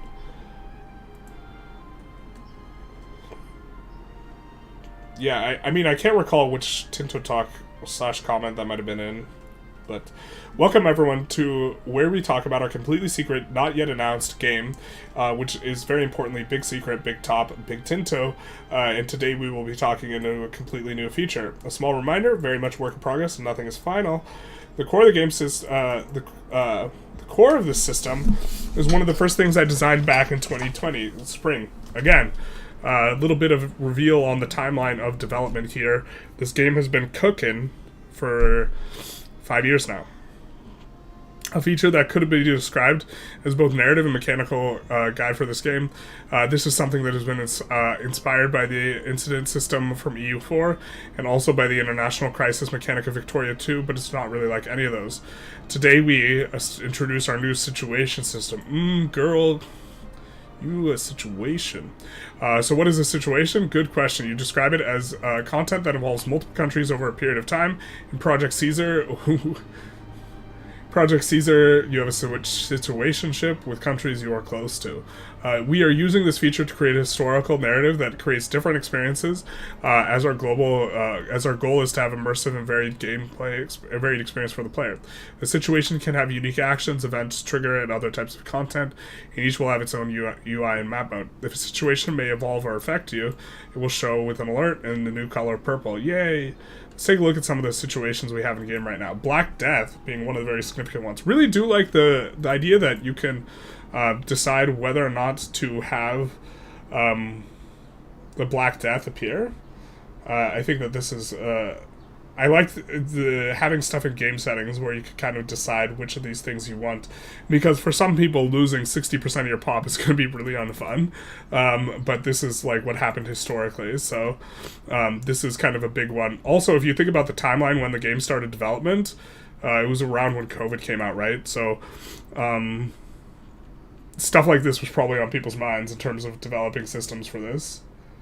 If you make another spreadsheet, can it be rated PG-13? No. We might be able to swing for PG-31 though. Normally they're PG-38. We might be able to do PG-31. Just flip it and reverse it. All spreadsheets are strictly R18. What are you talking about? Under the tender age of 38 for the spreadsheets. Ah! Okay. Usually it will happen from 1346 as the bubonic plague appears somewhere in Central Asia and starts spreading through the old world, killing 40-60% of the population of affected areas. It spreads through adjacencies, moving armies, and through trade. Super cool. There are ways you can attempt to alleviate this, but the efficiency of it is low, and the cost is high. You can try and isolate your court, expel the sick, blame minorities, our personal favorite, and other very efficient ways to deal with the problem. Of course, you know, the sarcasm regarding blaming minorities was in fact not effective. Maybe effective at making people feel better, though. I don't know. Certainly not the minorities. Next up, we have the Italian Wars. In the Age of Discovery, this is probably the most important situation for anyone in Western Europe. It's about control over Italy and what will happen as soon as the French or Iberian major power or the emperor declares war on an Italian power. There will be up to 6 different leagues that will fight over control of Italy. There will be a French league, an Iberian league, an Emperor's league, and up to 3 Italian leagues. The first 2 dynamically set their leaders based on strength calculations, so that's the French and the Iberian league. If one league gets hegemony over Italy, i.e. controlling over 60% of the region, either through conquest or diplomacy, then they will win. The Italians can also win by making sure the foreign leagues are destroyed through a special peace deal. This, I think, will be really fun to play through. The leagues can be abandoned, and anyone owning locations in Italy can join one of them. So here you see Aragon does have locations, and here this situation allows for the enemies and rivals of foreign leaders, aka your situationship, to intervene and assist in the defending of Italians, and also grants unique interactions in order to send aid of this kind, attract cheaper condottieri, and even create a new Italian league. So here we see this is there will be 3 French League, Iberian League, Emperor's League. So we can see Austria's got the Emperor's League here. We see Naples, Verona, these are in one of the Italian leagues. Another Sicilian Italian League in green. Milan has a league, Emperor's League up here. And then we have the French League and the Iberian League down here. This is how the situation would look if it fired in 1337, if Austria was the HRE emperor and Aragon was the dominant power in Iberia with vested interests in Italy, because they have this. And I think historically this happened at a point where Spain had already formed, right? And this would be Spanish land, something like that. PG-38, goddamn gamers must be committed to the basement. This is not the stuff for children. Only wizards may gaze upon the spreadsheet without perishing, basically. I kind of got disappointed the Reformation situation didn't get covered this week in the HRE DD. That might be, you know what, Penguin? If they're trying to cover religion plus flavor around that religion, almost certainly they want to cover that when they cover Protestant, right? Or the Reformation writ large. So that that makes a lot of sense that they wouldn't cover it in this week's, given the way that they're maybe organizing it. This is likely to happen as soon as the Yuan Empire ends up in low stability, aka just immediately. It will create an international organization called the Red Turban Rebellion, which should not be confused with the Yellow Turban Rebellion. The situation capped to the Yuan after 1350 of their stab drops below 25, while also either their states not satisfied, the requirements are harsh, but once you reach the age of discovery, you have avoided the situation. With that being said, the situation will most likely fire in a playthrough. During this period, the Red Turban rebels will spawn an international organization, which is in direct opposition to the Huangdi, the Chinese emperor. While the situation is going on, events will fire that will force Yuan to release historical Chinese tags in their historic order. So the first Song is released, then Wu, and then Qianwan, which will join the IU and immediately declare their own independent war on Yuan. Each rebel nation is playable when it spawns, and they can wage war on each other too. So if you wanted to play as non-Yuan China, you would start as Yuan and then eventually swap. These countries spawned during this situation have a custom loyalty value, which describes how well loyal they are to Yuan. We do love ourselves a well like that, which goes from -100 plus 100 and grows or shrinks depending on their opinion of the Yuan. Most rebel nations will start at -100 as they actively fought against the Yuan. However, some who spawned through situations to represent the Mongolian generals who gained a lot of autonomy but were still fighting for Yuan's cause. They would spawn with +50 loyalty. If any rebel country reaches more than 0 loyalty, they will automatically leave the Red Turban's rebel IO. In order to end this situation as the Yuan, you will have to regain internal stability, but also ensure the Red Turban rebels have no more members after 20 years of the start of the situation. All states, so you're on a little bit of a timer, all states spawned through the situation will, with over 50 loyalty, will automatically be annexed by the Yuan at the end of the thing. On the other hand, the situation also ends if once any rebel tag owns the majority of China, around 70%, and all the locations there. If that happens, the rebel tag also fulfills the requirements, will assume the imperial throne over China. Shout out to the Qing. The situation unlocks special diplomatic actions for the Yuan and rebels alike. Yuan can grant titles to any released state that is not at war with, giving significant loyalty and opinion boosting at a hefty fee. rather. They can also negotiate with... I wonder if the metagame is going to be to really preemptively release some people so that you can avoid maybe being forced to release less loyal people that are really big. You can also negotiate with the local rebels, which decreases the process of rebellion to break out, and call loyalists to countries, those with plus 50 loyalty, to wars against the Red Trebord rebels. Meanwhile, the rebel states will have a special CB against the Yuan and other rebel states with vastly reduced war score costs for Chinese locations. They also gain access to an action that allows them to reign in conquered areas, significantly reducing the local integration speed. This all makes sense. We get a nice little map of it, which is, I think the green ones are the loyal ones, the red is the leader of the enemy IO, and all the brown ones are enemies. Green are your loyal servants, orange are the rebels, and red is the strongest of the rebels. Other situations include stuff like the Western Schism, the 100 Years' War, the Sengoku Jidai. We'll talk more about those in future Tinto talks. I don't think we've talked about any of these necessarily. Maybe 100 Years' War during France, Tinto flavor, this type of thing. If there's a Japanese Tinto flavor, probably talked about this here. The Western Schism will probably be when we talk about Protestantism, right? If you have a suggestion what you think would be an important historical event that should have a situation, please post them here.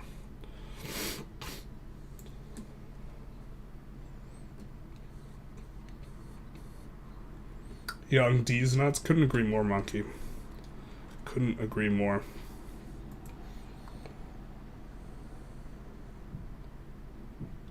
I really hope to see the Crusade IO and the Catholic IO dev diary. Yeah, that would be definitely one to see, along with the papacy, right? No disrespect to the devs, but I think it's a safer choice to focus on situations from actual history that people are familiar with than come up with fantasy situations. Agree 100%. Players want to see an Ottoman Empire, a strong Russia, and they want to experience the Reformation wars of religion. Players want their choices to shape history, not internal gameplay mechanics. I've been doing these games for 25 plus years now, and many times I've been suckered in by, we can simulate everything, we don't need narrative guidelines, only for the game launches to be rocky, and having to readjust, making sure historical narratives are happening often enough. Is there a way to prevent a Black Death? Turn it off in the settings. Would stuff like the Reformation of the Age of Discovery be classified as a situation? Reformation is a situation. Answer your question, Penguin. The Discovery of the New World by Leif Erikson was done 337 years before the game in Project Caesar. Black Death uses one of our diseases, so we'll get more diseases. Shout out to disease. Immersion and narrative, it was far more impactful than normal disease. Columbian Exchange is another, which is far more impactful. We do have generic disease systems as well. Is Columbian Exchange? I believe this refers to disease being brought over to Central America, right? That killed like 95% of the local population. Imagine just cruising, playing as the Aztecs, and then you just lose 95% of your population. How many situations are currently added, and how much are planned to add? 13 are fully finished, and we have plans to add many more. To give a little bit of context, this was, 11 months ago. They were at this stage of the development regarding situations. Western Schism is when there were two popes, not Protestant. Oh, got it. I take it all back. The pope and the fake pope. The difference between a disaster, it's about a single country. Our revelations situations, the French one, yeah, that's the plan. Shout out to the French Revolution, but there are other revolutions that do not have situations. Releasing at 14:53 is a painful reminder you're evil. Had to do it for today. Oh no, it happened on a Tuesday. Would something like as large as African triangle trade be a situation? That would be purely mechanics. Colonial independence movements be a situation? That's an idea we have at the moment. Interesting. So the only reason to play at like one of the later start dates is like for the America achievement in EU4. It'll be interesting to see if we can get some of that stuff. Generally speaking, it's really hard to do simulated and flavor stuff further down the line as you get in the game, and that's like 400 years later, but so it'll be interesting to see how this is. Just going back on the game rules screenshot, does this mean we'll be able to obfuscate information so that we won't know be able to know right off the bat if that our planned war target has exactly 12 standing regiments, 36 levies, and 50k mine power. In theory, yes. Not sure it's applied everywhere yet. There is fog of war, we know from terrain stuff, and we have that kind of in our raw thing, which just kind of has more raw details on some of this stuff. For climate, vegetation, and topography. Vegetation and topography do mention whether or not there's land fog or sea fog, so we do have that kind of noted in our thing. So jungle creates sea fog, as does forest, and land fog for both of these, but woods also creates land fog. And we see that fog is also created by hills, plateau, and mountains, but plateaus do not create land fog, but hills and mountains do. So, for example,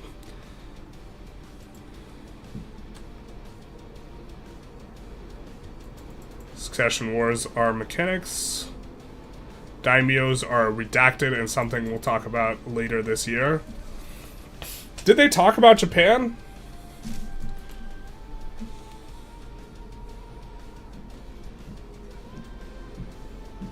I feel like they didn't talk about Japan. Was this a lie? We caught him. Oh no, wait.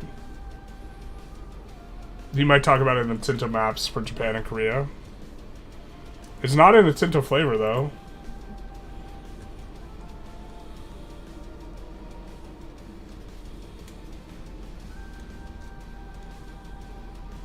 I don't think we read through this one long ago.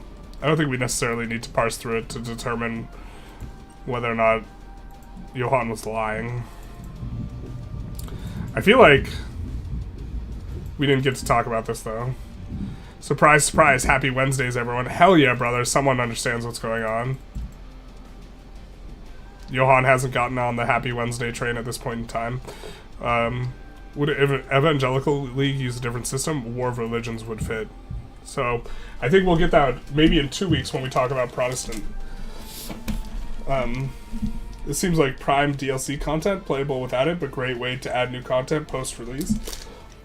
Yeah, I think, well, in one of the early Tinto talks, Johan says that the game is going to be released with more flavor than is currently present in EU4, I think. Which is a wild one. Columbia Exchange. We get tomatoes, potatoes, maize, and chiles. You get diseases you've never seen before. Daimyos are just buildings? I mean building-based countries? Oh, interesting. And did that get covered? Oh, that's fascinating. So they don't own any locations, they just own buildings. That's hot. So I guess he wasn't a liar.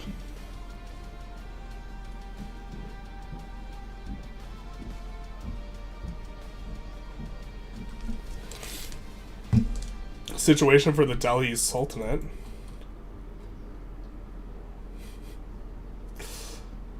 Bisar al-Ghaib. Reformation situation. I think, though, we're not going to get too much in terms of informing metagame just by knowing whether or not there's a situation, because we can't necessarily parse too clearly in regards to those situations. So I think that our search for stuff regarding metagame for the Tinto talks we wanted to talk about today, we did 1 through 14. I think this is coming to a close. But in terms of our notes here, we have some things that we're talking about, and I guess we could just go over here. Seeing the EU series get so much love makes me wish Vic was popular. I think that, like, Vic had a entry level of such an enormous amount of players, and then the players just didn't want to keep playing. So it's not like Vic lacked exposure. And I think that a big part of that was the warfare system on release just like wasn't very good, and that's what a lot of people who play these games care about specifically. So it's a little bit tough. But we talked a little bit about gold trade-offs. Relative to Victoria 3, there's so much different things you can invest gold in. And one of the examples we looked at is you could effectively trade culture progress for gold for culture progress or progress towards societal value. I think it's societal value.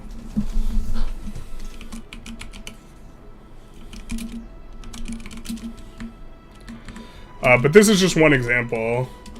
And so in Victoria 3, you kind of just trade money for more money in the future, or military, or universities. In terms of values of the estates, how rough is Parliament is kind of an important question, and also you maybe want to manipulate the estates specifically to make certain parliaments easier. So you might want to make the burghers really strong, if you can, in one instance, and then maybe down the line you try and make the nobles strong if you want to pass noble-oriented stuff. How valuable is relative to crown income and state income? This is not necessarily clear, but we're getting a better vision of it, where the higher their satisfaction, the better buildings they build. And so the higher their satisfaction, the more valuable their income is. And the less it is, the more they build these bad buildings. Which estates are better to give the money? Not clear which ones are better to give money to. Flat power is based on pop. Depending on your crown power, this is a quote, you get either scaling penalty or scaling bonus on the aspects of cost of revoking privileges, the cost of changing policies, etc., stuff like this. If your crown power is weak, you will have to all the estates really satisfied, or you will get much out of your parliament you try to cull. And so, generally speaking, crown power, even if the trade-off was equal in terms of the income, crown power will allow you to respond more dynamically to certain situations. Nobility impacts your prestige gain and your espionage. Clergy impacts your research speed and your diplomatic reputation. So clergy, we don't really have a frame of reference of which of these things, like, we don't have the context to know which of these things are better, but just looking at it, I'm assuming clergy is going to be pretty good. Burghers are going to be pretty good, I think. And those are going to be the two really good ones. And then nobles and commoners are going to be not as good. 50% satisfaction, an important break point. The more satisfied they are, the better buildings they build. And they build bad buildings if they're below 50%. And this is apparently, someone reported this was something that they were talking about in the comments. And it's like an inverse of taxes. However much money you aren't extracting from the estates is going to the estates, but this only applies to land that is controlled. So control is extremely important, and they do not get money that is low control. And so early on, it's probably going to be the case that you want to do more subject-oriented play, where even if you conquer someplace and it doesn't have a lot of control, you'll want to release a subject. Conquering high estate power provinces to recomp estate power. This is kind of an interesting idea. Like, if you take Venice, it has a bunch of burghers. This will recomp which estates are powerful, as long as you have a lot of control there, right? Or actually, no, this isn't clear. It's not clear that areas with, yeah, I think areas with low control still contribute to estate power. And so maybe this is something we need to clarify.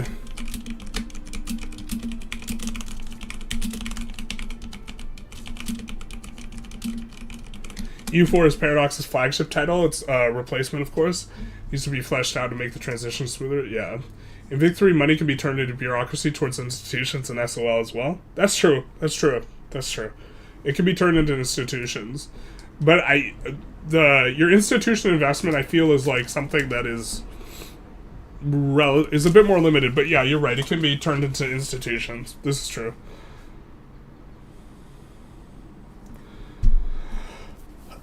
Most of the remaining Vic 2 players are extreme micro, min-max tryhards, meaning that their new warfare system never had a chance with them, since they don't allow for the micro they expected.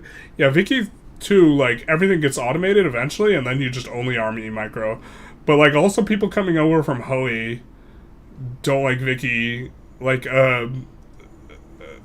Vicky's trying to do something dramatically different than the military, and then on release, like, the front system did not work very well, like, at all. I think I forgot to take this one. So, manipulating estate power through taxes right before Parliament might be something you could do. I imagine that it's going to be an equilibrium thing, rather than, you know, a thing where you can just flip the taxes and dramatically affect the state power. But if you know that in 6 months' time you want to do this, maybe you can tax differently. Like you lower the taxes on the burghers because you want the burghers to have a strong vote, or something like this. Estates provide loans is a bit of an interesting one because this kind of raises questions of what exactly they're doing. Like more precisely, with their money pool, because if they're giving you loans, they can't build buildings. So this means if their satisfaction is low, this means they won't be building the bad buildings, right? But this means if their satisfaction is really high and they would have built good buildings, then you borrowing 50 gold, you don't really get 50 gold.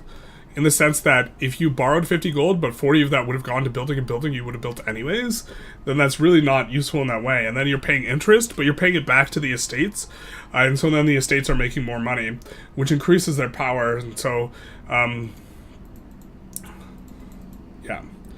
Conquering high estate power provinces. Okay, we talked about this, manipulating through taxes. They provide loans. Can we track how much money the estates have? We didn't see anything in the UI regarding estate tracking. More transparent information makes it easier to make decisions. Do estates actually get money from interest? We're not sure if this is the case. If they don't get money from interest, then loans are probably bad because they probably just delete money. If the estates are loyal, I suppose if they're really disloyal, loans might still be good because it's going to prevent them from building bad buildings. Something like this. Put 1,400 hours in Vic 2, but prefer Vic 3 as part of the history I actually care about. There's enough warp map painting paradox games. Was the front system pre 1.5 way worse? Yes. It has improved considerably. The front spaghetti, I mean, we joke about the front spaghetti being bad, but it was actually just like so much worse. You used to have to split armies all the time, constantly, to be able to like push on a front and this type of thing. It was really miserable. It was a lot worse.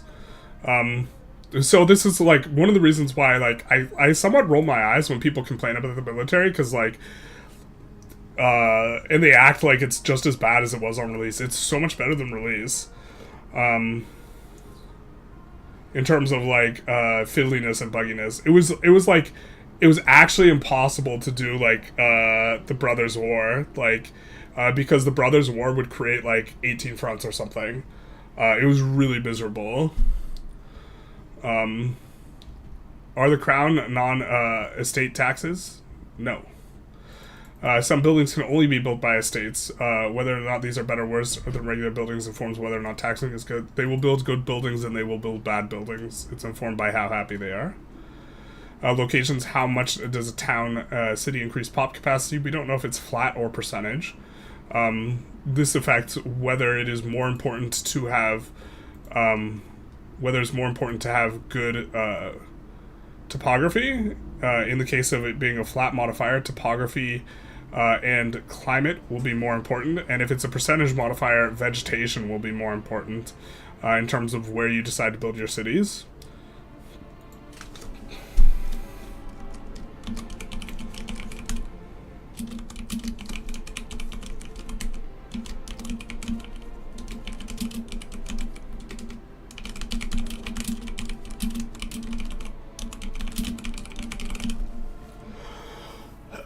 EU4 is also very micro-intensive on the highest levels, so EU4 mains didn't like it either. Yeah.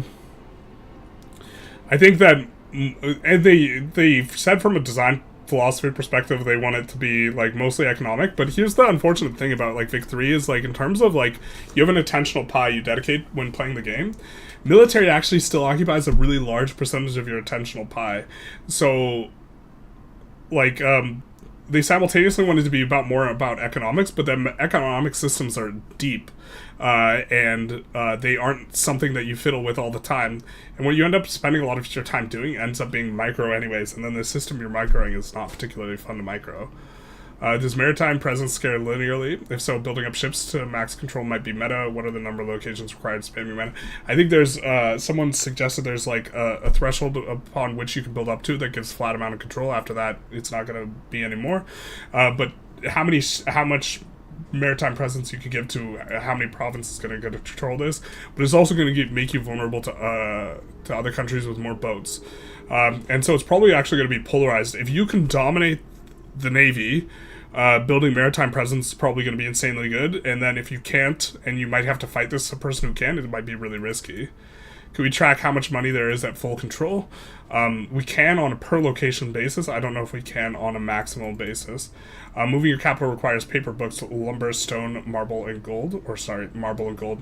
Or yeah, stone is in there. We just set it out of order. And I think that moving capital is probably going to be a pretty important meta thing for regards to control. There are a lot of bad faith people complaining about Vic 3 and this bill system. I think that's true, but I think there's also a lot of people who are legitimately complaining about it. Military itself isn't much time, but what is deciding about what wars to declare for you? Interesting. I mean, if the war is not close, a lot of wars actually require categorically just like 0 micro. If it's just like, oh, you land there, and you let the thing do its thing, but like close wars tend to require a lot of micro. How much does the food surplus sell for? This is a question we couldn't really answer, and it really informs which RGOs are best. Does food sales go to the state? Food sales are affected by control. It's unclear whether or not they go to the state. They might just go to the tax income on the state, but they are affected by control. The state government has to pay for food, which actually implies that they don't go to the tax revenue.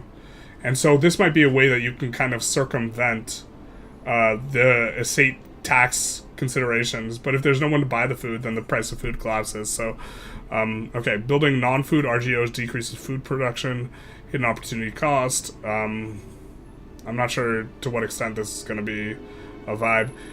Buildings, base cost up front with a discount based on the amount of market goods used in production seems to be how these work. Does build time affect price? Does it affect resource consumption rate? I'm guessing it's going to affect the latter, but not the former. If it just actually gives you more buy orders, then it actually might be better to produce in places that have longer build times, because longer period of time with the same buy orders is more stimulating, which is very strange if that's how that works. This might mean it's meta to build in waves, but this also might stall out construction if there's too much demand. But there is a stockpile. By building in waves, you can wait for the price to drop. You build like 5 things, the price will go up because there's a huge demand for those things, and then you've already locked in the price, so you don't have to build more. And the buildings are also throttled by the lowest percentage provided. So if the input goods, if you only have 50% of one input good, it's only going to produce like 50%. When I can play Belgium as Belgium that never goes to war and just brutalized colonies, I will feel that the game has arrived where it needs to be. This is Monkey. Hoi 4, to be honest, if you min-max, is a lot of micro. Solaris has a lot of micro too.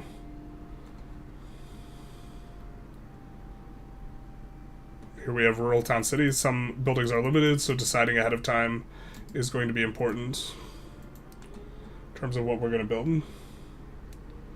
The number one question amongst Vicky 3 anti-fans is always, is warfare fixed yet? And I see it every goddamn update. I do too.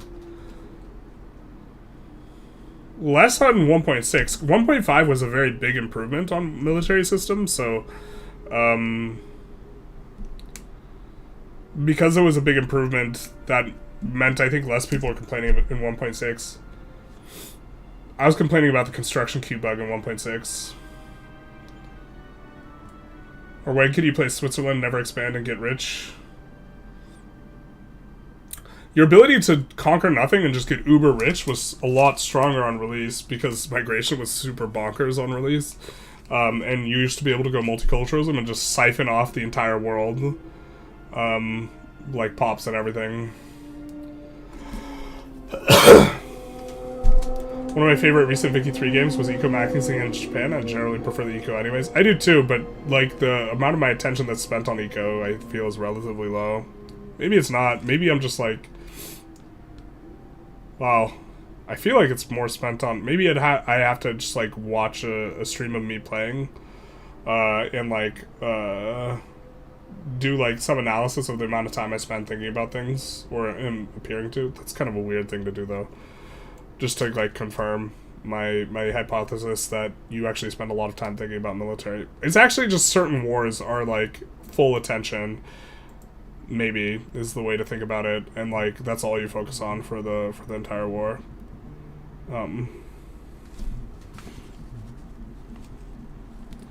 I can't think of a reason why someone from Alabama would be calling me, so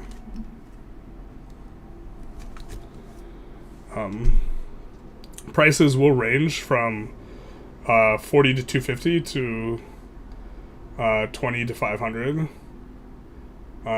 which is based on this price stability. We have to take a closer look at Tinto Talk number 10 and try and figure out what equation is being used to calculate price, though.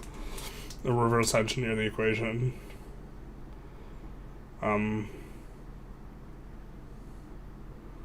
Yeah. Land edges, as far as markets go, land edges at import-export will get dev bonuses. You can ban import-export. You can deny market access to pull locations in or out of the market, depending on which one you kind of do. Hey, Sayuza, thank you for the raid. Big nice. We're just wrapping up. We were going over 14. We went over 14 of the Tinto talks, looking to discern stuff. For theory crafting metagame or like this type of stuff, and we're going over the notes at the very end here. Playing EU5 already? EU5, what are you talking about? We're just talking about Project Caesar. As far as I know, EU5 has not been announced. We're talking about Project Caesar here, my friend. So if Excel streamer is rated R, the doc stream is PG-13? Yeah, something like that.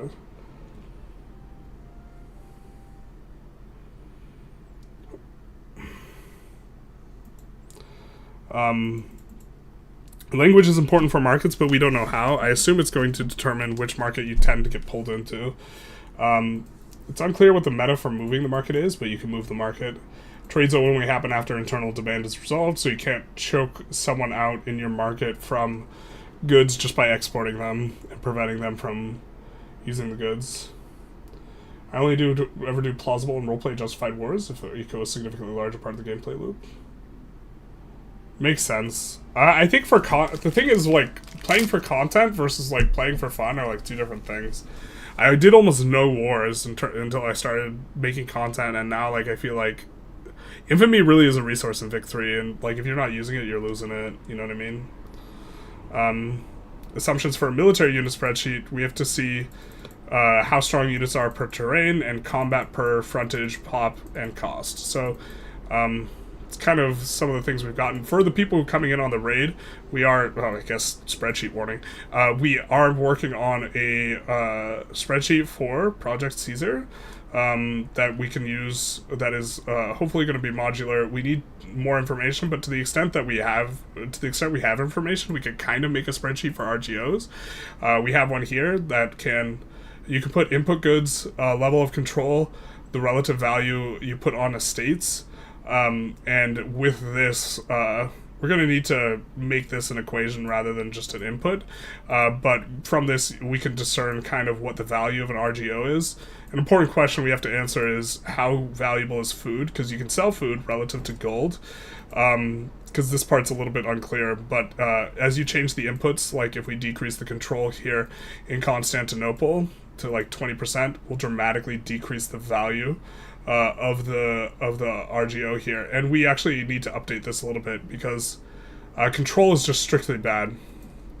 So the relationship between control and states when we made this spreadsheet initially is a little bit different than what we think, or what we understand now, where you just straight up need control to extract value in any type of way. So we'll have to update some of these equations, but this is kind of what we're looking to work towards, is being able to do something like this and be able to evaluate things more closely to make decisions. Yeah, control's going to be an important one. Some people forget that the game is about building up your nation economy in contrast to HOE4, which is a war game. Ah, spreadsheet. My son saw it. He's only 32. No. We forgot to give the if your child's under the age of 38 warning. Not like this. How will you ever forgive us? We also have just like, these are sortable and this type of thing. That's already sorted, but like we could sort transport cost. And see that some stuff has really expensive transport cost, so you would want to produce this stuff locally because trading it is expensive. And if it has really cheap transport cost, you would maybe want to produce more of it and use it for export. Is the sheep public? Yeah. We haven't done a video for it. We're going to do a video for it at some point, but here, we'll put a link to the sheet. The sheet is currently public. To anyone who has the link.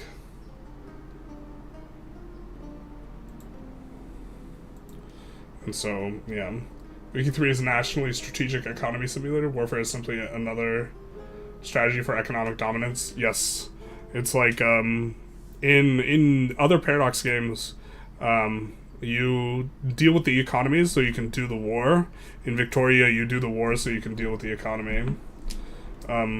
You know, as your kind of thing. But anyways, yeah, I think that's gonna be the stream for us. Sorry to the Sayuza raiders who I think most of you guys didn't stay around, but who just kind of got dropped into a Word document. They're like, what's this? And then that's it. Because we read through 1 to 14 of the Tinto talks here. And so I think over the course of 4 stream days, we should be able to get through all the Tinto talks. Now with the additional context of having read all the subsequent Tinto talks, I think that this is going to be good. Let's see. I mean, we could raid Habibi. I feel like we raid Habibi a lot. Maybe we want to raid someone else. But also, he's playing EU4 right now, so maybe that makes some sense. Lambert's playing EU4. He's the other guy who does a lot of, he's one of the other guys who does a lot of the Tinto Talks things, so maybe we raid him. We'll give the link to his Twitch to the YouTubers here, and then we will put in the raid for the Twitchers. I'm not saying you Twitch a lot, I'm just calling you Twitchers. And send you guys over that way, if you want to bug him about Project Caesar questions.